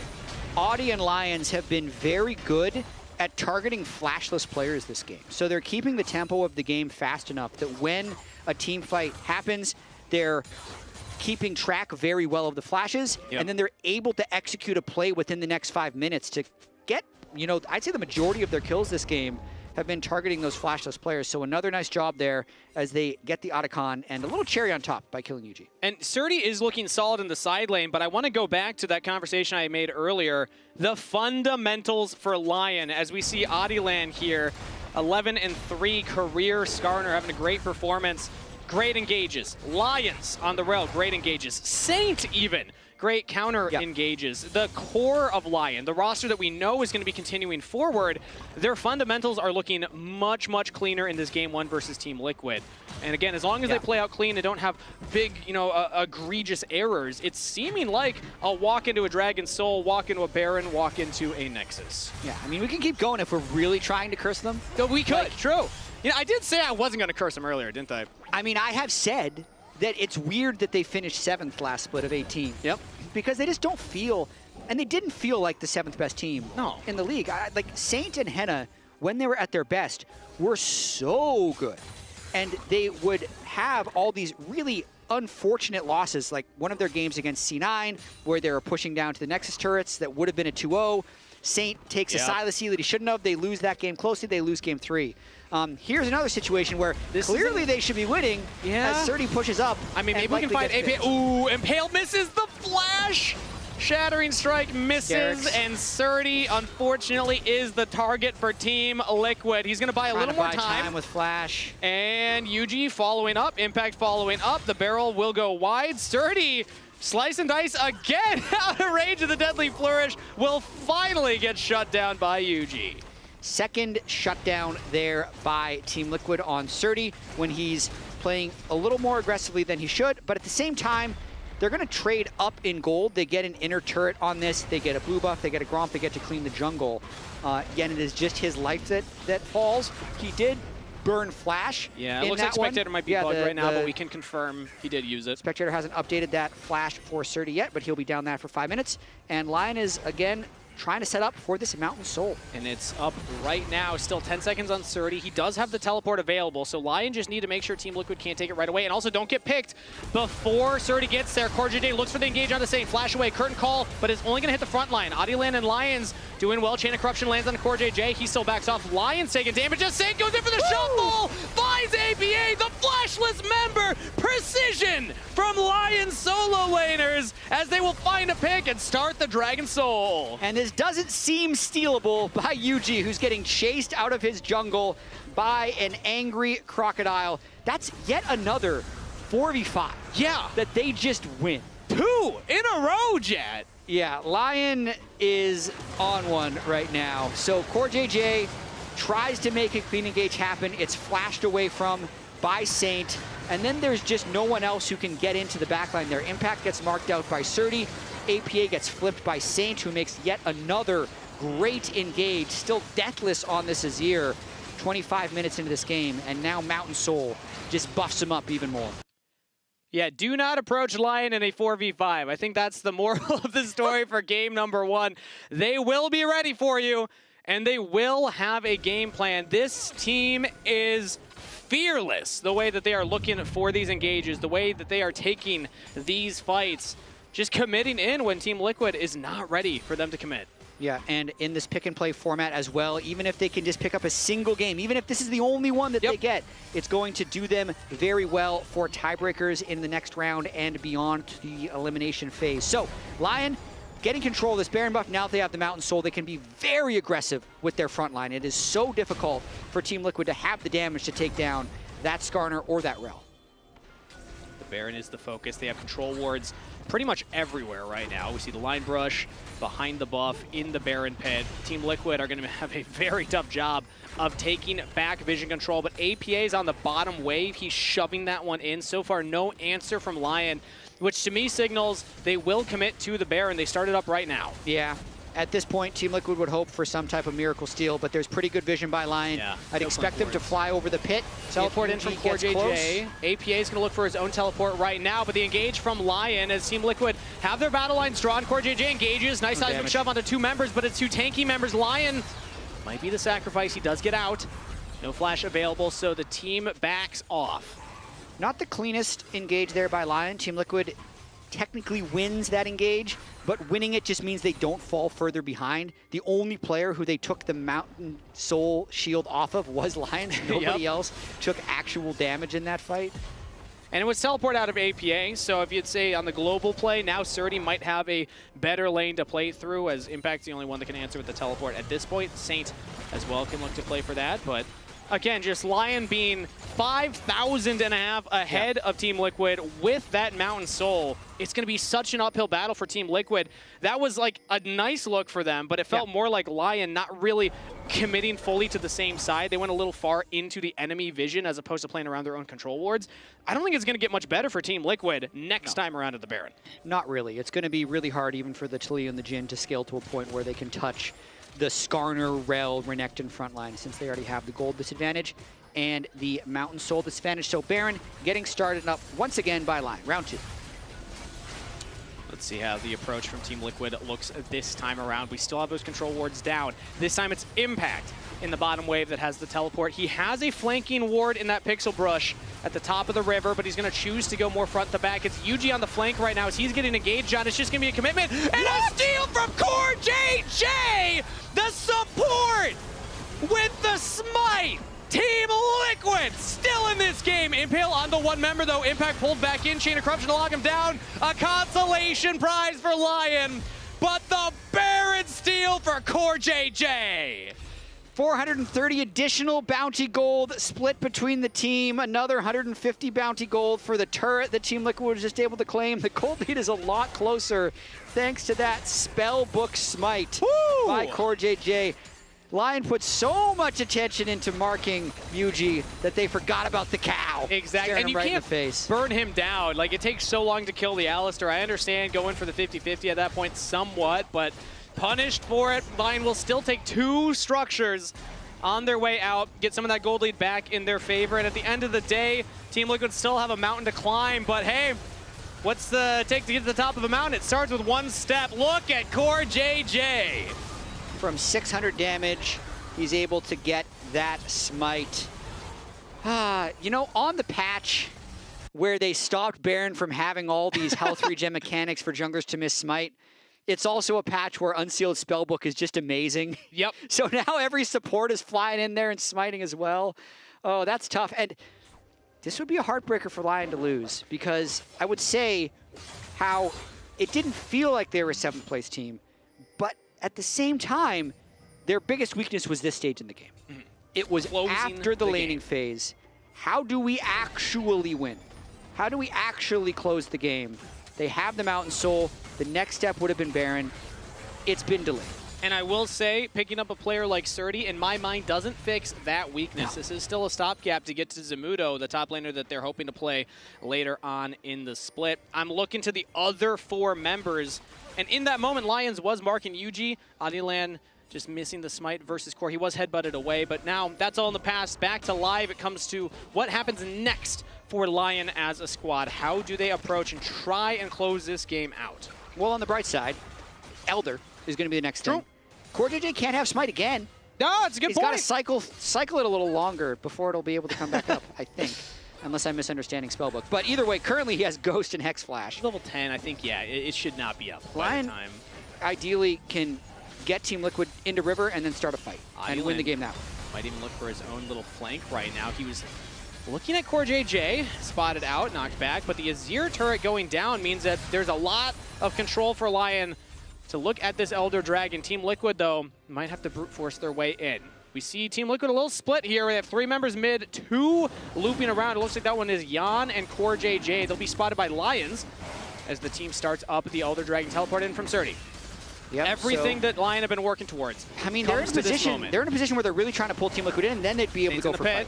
Weaver's Wall comes through, not committed. Flash force from Adilan, Impale dodged by Impact with the stasis. Seeker's Arm Guard used, but he's still chained down, taken out. Lyon find the pick out of the top lane as Lions engage on the Yuji. Flash over the jungler. Team Liquid. It's going to be a miracle approach with no Weaver's Wall, no flash on Vi, no chance at Elder Steal. Lyon pick up the objective. And now flash from Sade. He wants APA. He's got blood in his eye. He's got a Nexus on his mind. And Surdy agrees. Lyon continue the engage. They're chasing down Team Liquid. Do you believe it? No 2-0s from the favorites across the board. Lyon can close this one right here, right now. 4 dragons taken. They get the Elder Dragon. And Lyon roar strong. Team Liquid. The horse will not defeat the Lion 4 times in a row, Jet. Lyon will make this much much more interesting going into the banner ceremony this weekend by taking game number 1. That has gotta feel good for Lyon. 19 kills to 6. Surdy gets his first win in his first game with his new team. Lounge, did you expect that one? We did not expect that at all. Because, wait, Raz, no, you had Lyon taking game, right? I did not put it in officially. Before I put in the prediction, I was gassing up Lyon, and then I sent the prediction. The sober second thought was a little too strong. Oh, God. The post-hype clarity. Yeah. And then you settle down. You got to send in the prediction while you're hyped. Yeah, exactly. Oh, God. But that was amazing from Lyon. Had a really good look for Surdy, too. Yeah, I was going to say, I think we saw what Coach Keem was talking about in his interview, right? Where he's like, look, Surdy came, it was really rushed, you know? We only had a few days of scrims, but he's been really good. We've got to grade him. We're going to have to put him on the Surdy scale here. So it's of a scale of, we've got Dignitas Surdy to solo queue Surdy. So where are we putting Surdy on the Surdy scale? Hey, I'm getting pretty damn close to the solo queue Surdy. Yeah, we're looking like here. Well, yeah, I like it. That's where I would put him. Okay. Yeah. Okay. Yeah, that's Lyon Surdy right here. That's pretty damn good. He was coming in tame. He came in with the croc, you know. Yep. So maybe the next time it's the Camille, but let's listen for one of these songs. We can go. Yeah, if you see, I'm with you. I'm with you. Flash. Keep going, just keep going, just keep going. Yeah, Talia flash. Shin cast flash now. Nice. We can win, we can win. Protect midway, okay? Protect midway, we can win. I have flash for this guy. He has flash, he has flash. Don't go to deep. Yeah, it's fine. How'd you go? How'd you? Yeah, we never. Can you look up? Yeah, I'm going. How'd you? Nice. And again. Nice, guys. I like what I'm looking at. There we go. Yeah. Lyon There we Surdy. go. Pretty good.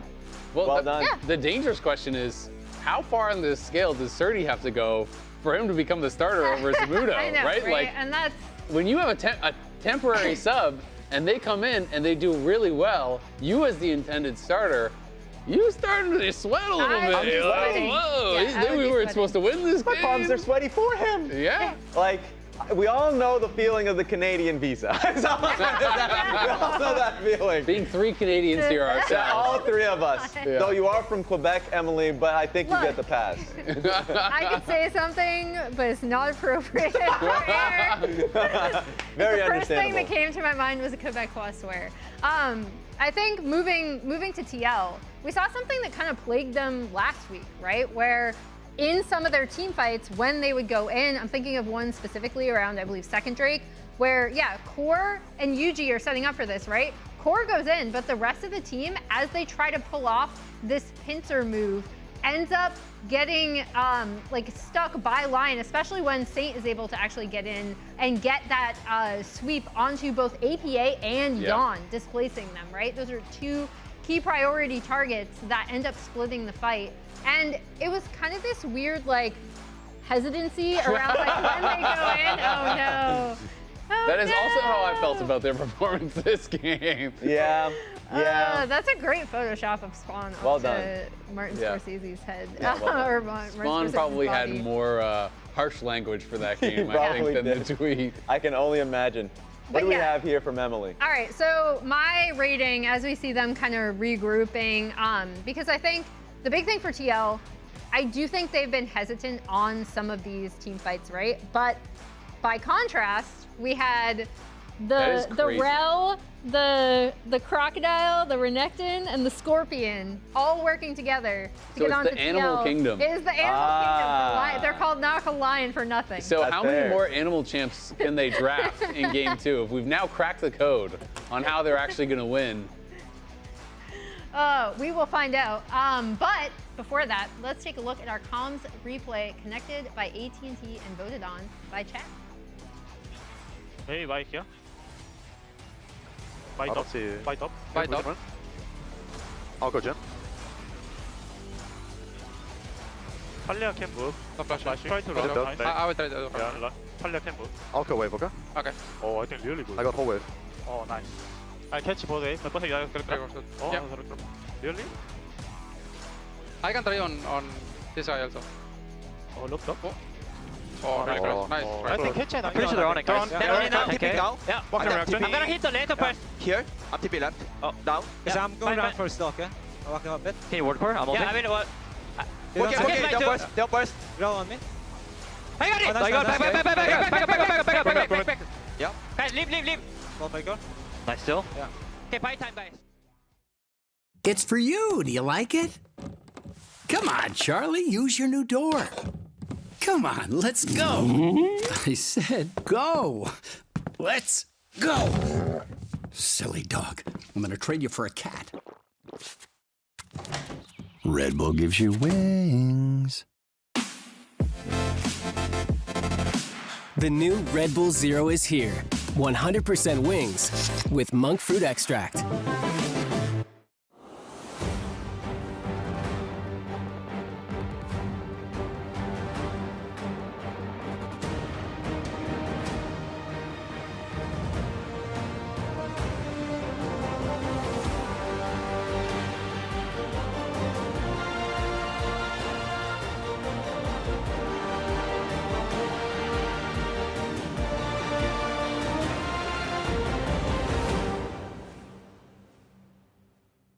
In the ground before Dub can even get there. In time to try to knock out as Impact gets burst. Don't feed.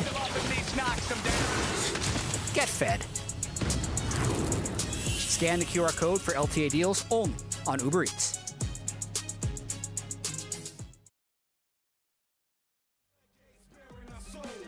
Nothing can stop us now, we're going for gold. This time is for hero, a new era unfolds. Cutting through the darkness like a thunderbolt. Boom. We can touch the sky, we are flying high, right now to eye. We started fire, we will blow your mind. We are gladiators, world dominators, yeah. We can touch the sky, we can make the sky. We are made to rise through the ring of fire. In the darkest times, we are gladiators. Dragon's behind. I am there. How is this fighting this? I think we should in front of mine. First, no push, do it, okay? Yeah. Okay. Engaging. I can hold you. I think Look. Look, Shin. Shin no flash. Look front. Look front. Look front. Gragas, no flash, okay? Gragas, no flash, okay? I'm in too. Long Y. Yeah, look Y. Buy cut flash, I think. Shin no flash, no cleans, okay? Shin no zooms. Okay? Lyon will make this much more interesting going into the banner ceremony this weekend by taking game number 1.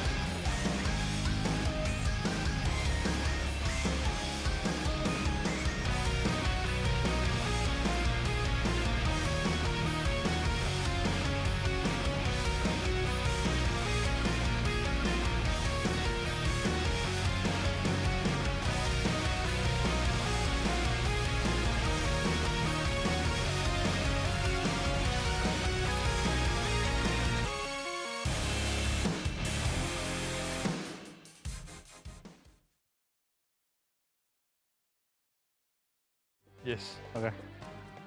What? 1v1 in the attack pit. Nice. Ok, el 15. Ok. 3, 2, 1, dale. No. Pará. Si lo agiteamos. Mira cómo lo termino. Allá. No, me cagué muriendo. No, pará, ¿con what?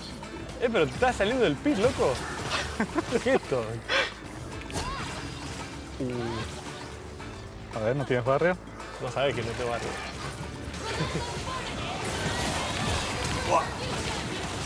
¡Oh! ¡Pará! ¿Ya sabes qué pasó? ¿Qué pasó? Tengo el flash con la G y está todo al revés, boludo, no me di cuenta. Tengo el flash con la F y la G la barrera. Con razón no se me tiraba nada. No sé, amigo. Ever, te lo juro. Flash on F and barrier on G. What is this setup? ¿Cómo es eso? Ah, ya está. Esta fue la peor de todas. Ya está. GG. Es un asco este Champion, boludo, es malísimo. Y es la yo soy serie. malísimo. Estuvo bien, boludo. Ya esa no tenía excusa, boludo.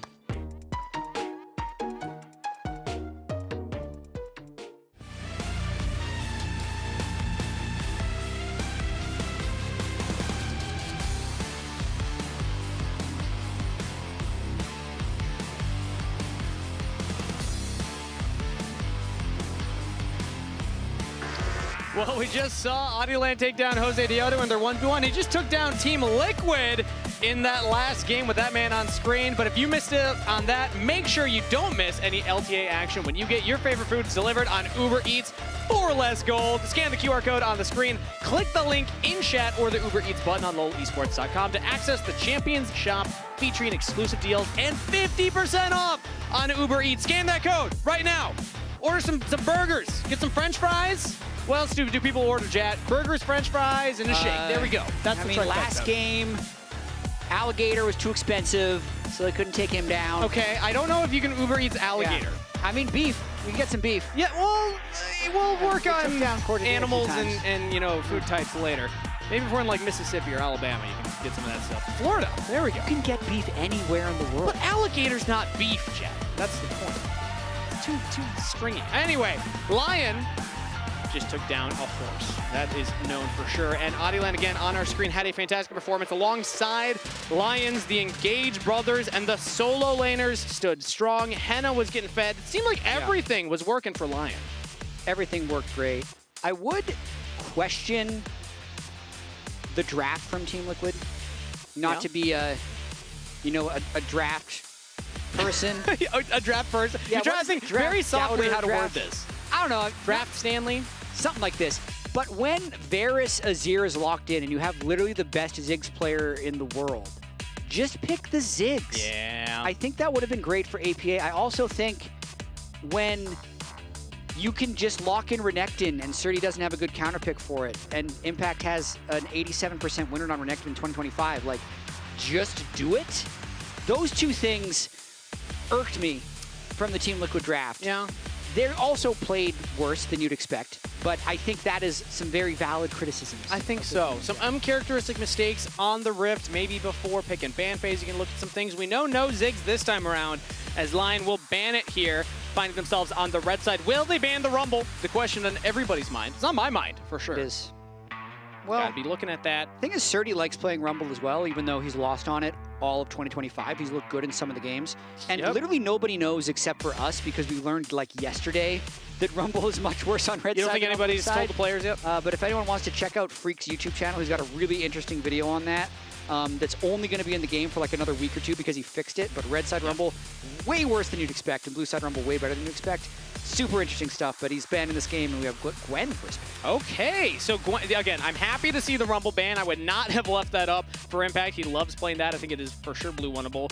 But Gwen as the blue one alternative is a little more of a head scratcher for me because of Surdy's champ pool and what he likes to play. You talked about Renekton being like, there's not a lot of things that truly 100% counter the Renekton. When I look at Surdy's champ pool, I want to see him play something like the Camille. I mean, Mbessa, I guess, works as well. So that seems to be the matchup here. Yeah, he's only played one Mbessa game. He lost, but with the 12 KDA, that means he was actually doing a lot of work in that game despite losing. So I think that's a fine matchup for Surdy in this one. That's definitely some type of champion pool read by Team Liquid, unless it's a Gwen jungle and they're planning on flexing it. Otherwise, that would be interesting. But it's just strange to see it first picked. Matchup's fine, though. It's just going to be a skill matchup, and they go Wukong to match up against the jungle. And it's going to be Wukong along with the Annie, something APA also pulled out last weekend. It was Talia into Annie, so this is 2 games in a row, or 2 series in a row rather, where APA is going Talia into Annie. And the answer is Galio, very quickly by Saint right there. So yeah, an incredibly beefy first 3 champions for Lyon. Yeah, and I liked the combination, to be completely honest with you. There's a lot of magic damage. It is pretty burst heavy with the Wukong and the Annie being the mid-jungle combo. So if Saint has a good start to this game, he's going to be incredibly difficult to match in either side lanes with the extra magic resist he can gain from the Galio. Let alone, yeah, like you're trying to collapse on them with AP solo laners. That extra magic shield is going to make it so much harder to actually get that. The Wukong's going to have to do a little more damage in that regard. So and this time around, by the way, Lyon do have their round 2 bans. It was only for game 1 that they did not have their second phase ban. So it's going to be Nico and Rakan taken off the table as we are saving the bot lane picks for both squads for last. Yep. For all the Yon compliments we gave him, he had a bad game on the Jhin. He got caught out a few times, then just really got outscaled by the enemy team composition when he's behind on Collector Jhin, and they have 3 tanky frontliners. But now it's all about these bot lanes, and you do like being the red side team here. I think there's some benefits to being able to lock in your duo at once, but just being able to get essentially the 80 carry of your choosing and then a support counter pick is, I think, better. And especially when already things like the Rel, Alistar are gone. We talked about the, what was it, TTE, Time to Enchanter stat. Thinking probably by game 3, we would start seeing those. Game 2s, more of a question mark. There are enough of those engage or tankier supports that you still could just grab those. But there's always the option, especially on red side, to go for a ranged counter, something like a Renata even, to really punish those engaged supports. It's going to be Corki, though, so you're right on the nose, Jad. It's 80 carry locked in, support counter pick save. Yeah, I'm also still kind of the opinion that patch notes barely matter nowadays.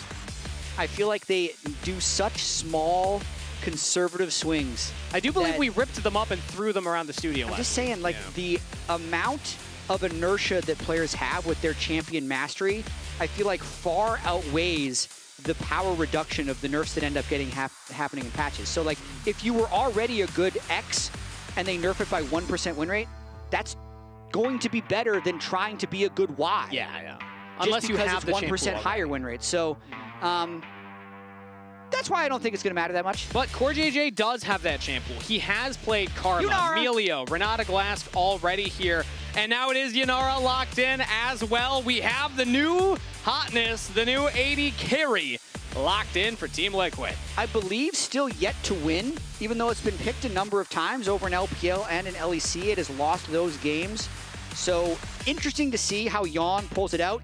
If there was going to be a player that pulls it out, we did think it was going to be Yon because it shares a decent amount of similarities to the way Zeri feels. Yep. Plus, Yon is someone who is an absolute grinder. Anytime a new champion comes out, he's going to make sure he gets his games in. So really looking forward to see what Yon can do on the new champion. One thing I will say about it, and this is more of a vibe check from my own experience playing against it, is the earlier levels can struggle a bit. Corki Nautilus, theoretically, I could see a world where they can actually just bully around the Yanara early on and try and put them behind. I think that's why I like it with the Renata. Sure. Just because the Renata is going to be a little bit stronger in lane than a traditional tank melee engage. So since even if Yanara is a little weaker than Corki early, which I'm not 100% sure on, depends on what items Yon builds and how he ends up playing the character since he's so new, I know that Renata is stronger early than the Nautilus. All right, well, we'll see if that's enough for Team Liquid's bot lane to stay in this, or if Lyon have the correct read to pick Engage into the Renata. Typically something that does not go as well for the Engage champions. Lyon, though, are up 1-0 in this series. One more win, and they pick up a series win. But either way, no matter how the rest of this series goes, the pick and play section at the end of the day on Sunday will become much more interesting just from the fact that Lyon picked up one game. Yes, it is guaranteed that the quote, bottom 4 teams will not be locked into picking only the top 4 teams because they will not have exactly the same record as the teams that they are picking. But Lyon's got their sights set higher. They would love to 2-0 and then just leapfrog Team Liquid for a spot in the top 4 after 3 weeks. So Lyon, plenty to play for and plenty of momentum after that Game 1 win. One step at a time. Lyon would love to go to Worlds. First, they got to make it into the updated playoffs. secret graphic we saw. Oh wait, the Lion got the horse! It happened! The horse is in Woodward blue. versus TL today. Yeah, that's true. a great stat. right it is. there. That's kind of how that game happened as well. Yeah, exactly how that game happened. But like I was saying, if you want to go to Worlds, you got to make playoffs. You want to make playoffs, you have to make it through the knockout stage. If you want a good seed into the knockout stage, you got to do well in the pick and play stage. So that is their first step, is even before doing well, just close out this series here. And a 3-man invade early, at least for a little bit of vision.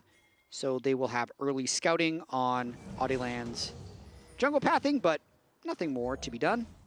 As APA will get some close autos. Oh, yeah. Wants to save his. Remember when Annie had like the longest auto attack range in the game? I miss those days. 625. Yeah, playing support Annie, it was always fun. That was so long ago. Really? I feel like it wasn't that long There's ago. so many things in League of Legends that you're like, oh yeah, I remember this, and it's like 9 years ago. Well, 12 years ago. You're making me feel old now, Jed. Lions taking a big chunk down here on the bottom side. Core JJ commits the heal just to make sure that they win the trade. Yeah, I mean, that's going to be coming back fairly soon. 4-minute cooldown on that heal, but they're just trying to get early lane prio because I feel like if Yunara can consistently just hit to get the Q active and isn't denied from auto attacks, and you can constantly have that threat that if you engage on me, I'm going to activate my Q. Yeah. I feel like that's how you can get some lane pressure with this pick early. And it just makes it so that it's scarier for Lions to ever go in for the second time because he's going to be taking theoretically a little bit of poke from Yanara's W Arc of Judgment during the laning phase as well. Top lane, meanwhile, we see a 1v1 brewing up here. Surdy and Impact getting very low. Mid as well. Everyone's scrapping right now, Jat. Yeah. Sometimes going into games like this, you'll see a team like Team Liquid that's on the back foot play a little safer, but no, it seems like they showed up, they put their boxing gloves on. Yeah, I mean, Team Liquid with this Renata Yunara, sounds interesting, tongue twister to say, has been planned to want to push a lot early. They invaded to get early vision on the Trundle, and then with that last push, you can see a ward on the Gromp of Audieland that Yon actually placed because they want to know exactly where he is so they can play aggressively. Yeah, because if ever they're pushed up and Audieland shows up, suddenly, you know, using that heal earlier, getting that health bar advantage doesn't really do too much. Yeah, and I'd say the mobility of Yunara is a little bit more conditional. The E is just move speed without the empowerment from the ultimate. Once you have the ultimate, then you can hop over walls. But he's looping around here. So he walked all the way around through the river, so they expected maybe he was going to go up top side. Pillar goes out. There are summoner spells available. Nice handshake onto Lions. Looks like Jan's going to try and fight this one out, but the damage from Henna. The bailout. Jan looking for it. First blood to Henna. No answer for Team Liquid's bot lane. That was so incredibly close there by Jan, who flashed to try and get that execute. Then, even with the last auto in the air, Surdy in the 1v1 almost has it, and then Yuji gonna make it an unfair fight. Flash from Surdy, Yuji flash follow, bonk him on the head. Kill traded in the top lane for Team Liquid. Oh man, that one kills for Surdy. He thought he had the outplay with his electrocute Ambessa. Lot to break down here. Jan almost turned the 2v3, which would have been massive. Didn't. Heal comes through at the last second there for Lions once he gets the kill. I'd say Surdy, the lounge was talking about solo queue Surdy versus dig Surdy. This is a mix of the two because it's the type of play you'd make in solo queue knowing that he has no jungle help and that Wukong's got to be somewhere. But let's watch this one more time. They just decide to fight. Yeah. They have the Guardian, they have the heal, they have the Pastor Shield from the E. That was like 5 health. Yeah, Then he gets the level up and ends up living. I swear that's going to be tilting to Jan. But here for Surdy, like, the Wukong is going to be there. Yeah. But I feel like Surdy wants to prove himself so badly here that he's going to take the fight. He's level 4, Impact is level 3. Impact only contests that if he has a jungler there, but Surdy falls for it, and Yuji's able to pick up the kill. Especially when your jungler just showed bot side. Team Liquid know, okay, there's nobody to punish us up here. But at the same time and on the same side of that coin, this is what you want out of a player like Surdy. We talked about this a little bit here after actually bot side gets engaged on again here. Don't think any kill's going to come through from that, but I would rather see Surdy play the line, play aggressive, play to his strengths, than try and play the tanks, than try and play only for the team fight. So yes, it's a rough mistake, but at the end of the day, this is what was able to get him to climb that ladder. Bot side still just abusing this Yunara. Yeah, no flash or barrier right now, so Lion is able to play a little more aggressive thanks to Audi wrapping around and making a nice play for his team early. But we're still going to be tracking this Yunara throughout the game because the AoE damage can be pretty absurd. Once you press your ultimate, you get the 15 seconds of uptime on your Q, which will then just be AoE for a large portion of time. But it looks like Jan's going to have to take potentially another base this early on in the laning phase. Wave's going to come in. Let's see if Core JJ wants to hold it. Yeah, he does complete the back. Wave will crash. Meanwhile, Dragon's being taken. So we asked the question coming into this, can the Renata kind of cover some of the early, level 1 through 3 weaknesses of the Yanara? So far, so good for Lyon's bot lane. As Henna got that first kill, Audilane gets first Drake at just 6 minutes into the game. They're going to push another wave in, and Jan will have to catch as much of this as possible.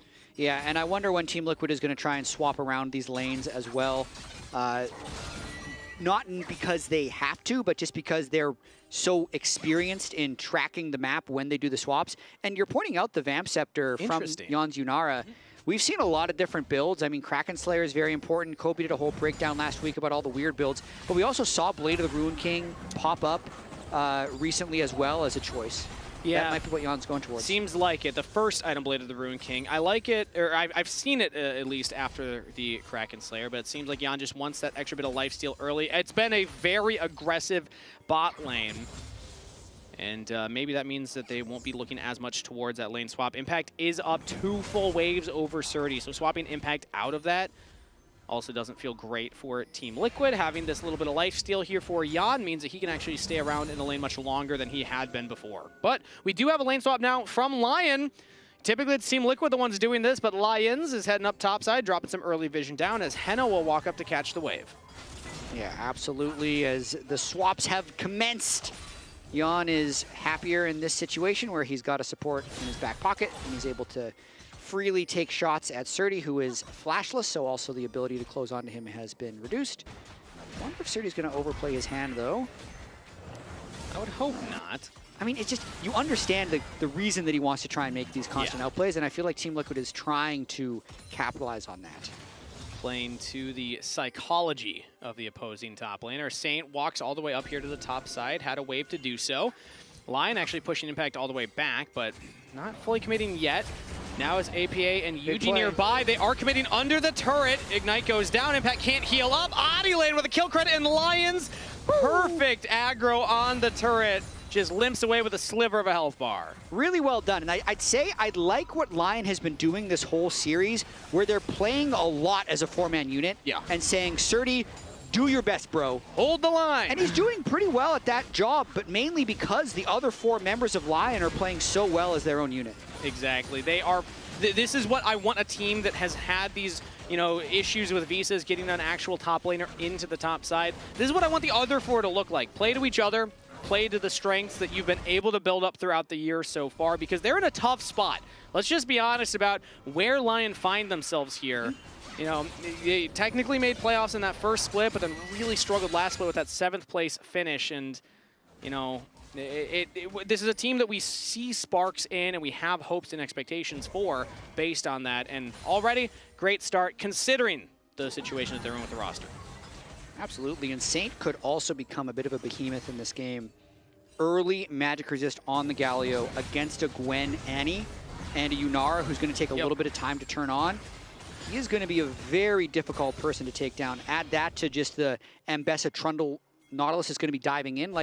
It's going to be tricky if Team Liquid falls a little bit behind in this game. Lion has a lot of engage and a lot of bruisers that Team Liquid's going to have a hard time taking down. And you had mentioned that last game that you were a bigger fan of Lion's composition. And again, here it does seem like they have a composition that has different strengths for sure, but once they can play through, as Saint looking at APA here, UG's nearby, and Saint will have to walk back. Does get out just fine. Yeah, I really like the Galio into the Wukong Annie. One, because when Galio dives in, you can get the defense, but there's actually a dive bottom happening. Yeah, it does look like we're going in, and they just got it. Okay. Yeah. Feats of Warfare claimed.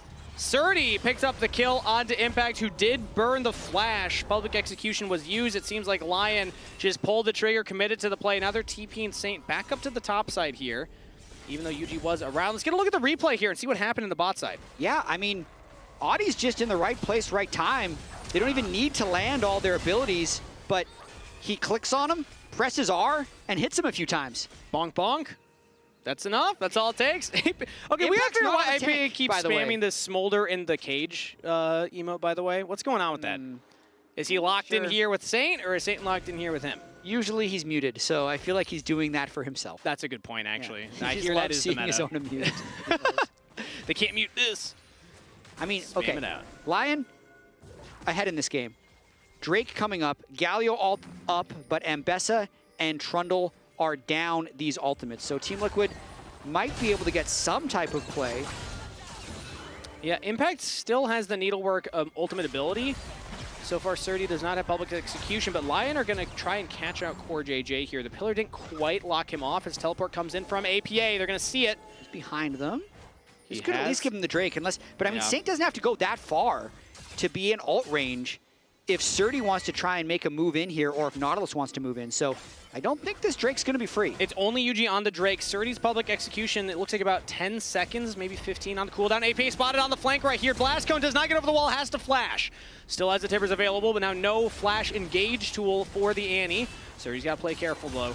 He is currently in a 1v2 as the team walks up here. Team Liquid not confident to force the Dragon anymore. There's the Galio ultimate coming down. Engage from Lions. Team Liquid holding for now as they got Surdy as he looked for the engage with public execution. Not enough needlework now coming through from Impact. This is the team fight for Team Liquid. Double kill to Yan. The Yanara did not go down with the engage. Team Liquid take the Dragon fight. That was very well played by Team Liquid. Lyon thought they were strong enough to brute force a team fight into Gwen Renata, but they actually just weren't. So Lions hooks in for a Galio ult as the Ambessa ults in, and that's kind of like exactly how you do it. But the Renata ult just kind of stuffs the engage, delays it enough that all the burst damage can come down to finish off Ambessa as he flies in. Lions is able to escape with a sliver of health, but it's just Team Liquid being right back in this game and stuffing the hard engage from Lyon. I think if Lyon plays that a little slower, keeps poking with Corki, waits for them to get engaged on, it could have worked a lot better, but they shoot their shot a little bit early, and Team Liquid get the kills onto Yunara. Whew. Between the Renata ultimate, the Annie ultimate, the Wukong ultimate, a lot of AoE CC that you're trying to engage into there. Lyon now down a Dragon, still up a tiny bit of gold, but it's basically dead even right now. So Team Liquid find themselves right back in this game and maybe back in this series. This is the signs of life that we're hoping from them. As we were talking about expectations here, is that Team Liquid, they're hoping to make that run for Worlds. They got FlyQuest, they got C9 ahead of them. That is tough competition to beat. It starts with matches like this, though. You're expected to be able to take down teams like Lyon if you're trying to go through and make that deeper run. Yeah, I mean, prior to this last split, APA had gone to an international event in every single split he had played. But the fourth place curse came back to bite them a little bit, and they just haven't been a fourth place team. Like this entire time, these last 2 years, they've been a top team. So they're more likely to return to that than to stay what they were last split, you would think. He is looking for another play. I mean, this is flashbacks to what had just happened off screen earlier. We had the replay of it, and now Impact again in trouble. Flash from Adiland, bonk, bonk, bite, bite. He's out of there as, Lion's actually caught out by UG. That's a solo kill. There was no assist on that kill credit, so that was just UG taking him on his own. Junglers fight back, I guess. They're just mauling whoever they want to on this map. Impact is having an abysmal start to this game on Gwen, as Audi with the Trinity Force to just a mask and some components for Impact before he was able to finish that Riftmaker, get destroyed. And this is what we were just talking about. I mean, Team Liquid, 2 firsts and a second before this last split where they miss MSI and really wanted to bounce back to being a top 2 and having the expectation and experience of being a top team to compete at international events. It's just a matter of returning to that form for the other 4 players, and then UG also coming up to the level. I wouldn't buy into the fact that, like, oh yeah, all these other players, they're Worlds caliber except for UG. It's like everyone fell off for Team Liquid last split, and they need to be able to bounce back. But for a player like UG, it's about rising to the occasion. You come in, replace Umpty, in this kind of like splitting time with him at first. Now you are the jungler as the team is making a play right now. Again, nice play onto Lions, a pick onto the Nautilus, punishing his positioning right there as Herald is on the table. Nice that UG picks up the kill, 3-0 and 2. There's a phrase, you cannot dream yourself better. It takes a hammer and a forge. So far, UG has been, I like the shape he's taken as he's come into the split 3. Let's just put it that way. I just want more quotes throughout the rest of these casts. I hope you have more in the notebook there. I got a couple. Good. I like to have a quote for a player, you know, just kind of summarize their narrative. I mean, no ultimate here. Surdy level 11 gets a good amount of chunk damage down onto him. APA has the tippers, but no stun anymore. as the Tibbers is now used. Saint comes in, but they don't want to fully commit to the fight. It looks like Lyon back off. Yeah, interesting little dance that they're having there in the top lane. Team Liquid ends up getting the map pressure off of this. Everyone on Lyon is pushed back in their own jungle. Meanwhile, Impact gets to shove in. Jan gets to shove the mid lane. He's at a pretty strong point on this Yunara. Going to be interested to watch how these team fights happen, because if we think about this kit, like, the Q is something that you want to have uptime on where you're auto-attacking a lot so that you can activate it, but I'd really say, like, empowering the W to be much faster and the E to be a dash is where the power comes in from the kit, and that's in the 15 seconds of this ultimate. So I really feel like it's one of those things where you would hope that you can get him to use the ultimate and then disengage. But just like Zeri, right? But with the team composition that Lyon has, it's pretty all in. Like, once Nautilus and Bessa fly in, Jan's going to press his ultimate, and it's go time. So in that case, it's a good angle for the Yunara to have a lot of success. Galio, notable for having a great ult on getting into the fight, not necessarily for getting out afterwards. Maybe they use something like a pillar from Trundle to say, okay, bait out the ult. That's ideal, Drop right? the pillar, run away. Those are the types of tools that they have. But in general, this is a go forward, not a kite back style of comp when you have the Mbessa ulting in, the Galio on top, Nautilus as well. But maybe they can pull it off here at the Dragon. Yeah, here we're at this Dragon again where Team Liquid was down, but they won that fight pretty easily. Lyon tried to hard engage. It was stuffed by Team Liquid. So let's see if Lyon is either less grouped up or a little slower on this. APA commits the flash Tibbers stun onto Henna, but did not have backup. So no ult, no flash for APA. Yeah, that's a good start for Lyon, as long as they're patient with these waves, but they're actually not confident enough to step up and push Yunara off of this mid wave, so their approach into the walls are not that strong here. Redjon was close. Now pillar onto APA as they engage with public execution. The bouncy house goes through. UG re-engages. It's all about Jan. The ultimate's been popped. Yunara unleashed with Impact in front. Jan on a killing spree. Team Liquid find the ideal Yunara fight. It's pretty crazy because if you like freeze frame it on when these engages start, you think, wow, Lyon's got him. Yep. And then 5 seconds later, they're all dead. APA was the pinata, but the gold was picked up by Team Liquid. They got all the candy after that one. Yeah, it's looking like a team comp advantage here in those types of grouped up fights, and we've seen 2 of them now between Lyon and Team Liquid. Ooh, they're going for something. He's got flash, he should be fine. Yeah, it's after fights like that that I love to see the damage dealt in the team fight stats, because I'm imagining Impact also got a huge needle work through everybody there, but Jan ulting through, getting all those big empowered autos with the cultivation of spirit, I imagine that it's going to be between those two as to who was able to get more damage. Everyone on Team Liquid does AoE damage. It'll start, I'd say, with Core JJ getting a good ultimate off. So he sends it through the team, lands a 3-man Renata ultimate, and then the AoE can just all fly in after that. Jan ends up being untouched. Impact, who had such a rough start to the game, can still get the kills on. And APA doesn't mind that all he dies according for to that plan, Jet. That's what it is for APA, as the coaching staff realizes as well. Yep. The Annie without ult, without flash was not the carry we needed for that fight. It's basically an engage if you think about it. True, I mean, you don't need to protect the Annie who has no flash ult. Ooh, stun lands onto Adilan. Looks like Team Liquid want this turret as a Hex Flash over the wall from Lions. Almost finds a hook. The turret will hold for right now, but not for very long, as Jan now, I believe, has 2 items completed. It looks like I'm seeing Runons spreading that damage now, so fantastic stuff. And again, we were talking about Jan in that game number 1, had a couple of mistakes here and there, but this is the type of performance that it gets us so excited about Jan as a player. Yeah, he is in a good spot right now on the brand new champion, and also these fights just end up being right up his alley. I mean, he's getting them all grouped up, he's getting the multi-hit on his Q, and the Blade of the Ruined King is proccing like mad in these fights. Also, shout out APA. He did get a lot of damage down before he went down, as now it's Lions again getting caught out here, but who's catching whom? As the hostile takeover will land onto 2, but Adi land away from the rest of the team. Impact in a 1v3 finds a solo kill while Jan flashes forward. No fear in the eyes of Team Liquid's AD carry. He's gonna dive the turret, double kill. Impact takes out Saint on the side as Surdy says, you know what, I want part of that one. Triple kill to Jan. He is just gonna keep going in. Jan takes over in this second game. New champion, gonna be potentially the first Yunara win in the LTA here.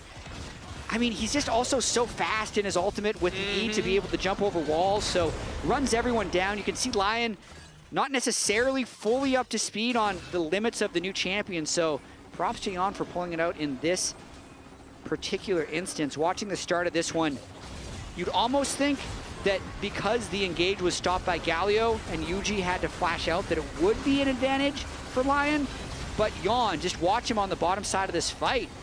Pops his ultimate, able to jump over the wall, and just basically run them down. There's no retaliation here. The shields come through from the Renata. You'd think that Surdy would have a chance, but you'd be wrong. He just gets wiped out by Jan as well. Yeah, that Blade of the Rune King, actually a little bit of life steal, that percentage HP damage. Jan was able to take out Surdy the tail end as well, who had a good start to this game. Yeah, 2020. That GIF will never not be funny, by the way. Love it. 2025 having a great time so far. Flash forward, engages. Yuji could be in some trouble here, but Lyon just cannot kill him fast enough as Adiland now, the odd man out. Trying to get to safety, no safety to be had. Jan is godlike. You just can't keep the kid down. Yeah, and this is also why some people have compared Yunara to early Zeri. Once things start going well in team fights, you can just continue to run people down with the E move speed and your dashes over walls. So he is off to the races in this one. Off to the races indeed, as mid lane impact is actually in cutout. Needle work! Okay. On to Henna. Will trade his life 1-for-1. Man, how has Impact got 5 kills in this game? Yeah, wasn't he like 1-3 at one point? He was 0-3 at one point, and it's not over yet. Saint thought a turret would be enough to keep him alive. Team Liquid had other plans in mind, and another kill to Liquid. Jan continues to maul them. This is a little aggressive by APA. Everyone just wants to fight. Everybody wants part of the kills.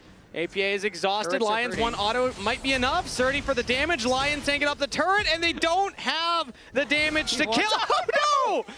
APA! Walked back in range. And Surdy says, thank you for the donation. Now 3, 4, and 2 for Lion top laner. You know what? Mission accomplished. I'll give it to him. Sure. He flew a little too close to the sun. He did. That was some disrespect right there. One would say. APA did say, actually, he just doesn't think they're very good right now. True. He did lose game 1. Surdy took that personally. And died right here. I mean, watching this is just foolishness, I would say. Like, Surdy takes a bunch of turret shots. He's extremely low. APA, he is out. Yeah. He's out.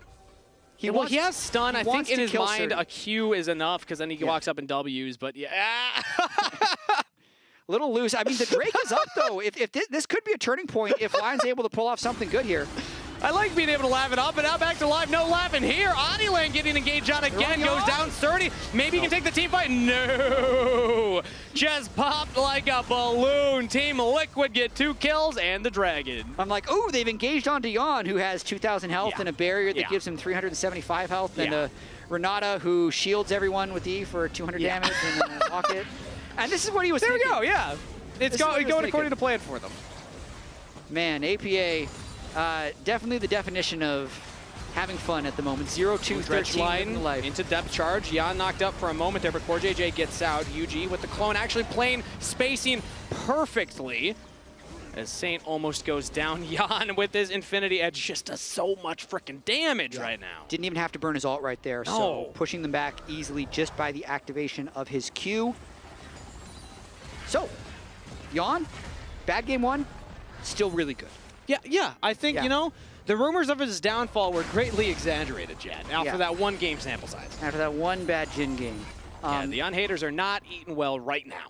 Yeah, and Yunara has been picked multiple times throughout the globe. I would say after watching this game, still going to continue to be picked, mainly because of its snowball potential. So I'd say the laning phase didn't look extremely strong in this game. Yep. But I would also say the AoE damage in where Team Liquid was able to get these very grouped out fights was huge. And then once the fight starts turning your way, he's just flying through. And remember that Lion were the ones that lane swapped out of it. So yes, they got that early lead in the 2v2 because Adiland committed that gank down there. But then they sent the gold that Henna got to the top lane to a lane versus Impact. So even they didn't want to stick around for that 2v2 long term. Wow. As looks like Impact, how far away is he from a big number? Congratulations. 1768. He's not going to hit any like big 1800 right now, but 5th most in NA. That is impressive. That's amazing. I mean, especially considering as a top laner who don't get nearly as many kills as AD carries or mids traditionally, as Team Liquid go for the Baron here, and there's just no way to contest this for Lyon. Yeah, no approach that is safe, and they have multiple members on the bottom side, so they will give that Baron over. Adilan and Surdy, if you look at the bottom right of your screen, will look to take a tier 2 turret in trade. Yeah, they do get an objective bounty, a pretty big one as well, because they're fairly far behind at the moment. Team Liquid have a long chase here. I mean, there's no TP on Adilan, so they have to run the Trundle out, and Team Liquid have all members collapsing. I don't think Lyon were fully prepared for this. Adilan is running away. Surdy looks to be the sacrificial lamb, and he will be just that. Adilan gets to safety. APA picks up his first kill. There we go. Good job, buddy. Should have given it to Annie. Yunara, but, you know, didn't want to have that 0 next to his name. I mean, because Team Liquid spent all that time going bot side, though, that's actually a big window for Lyon to just take everything on the top half. They get that mid tier 2. They're going to take some top jungle camps. All things considered, I know they gave up the Baron, but all things considered, it's not a bad play from Lyon here. Yeah, it's a much better outcome than if they would have tried to fight the Baron. But what if Team Liquid just does it again? What if they just keep chasing? What if they just keep pushing? What if they just never stop engaging onto the Trundle? He flashed over the wall. He's taken down. They're still pushing that bottom wave, mind you. How confident do they feel? Can they 2v? I honestly think they could. With Jan having ult, with CoreJJ having ult, the bailout as well. Depth charge is used, double knockup, but those rockets do no damage, man. They don't even get through those shields. Lions have to go to full retreat mode as Jan is now a legendary. Teleport in from APA, Lyon lose their support and don't get anything in trade. Yeah, oh, over the wall. Flies over the wall. He's got his ultimate running. He's going for him. Yep, he's going for him. The state has been transcended, but he just doesn't have the damage right now. Yeah, I was thinking that he wanted to end the game in that moment, but they have all but ended this game. Even when they were down in gold, they had a team fight advantage with the way they were able to group up Lyon and just end them. I think they'd like to end on this wave. Yeah, they're going for it right here, right now. Team Liquid with all members strong with the Baron-empowered waves. Lyon lose one Nexus turret, but they do have Lions back up, so it is a true 5v5. And Team Liquid have taken a good amount of poke damage from the Corki, from the Galio Winds of War, so they should respect this. Decide to back away. It's only the clone that gets hit by the Dredge line, and now it's Surdy looking for the 1v1 versus Impact on the side right there. The rest of Team Liquid look to collapse. They just posture so the Impact has positioning to get away. Yeah, they have a massive amount of gold in inventory right now, so it would be good for them to shop. Jan alone is sitting on 3,500 gold. Adilan hit a pillar onto Yuji. Do they keep chasing? I mean, there's not better chances as the public execution goes a little wild. The hostile takeover hits onto 3 members right there. Shutdown for Adi as Yuji does fall. Now Lyon, they have a member advantage. Can they find more? Jan flashes a safety. Jan still free firing in the fight, but he's so low. Can he do it? Bail out. He gets a double. He gets a triple. Jan cannot die. Are you kidding me? Team Liquid win another fight off the back of their 80 carry. He had 3,500 gold in inventory. All right. Now he's got 4,500 gold in inventory, and he's given 1,100 over to Surdy just for fun. I mean, I think this game is over. There's still minions pushing in. Impact, full health bar. It's only Surdy to hold the line. APA's running up. 1v1 at the Nexus. How's Impact feeling about this one? The needlework goes wide.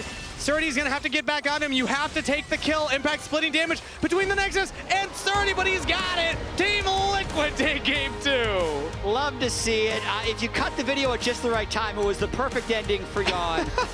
What does the lounge think about the Yunara debut in the LTA? It could have only been Jan, right? Like we talked about how he was an early adopter of Zeri, was putting out highlight clips on Twitter when Zeri was released. Yunara has some similarities. I mean, to me, this is just kind of a newer Zeri, right? It's like, yeah, there is some differences, but the way that the champion plays, I think, is incredibly similar. So I really do think it fits Jan's play style, and he looks really good on it. It is cool to see him be an early adopter of the champion. You okay? Yeah, I'm okay. Okay. Hey. I think they're coming too far. Yeah, come guys. I'm third. I'm talking guys. I'm coming by. I have a really good ulti. They're looking Galio. I'm okay. Yeah. I'm dead. Coming through A. Yeah. Yeah, I have W up. I can't help. Coming.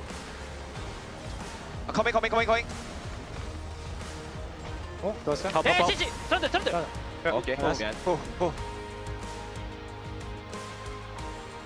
he didn't get earlier, right? In the really early Audi gang I didn't on think the bot about side. I didn't think about the Yunaras and what was it? Renata combo. Yeah. Good luck to the casters on that one. Yunara had lost every game in competitive. Yeah. Until now. So the Yunara 0-7, the Yanara 1-0. 1-0. 100% win rate. 1-0. Yeah, I got This is beautiful. I got my Yanara meditating. Namaste. Namaste, Ionia, Zen. Close to a different character, but Yunara also has collected the Dragon Balls. all of them. Every single one of And them. now we'll be able to revive Spawn after game 1. Who is Krillin, by the way. Spawn sadly passed away after game 1 performance. Wait, that's actually a perfect indication. He really is Krillin, A, bald, and B, you need a sense of motivation. Someone needs to be pissed off, and in Krillin's case, dead, to be able to get motivation to win the fight. And so, yeah, that makes a lot of sense. I had to collect the Dragon Balls, Perfect. revive their coach.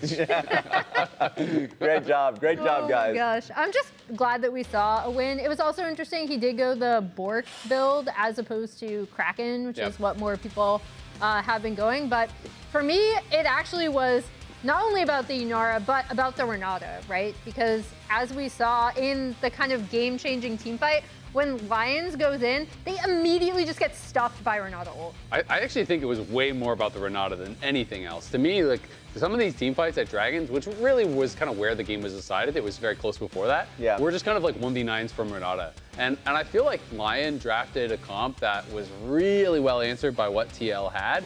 You were playing full engage, 4 melee champs against Wukong, Annie, and Renata. And I feel like that is so hard to play. And Renata, to me, is just one of these champions that is continuously underrated and overlooked. When people have full send comps, like, it can just solo win you the game. Yeah, and especially if you look from Corky's POV, a lot of times pre-fight, you get some good poke damage to find like an angle. But like, okay, perfect. Gwen, maybe I can't poke her because she's just untargetable. Maybe Wukong, just kidding, that's a clone. Like, difficult to really set up the fight, and then once the fight commences, you're like, I can't enter. So let's kill the Yunara through the Annie ult, the Wukong ult, and the Renata ult, and the bailout. That'll be easy. As you see, this was Yunara's first win in competitive, but that was the thing, right? Yon had so much space this is kind of the quintessential, he said in his interview with you, which I may disagree, may not, but he was like, my team did exactly what they did, and, you know, 80 carry is underpowered, which I may or may not agree with. A little bit of cap. But he had a ton of space in this game to really, really pop off once it got to these skirmishes. yeah, especially since a lot of those fights, there were some fights that felt like, oh, that was pretty winnable from Lion. Not true at all. So Lion selecting blue for this one. I'm interested to see what their priority is going to be in this, especially with how good game 1 was. That's a question for me, but I'm not going to answer that one. We're going to send it to break after this one. So we'll see you guys for game 3. Imagine this. The League of Legends World Championship. Energy's electric. But how did you get here? Hit the League store, save your Freedom Flex MasterCard, made a purchase. Boom! You're in. 3 purchases, 3 chances each week to win the grand prize, a trip to Worlds 2025.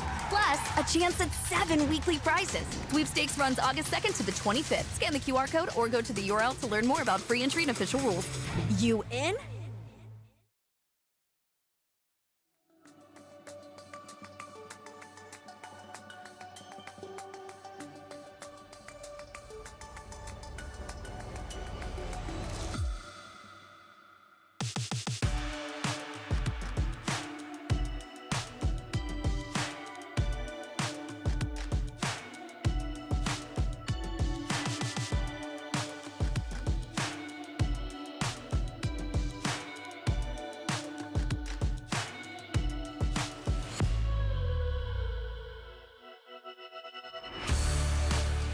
Good job. Where's it? No time to play. I think they're gonna fight. Yeah, Fight. Yeah, bye. Just careful now. Mouse to flush. I'm okay.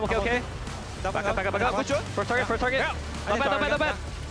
I'm looking. I can load this. We're looking shot the side. FW. Coordinate no clicks. I'm still looking. Here.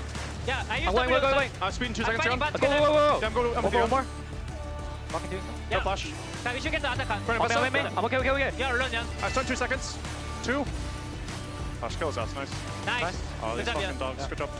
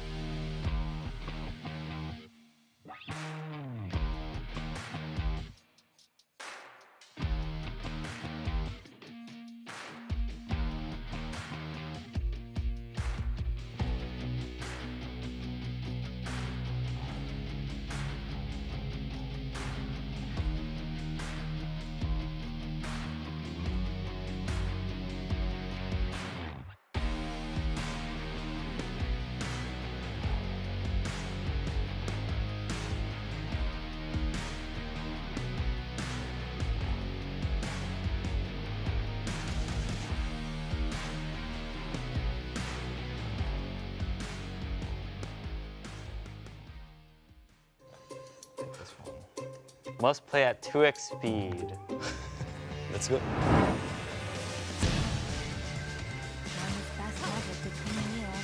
You're going here? Oh, you didn't die? How? What?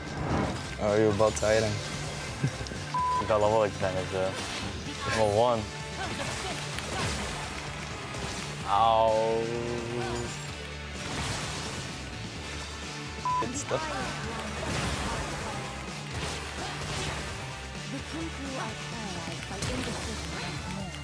I have no idea what I'm doing.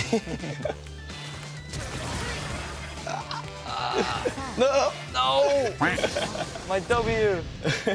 No. I was so close. What are you gonna do? I'm not gonna fight you. Of course. I'm gonna break your tower then. You're gonna break my tower? Wait, I'm 3 CS off. I'll fight you. Let's go. I mean, it's not even close. You should have some disadvantage, you know, because you're AD and cheating? Jungler. Yeah. True.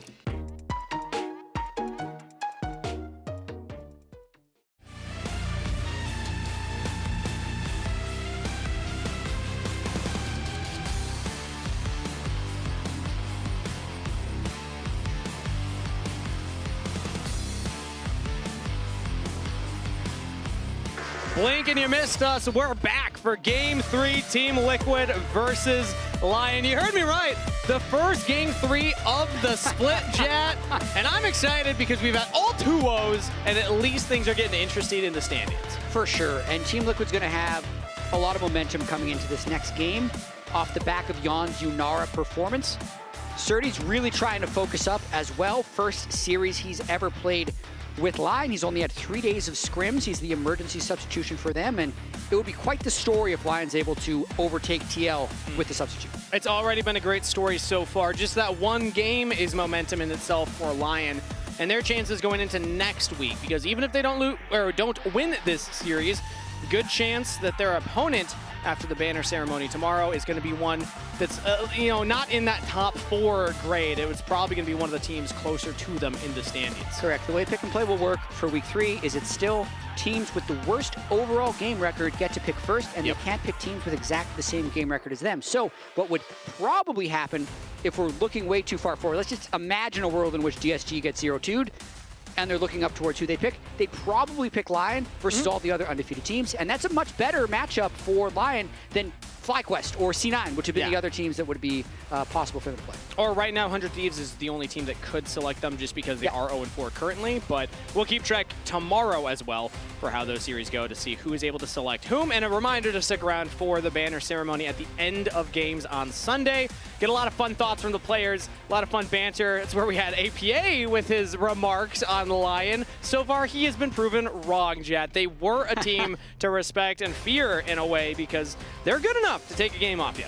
For sure, and even Team Liquid dropping a game would hurt their ability moving into the elimination phase. So they did not want to drop any single games. There's no reason to take people lightly in this very punishing format. But as you mentioned, we're into Game 3. Champion pools get pitched a little bit more. Time to Enchanter was Game 2, actually. It was. Count for Nada as Enchanter. Very effective to be paired with Yunara. But all of that is off the table here for Game 3. Still not going to be the Nico either. And no, Ziggs, my fantasy points are in shambles right now. But understandable from Lyon's perspective. You want to take APA off of that champion. He's played a couple of the hits already with the Talia and Annie. Those are the same 2 champions that APA played last week. Let's see what he goes for this week. Around a 30 hovering the Katarina for a special someone back home. But unlikely to be the first pick here for Lyon in this Game 3. Instead, ooh, I was talking about Surdy and the strengths. I liked the carries. It's back to the tanks. He's got Scion. I mean, this is an interesting choice. I don't necessarily feel like it plays towards Surdy's strengths as a player. He has played 1 Scion game so far this year when he was with Dig, ended up losing that one. But I would say, with the way that Lyon is playing, wanting to run a ton of 4-man plays with everyone but Surdy, throw him on Scion, tell him to play safe weak side, seems to be the plan. Yeah, and this is the champion that you're happy to play if you're weak side because it's so hard to dive. You have such a big shield. Even if you do die, you have a zombie form. You can at least catch a lot of the waves, so it's not the worst thing in the world if your team can get something else on the other side of the rift. So yes, the play style that we've seen from Lyon so far sets this pick up. Does it set Surdy up as the type of player that he is and how he likes to approach League is the question. Yeah. I don't think it does. Okay. But if it is what it takes to win, he's going to do it. He'll take it. He's just here because he's the emergency substitution, so you know he's going to be playing his absolute hardest. Pretty standard stuff from Team Liquid. And he got his highlight reel, bodying on the Renekton versus Impact in Game 1. Game 1 was great. It's going to be against the Cassante here for Impact, along with Xin Zhao for UG. Yeah, pretty standard stuff from Team Liquid. Impact, a very good Cassante, especially if he's able to get a little bit ahead in the game. And I like the Aurora here from Saint. Going to give him a lot of early agency in this game. I hope he's not too tilted after that Galio game where it felt like every time he pressed ultimate, it just ended up with him dead. Yeah. Oh. Speaking about the support options here, it's a bit of a flex. It could be, jungle could go into the support role. Unknown for right now, so Team Liquid's going to have to draft, not with full confidence of where that Poppy will end up.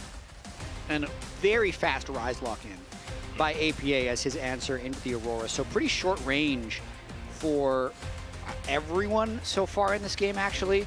And again, we'll be saving the bot lane for the entirety of the 4-5. Yeah.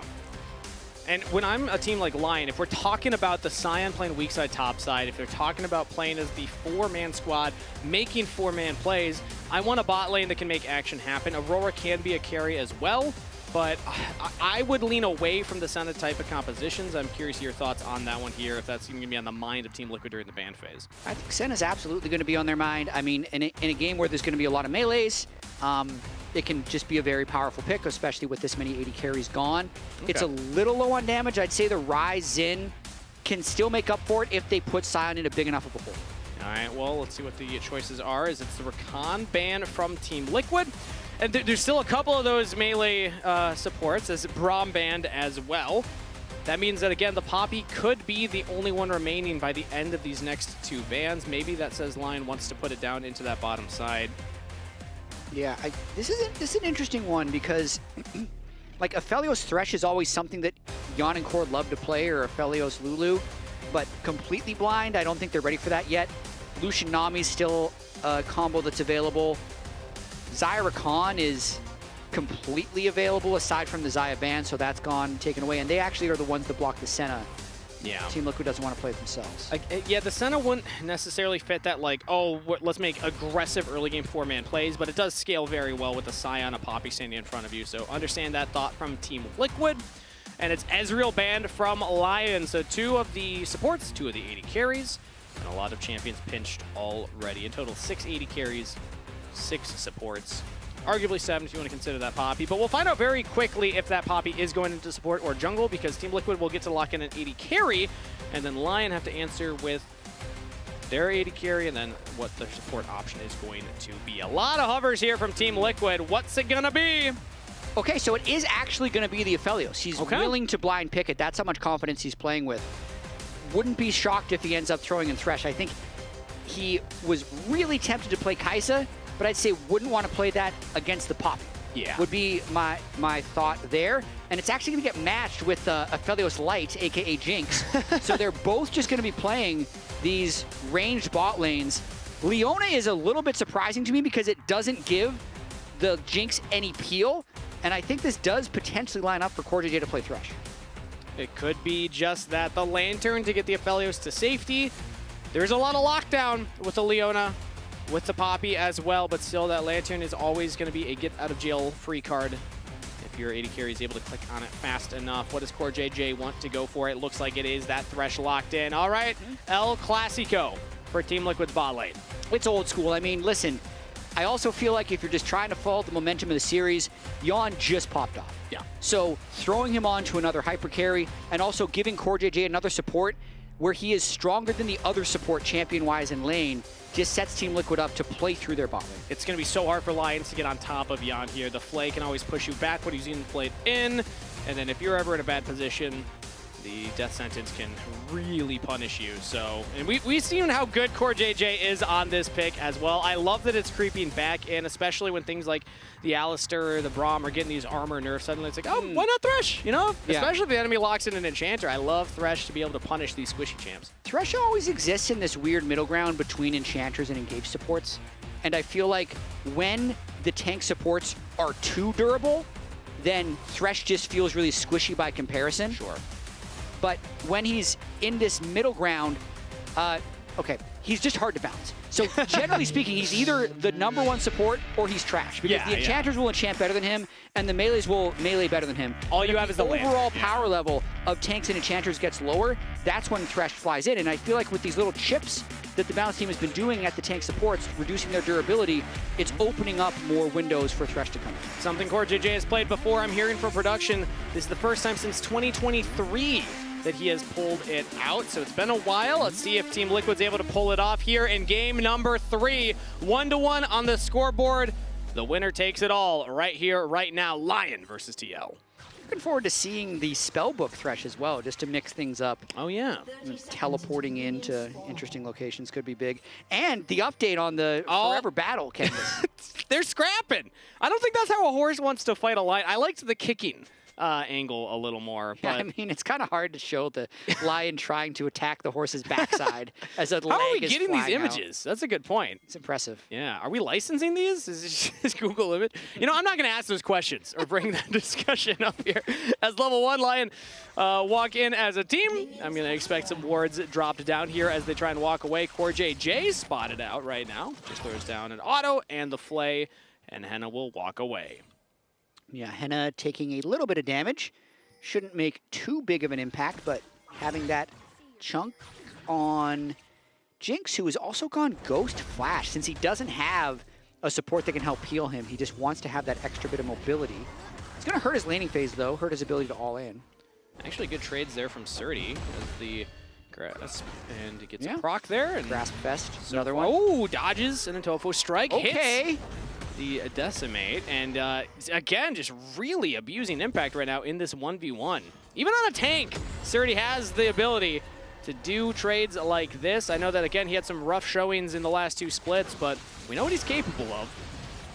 We definitely do. It's just so hard to generate solo kills on Dorn Shield top laners who have Biscuits and Second Wind. Like, literally, Second Wind is so broken when you're low on health, when combined with Thorns and Biscuits, that even though Impact is taking those chunks right now, like, he's already healed 90 health from Second Wind because it gets more powerful the lower you are. You see level 2's hit there by Lions and Core JJ. Core JJ might look for a death sentence here.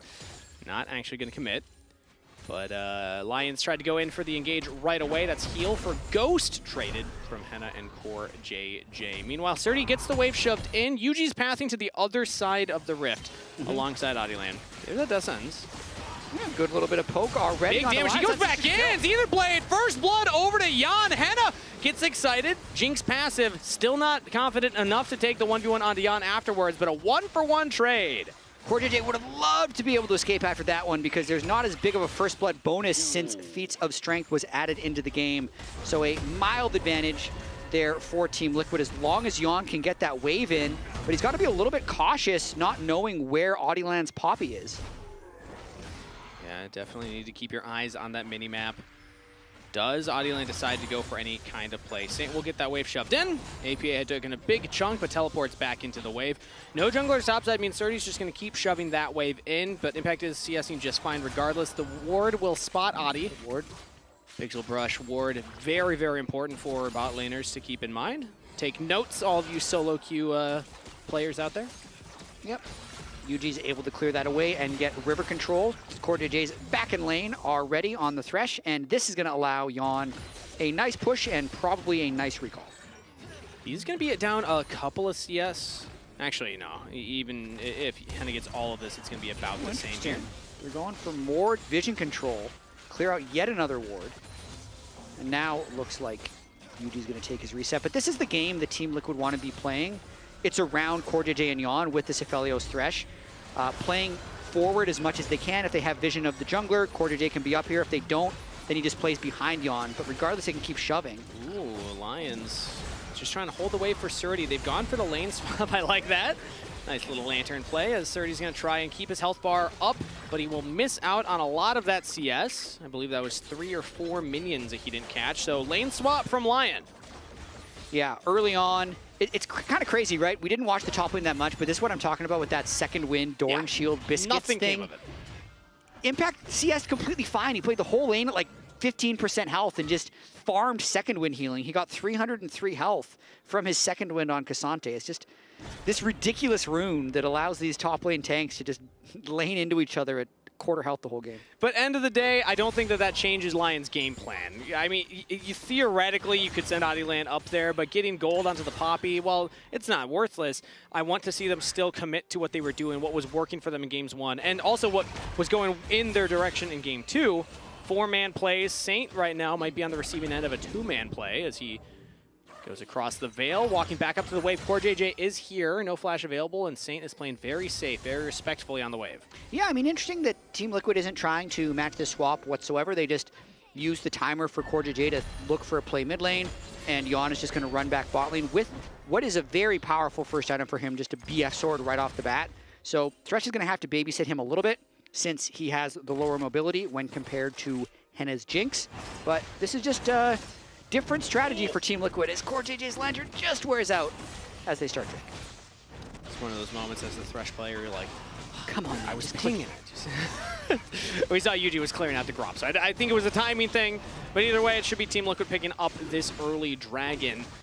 And that sets them up for also making a play on the top half of the map. Because sometimes when it's like Grubs and Dragon up at the same time, then you flip them. But nope, it is just Team Liquid getting an advantage here in the early game. Because I don't think that Impact's in any danger here. Yes, it's like, okay, you're getting lane swapped on, but both these top laners are playing tanks. Both of these tanks are expected to be able to handle the 1v2 just fine. And I mean, in the early game, Impact is going to feel invulnerable with this Chain Vest Dorn Shield already being completed. The only one who can do realistic damage to him would be the Aurora. Sure. And Aurora doesn't usually want to use her burst on a tank, so it's going to be difficult for either one of these top laners to get dove with both of these 80 carries just being on scaling picks. Later in the game, these 80 carries are great at treading tanks. Yeah. Better than almost everything that's normally in the meta. But right now, it's going to be a challenge. Gonna have to wait for that armor penetration before you can actually start doing that. Armor penetration. We just went over all of that, though. The changes on lethality over the years.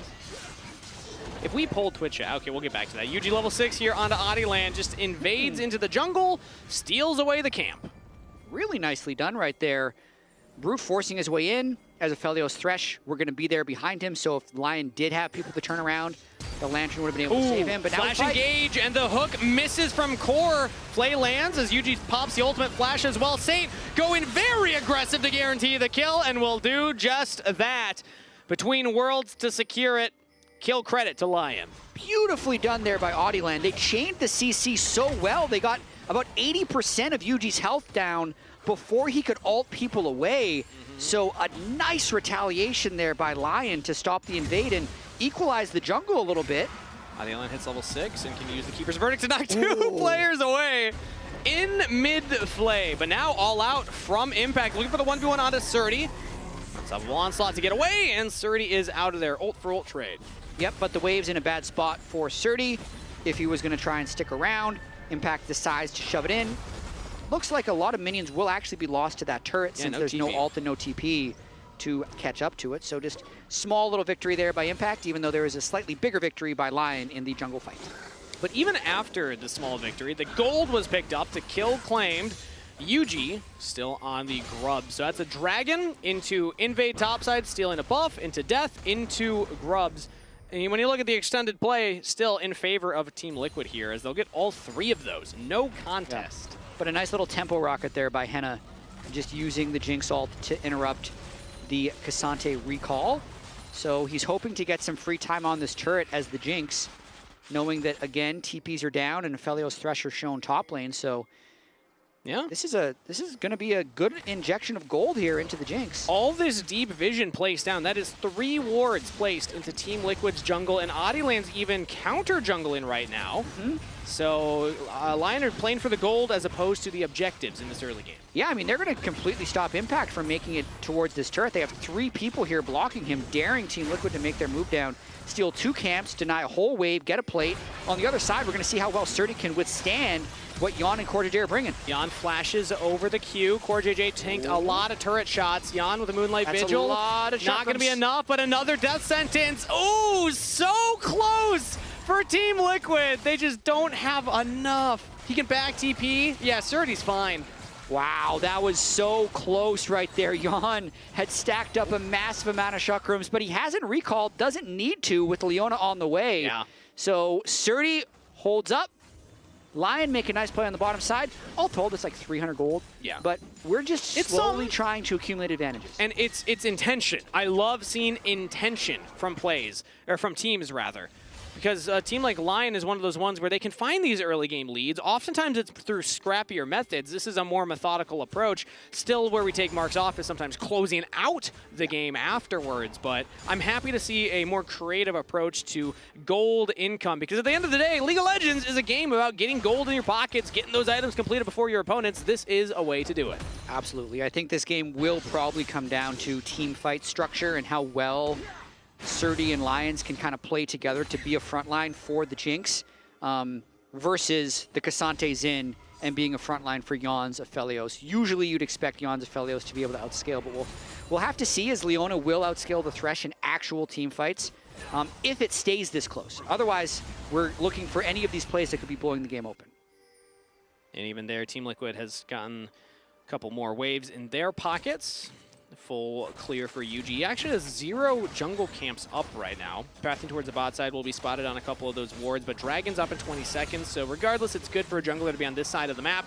Let's see if either of these teams want to commit any plays towards it. Yeah, Dragon stacking game for Team Liquid. They are set up first, going to try and fish for some hooks. That's not who he was fishing for. Yeah. Got to throw it back. Who he's actually on DSG, but a little humor there. Yeah, nice. As Lyon actually are the first into the river, or rather able to retake the river. Team Liquid were looking for the pick instead of the camp. Also mid-wave shoving in here, so Lyon currently have first access, and Surdy's even hovering down, has the ultimate but no TP to join the fight. APA is walking down as well. It seems like both of these teams are posturing for it. Yeah, pretty hard for Team Liquid to make an entrance. Watch Impact on the bot side to try and pinch Lyon here. If you can just ult Adiland out of the pit, UG can look for it, but the Keeper's Verdict knocks him away. Unstoppable Onslaught catches out the AD carry. Jan's down. Flash over the wall from Lions. They're looking to come in on AP. That's both carries down. Team Liquid, just as their second dragon was in sight, start to crumble, and Lyon get a double kill to Henna. They'll chase Impact away. Flash to the turret. Lyon just crushed Team Liquid at that second dragon. Looks like Jan couldn't quite catch the Lantern in time. It's Surdy who flies in from the mid lane on the Scion flank to execute Jan and give Lyon the Drake fight. What a pincer maneuver from Lyon. I was watching Impact thinking, okay, the Cassante can always ult out the Poppy, and then the Xin Zhao can get in, but I mean, we'll get a look at the replay. I have to imagine to really break it down. It just did not happen the way that I think Team Liquid expected it to. Definitely not. You don't expect Jan to just get hammered by a Scion ultimate. Once that happens as the main carry, there's just no chance. The Jinx is going to be excited, running down the rest of the team. Impact is obviously late to the fight because they weren't ready for it to start yet. Exactly. So Lyon with a great trigger pull there. And if we, now after this fight, see their carries, it's Satan Henna who are really far ahead. And I feel like when you have 2 mirrored comps like this, and they know this, when you have 2 mirrored comps like this, with 2 carries in a big front line, like having your carries have a gold advantage can really snowball the game. Because like, how does Team Liquid come back? Generally through team fighting. How do they win team fights? Well, you don't if the other team has stronger carries in front line. 2-0-2 for Saint, 3-0-1 for Henna. The coaches celebrating really summarizes that team fight. knock Yuji out, knock Jan out of the fight as well, and Team Liquid are reeling. That's a 2,000 gold lead for Lyon. They stop the Dragon stacking. Team Liquid were fast on the first one, fast to the grubs, a little slow on that second Dragon fight, and that means that Lyon now are in a commanding position in this game 3. Surdy's got to be feeling pretty good about himself right now. Abandoned by his team in the early game, doesn't die, doesn't get dove, allows them to make plays on the other side of the map, and then finds such a big engage there with his second chance in the LTA. He didn't think he'd be getting another one after the first 2 splits with Dignitas. But as an emergency substitute, comes in, helps him win game 1. Hasn't played amazing, but he's doing enough of his job. And right now, having a pretty good Scion game, even though that's not the type of champion you would think that he would be able to play at a high level. We were questioning it in the pick and ban phase, and I love being proven wrong. That's something that I like to admit on broadcast. Anytime I'm like, I don't think this player's going to do well here. Then they do well, hey, that's a good story in my book. Surdy is making the most out of a tough situation. He was playing for Dignitas. He gets benched. He's co-streaming last weekend, watching a new player take his seat, but this weekend having this type of performance. Game 1 on the Renekton, incredible. Game 2 on Abessa, he had a few good moments, a couple rough ones, but then those types of fights on a champion. Fight here in the river. We don't expect from him. Now going for another engage. He's locking down APA. Keeper's Verdict knocks somebody out of the fight as Adiland committing onto Core JJ, but Jan now walking up. Death Sentence misses. APA trying to reposition with the help of Impact, but now Impact just thrown to the wolves. APA out of there as well. And Lyon find the solo laners at the Herald. They are completely snowballing this game. 4 kills on the Jinx at this stage. That's got to feel good for Henna. And when we're talking about how Lyon was succeeding in the past, it was off the back of Saint and Henna, who were just such fed carries at this stage in this crucial game 3. And that's going to be an earned objective for Lyon. 7 kills to 1. A 3,000 gold lead. Now taking their second turret where Team Liquid have yet to crack 1. Lyon are showing up huge in this series. Expectation was a 2-0 when you looked at all the predictions from the analysts coming in. But Lyon, not interested in the predictions. Let's look at this fight again. I mean, Lions can just fly in because they have Scion coming in from the flank anyway, and TL just doesn't have the numbers right there. So again, Lyon really on top of the game here. And then when Impact teleports in, his whole team's gone, so the carries are completely able to free hit him. Just a terrible fight there by Team Liquid.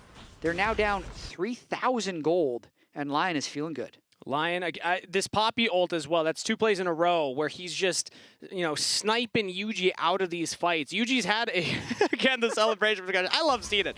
Yuji had a really good game too. Great games last weekend as well, but he just can't deal with his Poppy. He can't join the fights because every time a fight's breaking out, he's knocked out of there. And you can see the exuberance, jubilation, I'd say relief from the Lyon coaching staff, just because imagine like emotionally what they've been going through with these visa issues and how frustrating that is to be able to find Surdy at the 11th hour and have it maybe pay off with a win over Team Liquid is just an incredible feeling. And I gotta say, this is gotta feel so good for their fans as well. If you look at Lyon's social media, very active fans that are always cheering for them. And I know they're gonna be booing this man. Again. We gotta look at it one more time. Yeah, maybe Team Liquid should have given a little more respect to They're Lyon. hitting him again with the quote right here. We'll see if he's able to pull it back here in game 3. Drake up right now. Yeah. You hear that Scion ultimate, I thought. No, it's still down in the bot side. My ear's playing tricks on me right there, but that's the threat for this upcoming TV fight. coming in from Saint here. As Team Liquid are going to have to find an approach. Impact still on the flank with Surdy in the bottom side there. So Lyon are doing the classic 4-man engage here. They look at APA. Solar Flare misses the slow will from Zap, but he's out of there with the Lantern. Surdy not going to be able to find the unstoppable onslaught. Not as good as his last ult, I'll say. No, the last 2, very, very clutch. This time around, they will not have the Scion ultimate, but they do control the access points of the Dragon.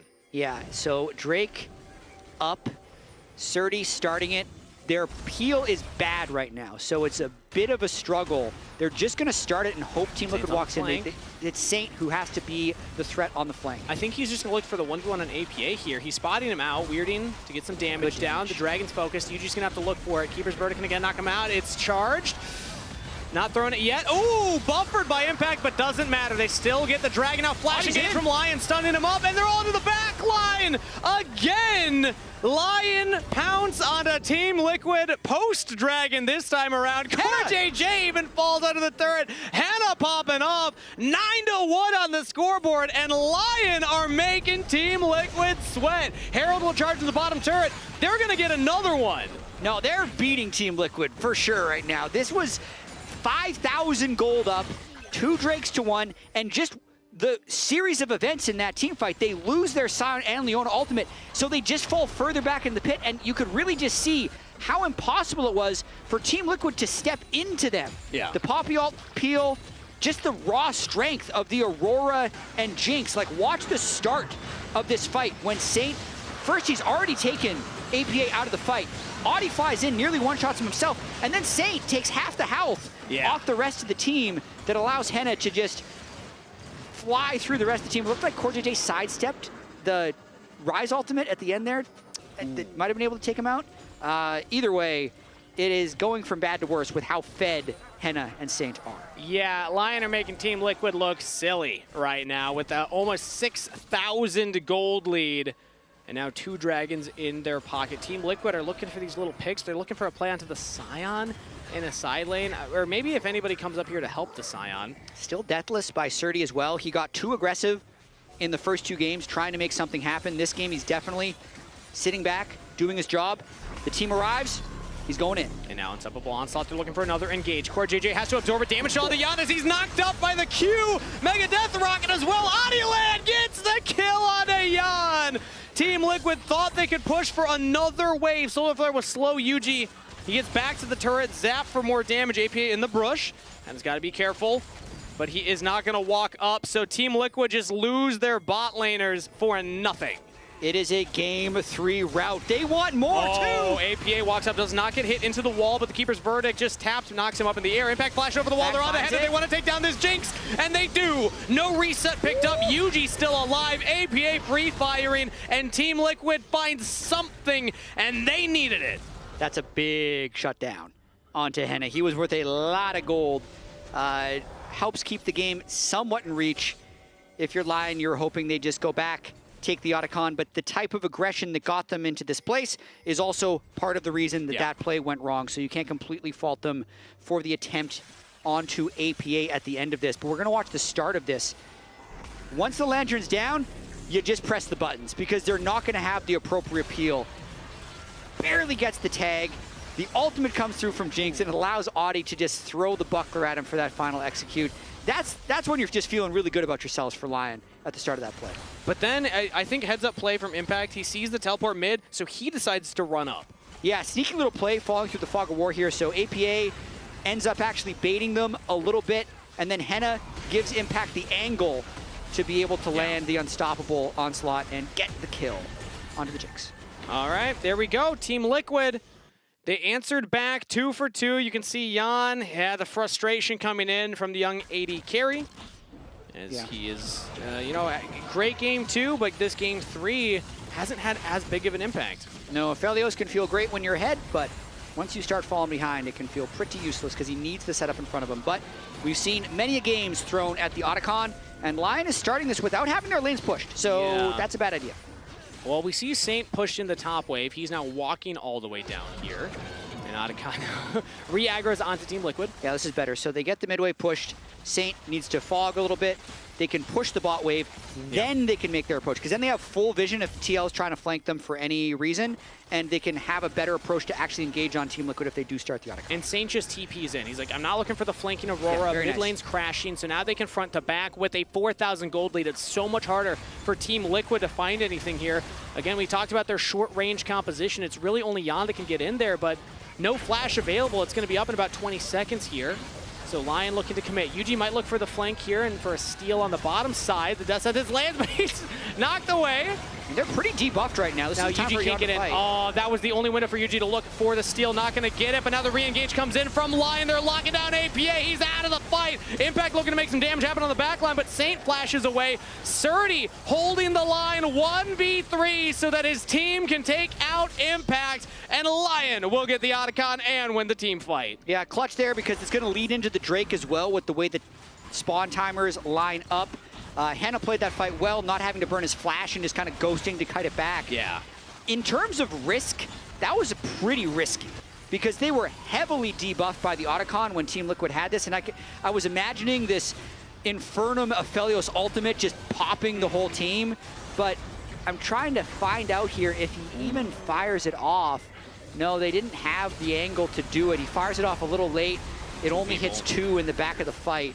It does help Impact at least burn Saint's flash, but overall Lyon get 2 objectives and 2 kills. Yeah, and that was actually Audioland smiting first, and then Lions with the spellbook smiting afterwards to secure that one. So coordination again from Lyon as a team. Nets them the Otacon and Dragon Soul Point. Now close to 5,000 gold lead as well. Team Liquid found one little play there on the top half of the map, but have yet to really find anything else. 2 items completed for Jan, but I mean, Henna's close to that third. For sure. The Infinity Edge makes a big difference. I'd say having no McHale's to save Henna, if somehow Team Liquid can get another flank around the back where Impact could kidnap him or something, would be Team Liquid's window back in the game. Also, Lyon, as we've mentioned, has struggled to close out games once they have advantages. This is a pretty big advantage, but at the same time, it's a roster of 5 that have had 3 days of scrims together.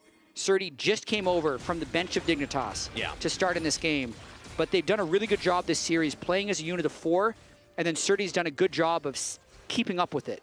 So, again, they've set up with Sion on one side and the other 4 here to try and make a play. The beginning of the Surdy Revenge Tour. That's what I'm coining it right there. We'll see how long it lasts, as again, Zumuto is expected to come in at some point once visa issues are solved, but either way, coming into Lyon and being able to pick up a stage win is amazing for his future. Versus Team Liquid. I mean, we were talking about this as the team gearing up for that Worlds push to try and put themselves back in that conversation between FlyQuest, between Cloud9.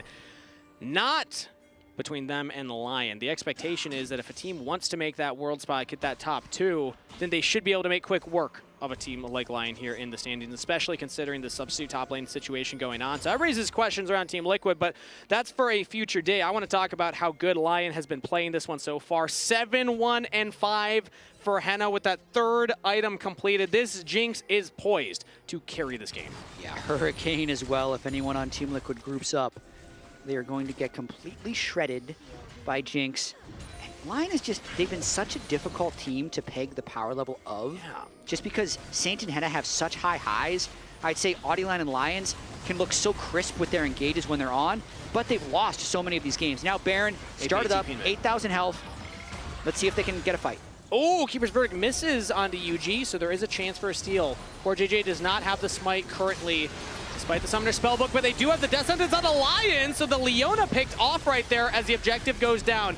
Sion ult on top of Onslaught away, but they're going to follow it up. Everybody from Team Liquid jumping in there, but they might have taken a one-way ticket to the gray screen. They can't kill Henna. They can't kill Saint. Lions carries are still holding strong.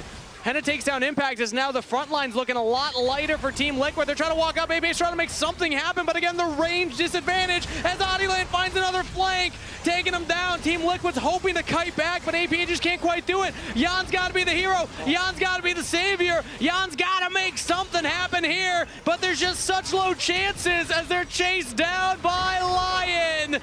Saint on a rampage. Lyon take the fight and the Baron. Team Liquid shot their shot right there. It just wasn't quite enough. Jan actually runs out of ammo on his green and white guns towards the end of the fight. Has bad guns by the end of it. Otherwise, I feel like he might have been able to turn that. It looked suicidal by Team Liquid to take that Rise ult in. Ends up being the case, but that was their look to make the comeback. Henna continues to excel in this game, as well as Saint. 20 stacks on the Aurora Medjais now. So the start of this, not great.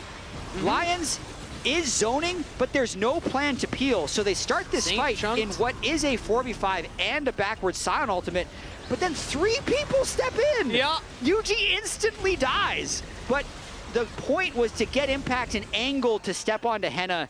There's just not enough follow-up for it. And then here you can see, green-white are really good guns for Felios in a long team fight, but his ammo's low on both of them. So he just doesn't have the good lineup. Uses his turret there, that spends 10, that means white gun is gone. And we're back to live, and again, Lyon pounce. Yuji flashing over the wall, the turret mid lane is gone, so Jan as well has to limp to safety. Cleanse used, Team Liquid. They're gonna have to mount some kind of base defense here because Lyon have all members up with Baron empowered waves crashing this mid turret. Yeah, Lyon pulling back because Mountain Soul is available. Oh, that's a lot of Aurora damage. Twofold X plus Weirding at this point in the game. That's over half of Thresh's health bar. As now Lyon, I mean, we were talking about the past struggles of not necessarily being able to close out games quickly. I don't even know if that's applicable here because they have just been so focused on these objectives, using these as the magnet to pull Team Liquid in. And what did we learn, Jet? Don't fight Lyon 5v4. That's when they're strongest. And I think they showed it there at the Baron yet again. So Team Liquid say, we're not even going to fight them for that Dragon Soul. We'll give it another Mountain Soul picked up by Lyon. That is crazy, actually, how many fights Lyon has won with 4 people. With 4 people? Versus 5 people. Yeah. Like, it's happened their 3 times in the last 2 games. At least that time they had Surdy. Like Usually once it's every Surdy 5 dead. games normally. Yeah. Do you think it's like some kind of like hidden buff in the game where it's like, oh yeah, 4v5 will make this Scion tankier? No, it's just unlikely. Yeah, it's just making an observation. Doesn't mean it's a bug. They just got hands, Jet, and they're ready to throw them. They're ready to throw them right down at this bottom turret. Here's Team Liquid 5v5 looking to mount their defense. Lyon, such huge shields picked up by that Mountain Soul, and Team Liquid just cannot find anything. It's really just a miracle hook. Maybe just Jan finding big damage with that ultimate. Moonlight Vigil does not land, but that one did! Sate with the weird and twofold hex onto all 4 members. Team Liquid melt at their Nexus turrets, and Lyon have 1 more prey left alive in the fountain. But a champion of the fountain ain't gonna do much to stop this push. Lyon continue on. They continue forward, beating a dead horse. 2-1. Mounting a victory against Team Liquid. Lyon will take the series. What a relief for Lyon, pulling off the upset win. And they did it in style there. 10 kills for Henna, 6-0-11, and a 25-stack Medjai's for Saint. They do it with Surdy as an emergency substitute up in the top lane. And that makes such a big difference here in the first phase of pick and play, moving them up ahead of so many other teams and giving them a very real shot at top 4 for the elimination phase. We were going into this one thinking 1 game upset would be enough to make things interesting. How about a series upset, Jad? Lyon and that man on your screen, remember their names. Surdy's Revenge Tour looking good to kick things off. We're watching a Surdy's en route to our interview. Loungers, take it away. Woo! That's a dub. That's a dub for Lyon. They're in action. I mean, the idea of getting the emergency sub with Surdy, to have him come in and perform the way that he did, the consistency was there from the team throughout the series. It was an upset, but it felt like it was bound to happen, and it was like kind of the revenge tour. Come on over here. Yeah, get in here. Yeah, get in here. Get in here. Congratulations. Surdy. Hello. Where are you on the scale? Where's Lyon Surdy on the scale of Dignitas Surdy to solo queue Surdy? Oh, let me see. Yeah, get in there. Get in there. You can hold the mic. Okay. Maybe like yo. And I think That's pretty I think close. that's Lyon Surdy. No, it's like a little over halfway. I Yeah. think Big Surdy was like maybe here. So you're not quite to the solo queue Surdy, but great. I mean, I'm still picking games, silence, man. so. I mean, you honestly played really, really well. You've got to be Thank you. feeling pretty amazing coming in. It's like, how kind of wild of a couple weeks has this been to go from basically, okay, I'm done for the year, I'm going to just be a content creator, to wait, I'm subbing in, to we just beat Team Liquid? Like, does this become Surdy's the starter now for Lyon? Well, I knew that I was leaving Dignitas before playoffs even started, so, you know, kind of couldn't play very well during playoffs because of the stress, but That is when I crazy. left, yeah, it is crazy, isn't it? Yeah. But I think I was gonna be a content creator, and I love solo queue. I love League. I've always been really competitive. I started playing because I got injured and couldn't play traditional sports. But when Lyon gave me the call, I was really, really excited because I felt like there was a lot that I left like on the table. There's a lot I couldn't do. I was really unhappy with how I played. A lot of people had like backlash to the video that I made with Dig, right? Yeah. But I wasn't trying to blame anybody else. I was trying to say how disappointed I was in myself that I didn't have the confidence to speak up and be who I was. That's the problem. It was nobody else's fault. It's my fault entirely. And I'm glad that in Lyon I can be more than just how I am. Did you feel like you have kind of like given yourself the freedom to do that now online? Now that you like got a second chance so quickly, are you able to say, all right, this is what I did wrong on Dig. We're not doing it again. This is like a new me. We're gonna, get the most out of this. Let's just say in the Ambassador Gwen game, level 4, I mean, I know I died, but on Dig, I would reset and TP back and lose an entire wave. But I thought I had the kill angle. I think if I played it a little better, I did. I went for it, and like that's the kind of player I am. I want to have confidence in the decisions I'm making and rely on what I think is right, because if I understand how the game is going, then I'll know how to continue to push it forward. We talked to Coach Keem before, and he said that you've been a really good asset in terms of just slotting into the pre-existing team. So talk to me. I know you've only had, what, 3 days of scrims going in? So that's, really, he was very complimentary of you and how well you've seemed to get along with the team thus far. But what's it like kind of slotting in this emergency situation? The people in Lyon are super nice. Not just the players, but the staff as well. They've all been really, really kind to me, and I appreciate it a lot. I know it's kind of like a PR thing, but it's the truth. I wouldn't say it if I didn't believe in it. And I think for Lyon as a team, I mean, you've seen Saint and Henna play. Yeah. These guys are really, really good. There's a reason that, like, the top 10 in solo queue basically all season. 2 of the best players I've ever played with. And I think that if I can help bridge some of the communication gaps or help keep track of summoners a bit better for the team so that they can play to their full potential mechanically, I think I'm doing my job, and I think Lyon's making it really easy for me to do that job.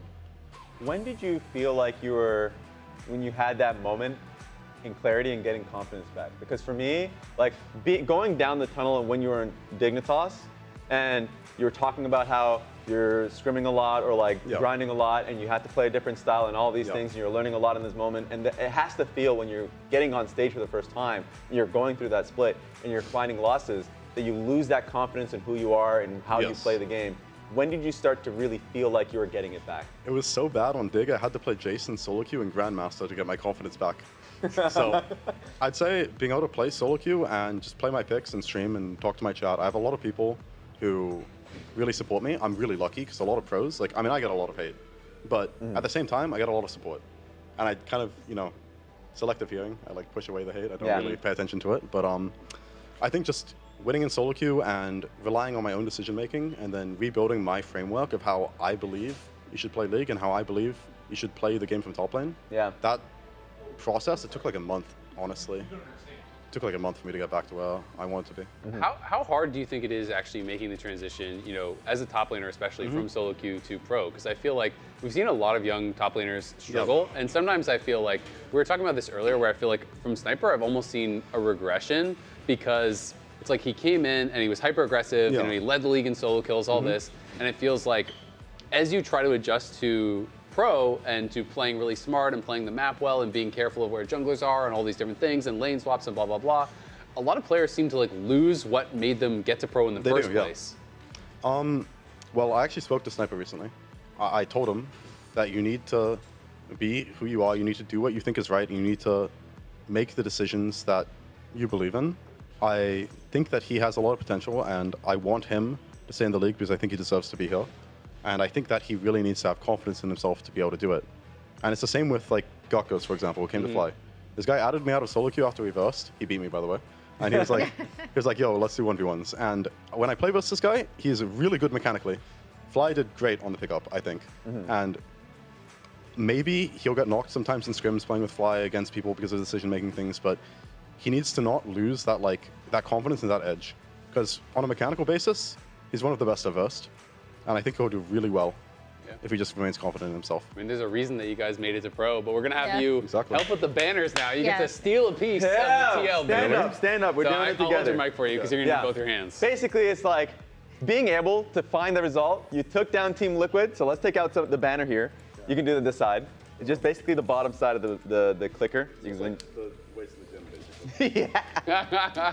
I'm trying to hold this in your direction. How and I see the if it one works. struggling? There we go.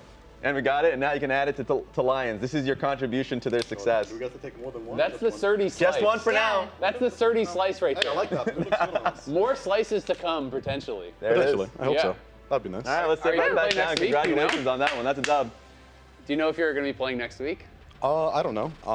No leaks if you. I don't want to get you. Yeah, exactly. I mean, I'm not going to say anything that'll get me in trouble. Yeah. Don't worry. I know I'm a pretty transparent person, but Yeah. I think I know where to toe the line. But I don't know if I'm going to play next week. Whether I play or not is up to Zamudo's visa. Yeah. And I think that Zamudo deserves his shot to play in Tier 1. Yeah. This guy he had the best stats I think any top laner has like almost ever had in Tier 2. Yeah. There's a reason Lyon picked him up. He's really good. I like him a lot. I think that he's a great player, and I think he'll do well. So if his visa gets worked out and he gets to play instead of me, then I'm really, really happy that I got to play outside of the environment that I was on and show what I'm capable of. I love that. Who do you think for this last series got the player of the series for that one? For this one? Yeah.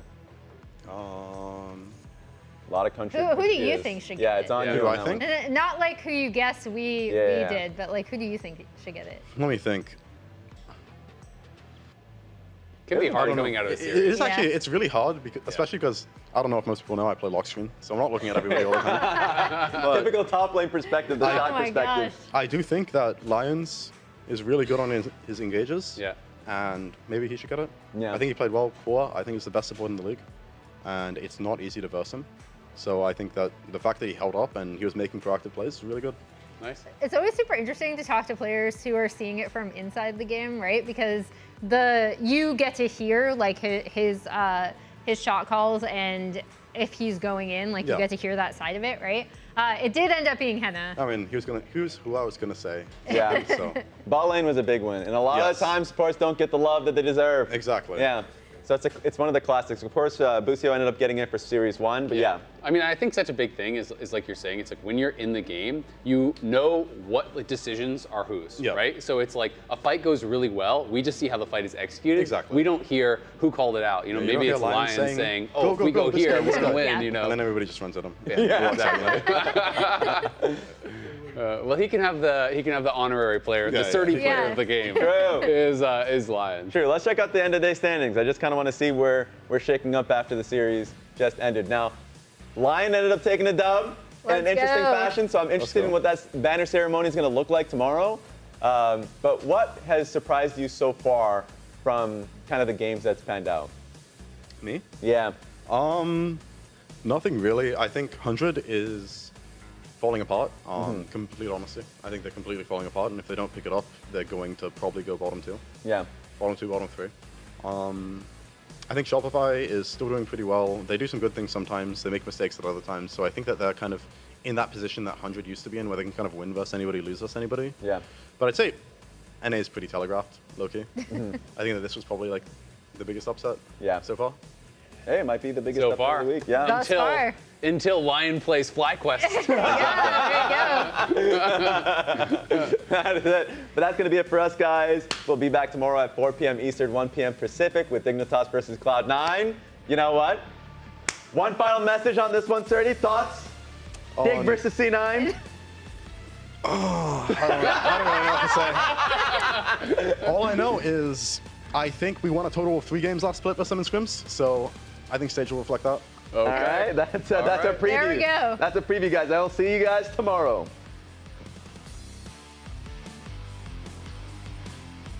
Still one team gate, I think. I ulted the 0, okay? You can't follow up. Rakan has flash. I'm Zonya, so I'm debating, okay? I'm Zonyasing. Wukong is here, low. They went on me. You guys are I'm jump. alive. They have no damage. They do indeed have no I'm damage. I'm dead, guys, I'm dead. Okay. They Hey, you ult guys, okay? out I'm low, I'm low. I didn't know flash. Went flash. Nice. Fine. I should eBay only. Nice job. Nice.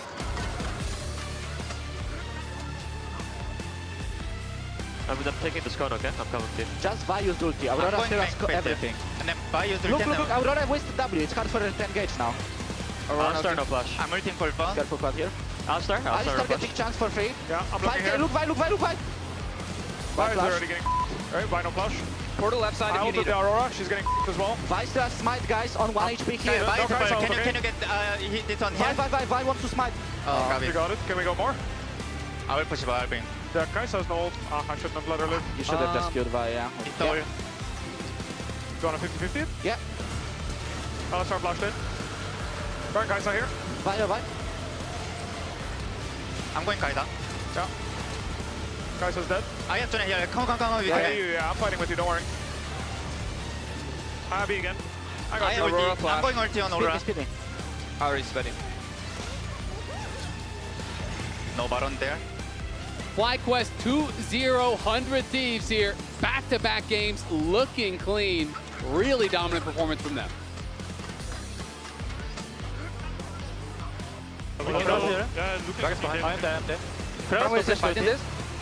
I think we should import by. First, no push loot, okay? Yeah. Okay. Engaging. I can go with you. I think Look. Look, Shin. Shin no flash. Look front. Look front. front. No flash, okay? Ferraz, no flash, okay? I win too. Long Y. Yeah, look by. By cut flash, I think. Shin no flash, no cleans, okay? Shin no zones. Lyon will make this much more interesting going into the banner ceremony this weekend by taking game number 1. Good job. I think they're gonna fight. Yeah, Fight the fight. Yeah, bye. Mouse no flash. I'm okay. Back up. Good job. First target. Yeah. Not bad. I'm looking. I can load this. We're looking shot on side. FW. Courtney no guns. I'm still looking. Here. Yeah, I I'm going. I'm speeding 2 seconds. fighting Gun. bot. Go. Yeah, I'm going. One more. Walking to you. No flash. We should get the attack. I'm okay. Yeah, run, yeah. I stun 2 seconds. 2. Flash kills, that's nice. Nice. Oh, these Good job, fucking yeah. dogs. Good job.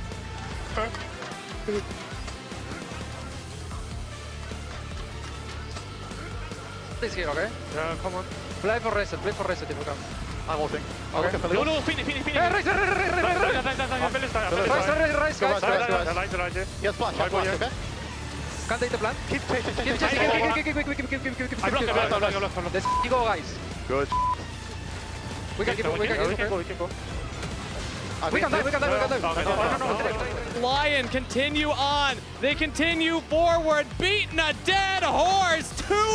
2-1. Mounting a victory against Team